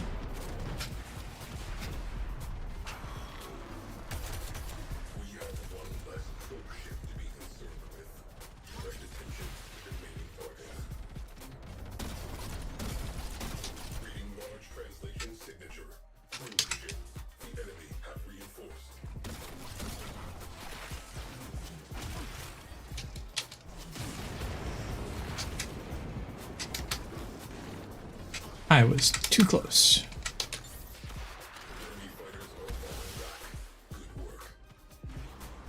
Next.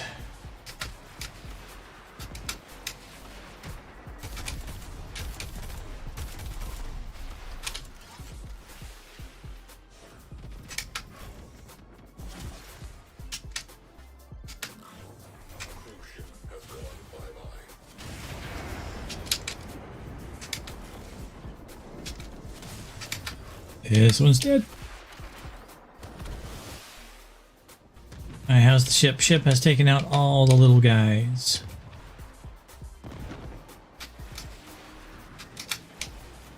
I was afraid it wouldn't give me a chance to get the few kills that I needed.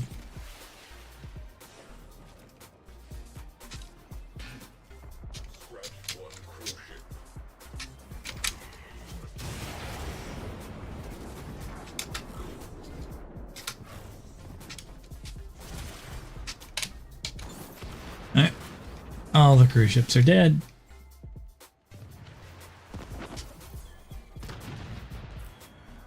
Little guys are almost dead. Oop. Let's go murder the rest of them real quick.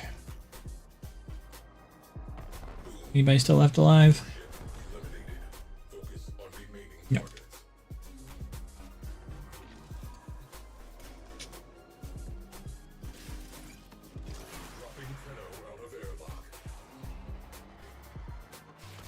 I'm lucky the pulse turbine will get a boarding crew on the ship and they'll get killed. Oh, those were reinforced fighters? That's good. Guess that's why they survived a hit.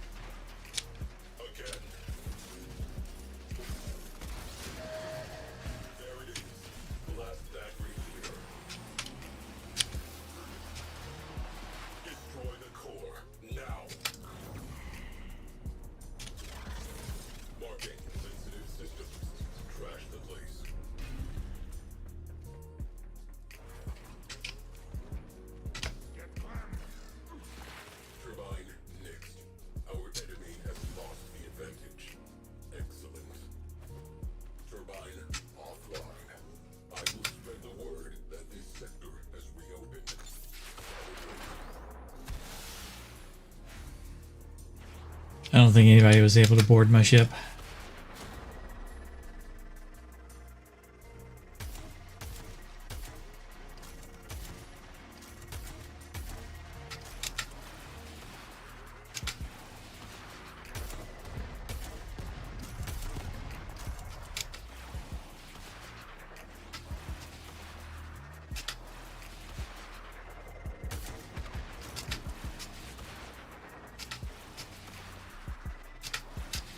How far out are these things? Jeez.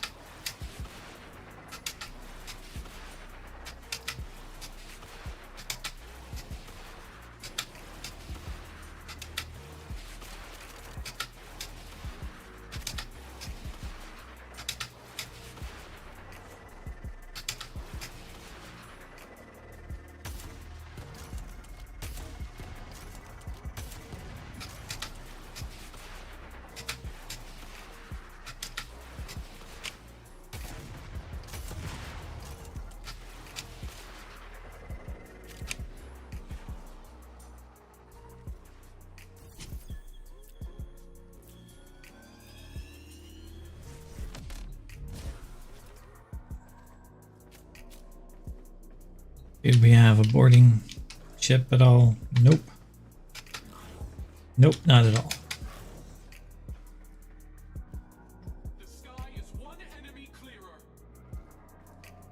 It sure is.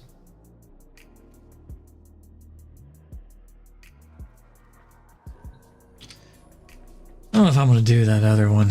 It seems way difficult. Maybe do one of the void missions. They like never make it into my ship. I always shoot the pods down. They have to have players because players are incompetent. I don't know.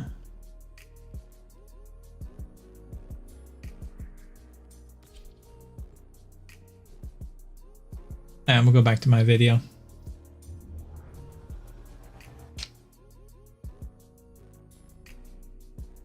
Of Kinger's past or his capability, right? Yeah.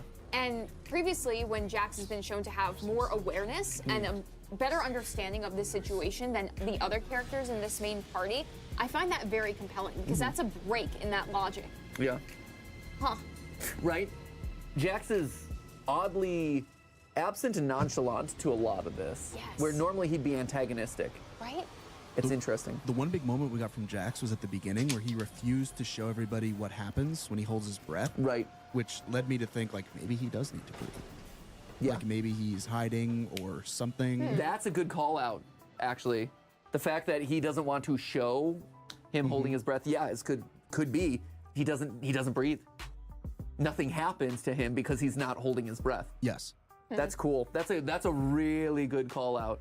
Because I know we've thought, again, thinking about Jax as different from the rest of the characters. Yeah. Him being the villain, him being instigator. Is he another AI thrown in? Like Kane, like the dark version of Kane. That's a good piece of evidence right there. That's very, very interesting. Good call out, Sam. Let's finish it off. And we finish it off. Oh, and that's it.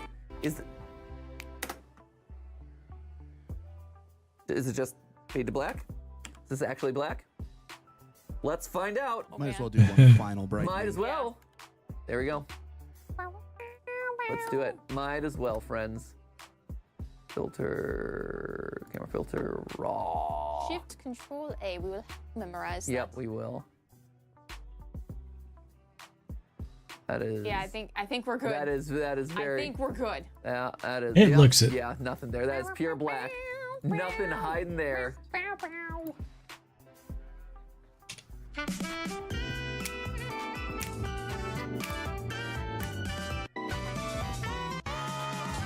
Oh, new Pomnies. Oh man, you too can buy the Evil Angel plush. Very jazzy. Jazzy, baby. There you go. All right. Wow. And with that, the huge lore. I was wondering, after the second one how deep into lore that they would lean into for as a part of this series. And because like with Gummy Goo, you got a fair bit, right? Like you started to kind of see the cracks in this world. You started to learn a little bit more about the world building. We were, no clipping out of bounds in a lot of cases. But this is starting to get into like the character drama. And we're starting to really learn about who these characters are, their backstories, both in the simulation and outside of it, in the circus and out. Really, really interesting. There's a lot to chew on with this one. It's great. I love this series, just full send. I love this series so much. It is written brilliantly. It's beautiful to watch, to look at, to examine. It's just, I feel so personally impacted by Kinger's story and that change in character. It's so compelling. I love how they illustrate, like they introduce the theme at the beginning, something that's gonna happen once again, tie it back in. It's so good. It was great. I could rave about it forever, but I just think that this one was crafted so especially well, especially like, I know this is like the spooky Halloween theme episode and a show that's not supposed to be scary, but it introduced a different type of like fear, which is that of tragedy, right? And Kinger being like the heart of this tragedy. It really recontextualizes what role he's played in the series, and it makes me want to go back and rewatch and find those little pieces where maybe that might have been teased in the past. Right, 100%. It's so effective in that way, where I care about these characters in a way that feels unique and differentiated from a lot of other tropes and shows in this space. Yeah. It's also, I mean, the last thing I'll say too is like, obviously we're all in for solving the mysteries of the lore and figuring out the backstories of the characters and what is the true nature of this world and this and that. The mystery is great, right? And the way they seed out clues is awesome. Yes. But I think it shows how solid of a show this is and how impactful of a show this is when that moment of him glowing in the underworld, like I was genuinely moved. Like I felt myself welling up. I felt myself get goosebumps. Like I think about it, I'm like, oh, that was beautiful. And it just showcases the strength of the writing and the strength of the visuals and the visual storytelling that they have going on here. Like, this is so thoughtfully done, so carefully done, and in 3 episodes to already get you so invested into this world and these characters, it's just peak. Awesome. Very, very good. S tier. S tier. So, with that, ladies and gentlemen, we bring Amazing Digital Circus Episode 3 to a close. Wow, how fun. I guess this one came out sooner than I expected, to be honest. Like, it seems like not that long ago that we got episode 2, so I look forward to seeing where it goes, man. They're doing some amazing stuff with it in this digital circus.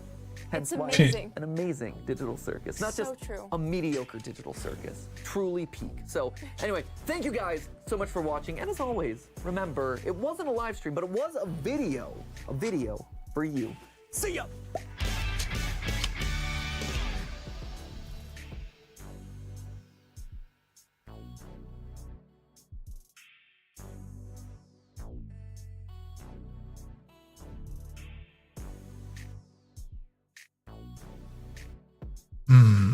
What time is it? 3:30.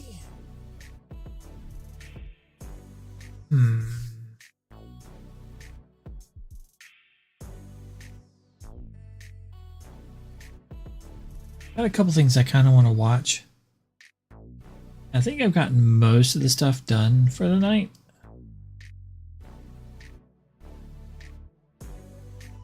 I think I'm going to cut out.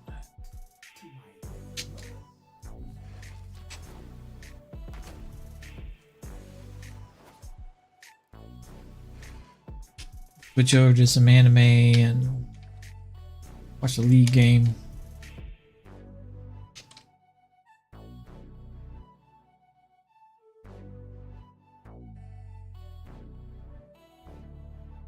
Put on some like cooling gel on my shoulder. It's feeling a little bit tight.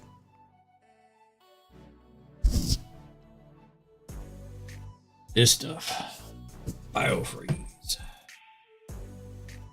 cools the pain.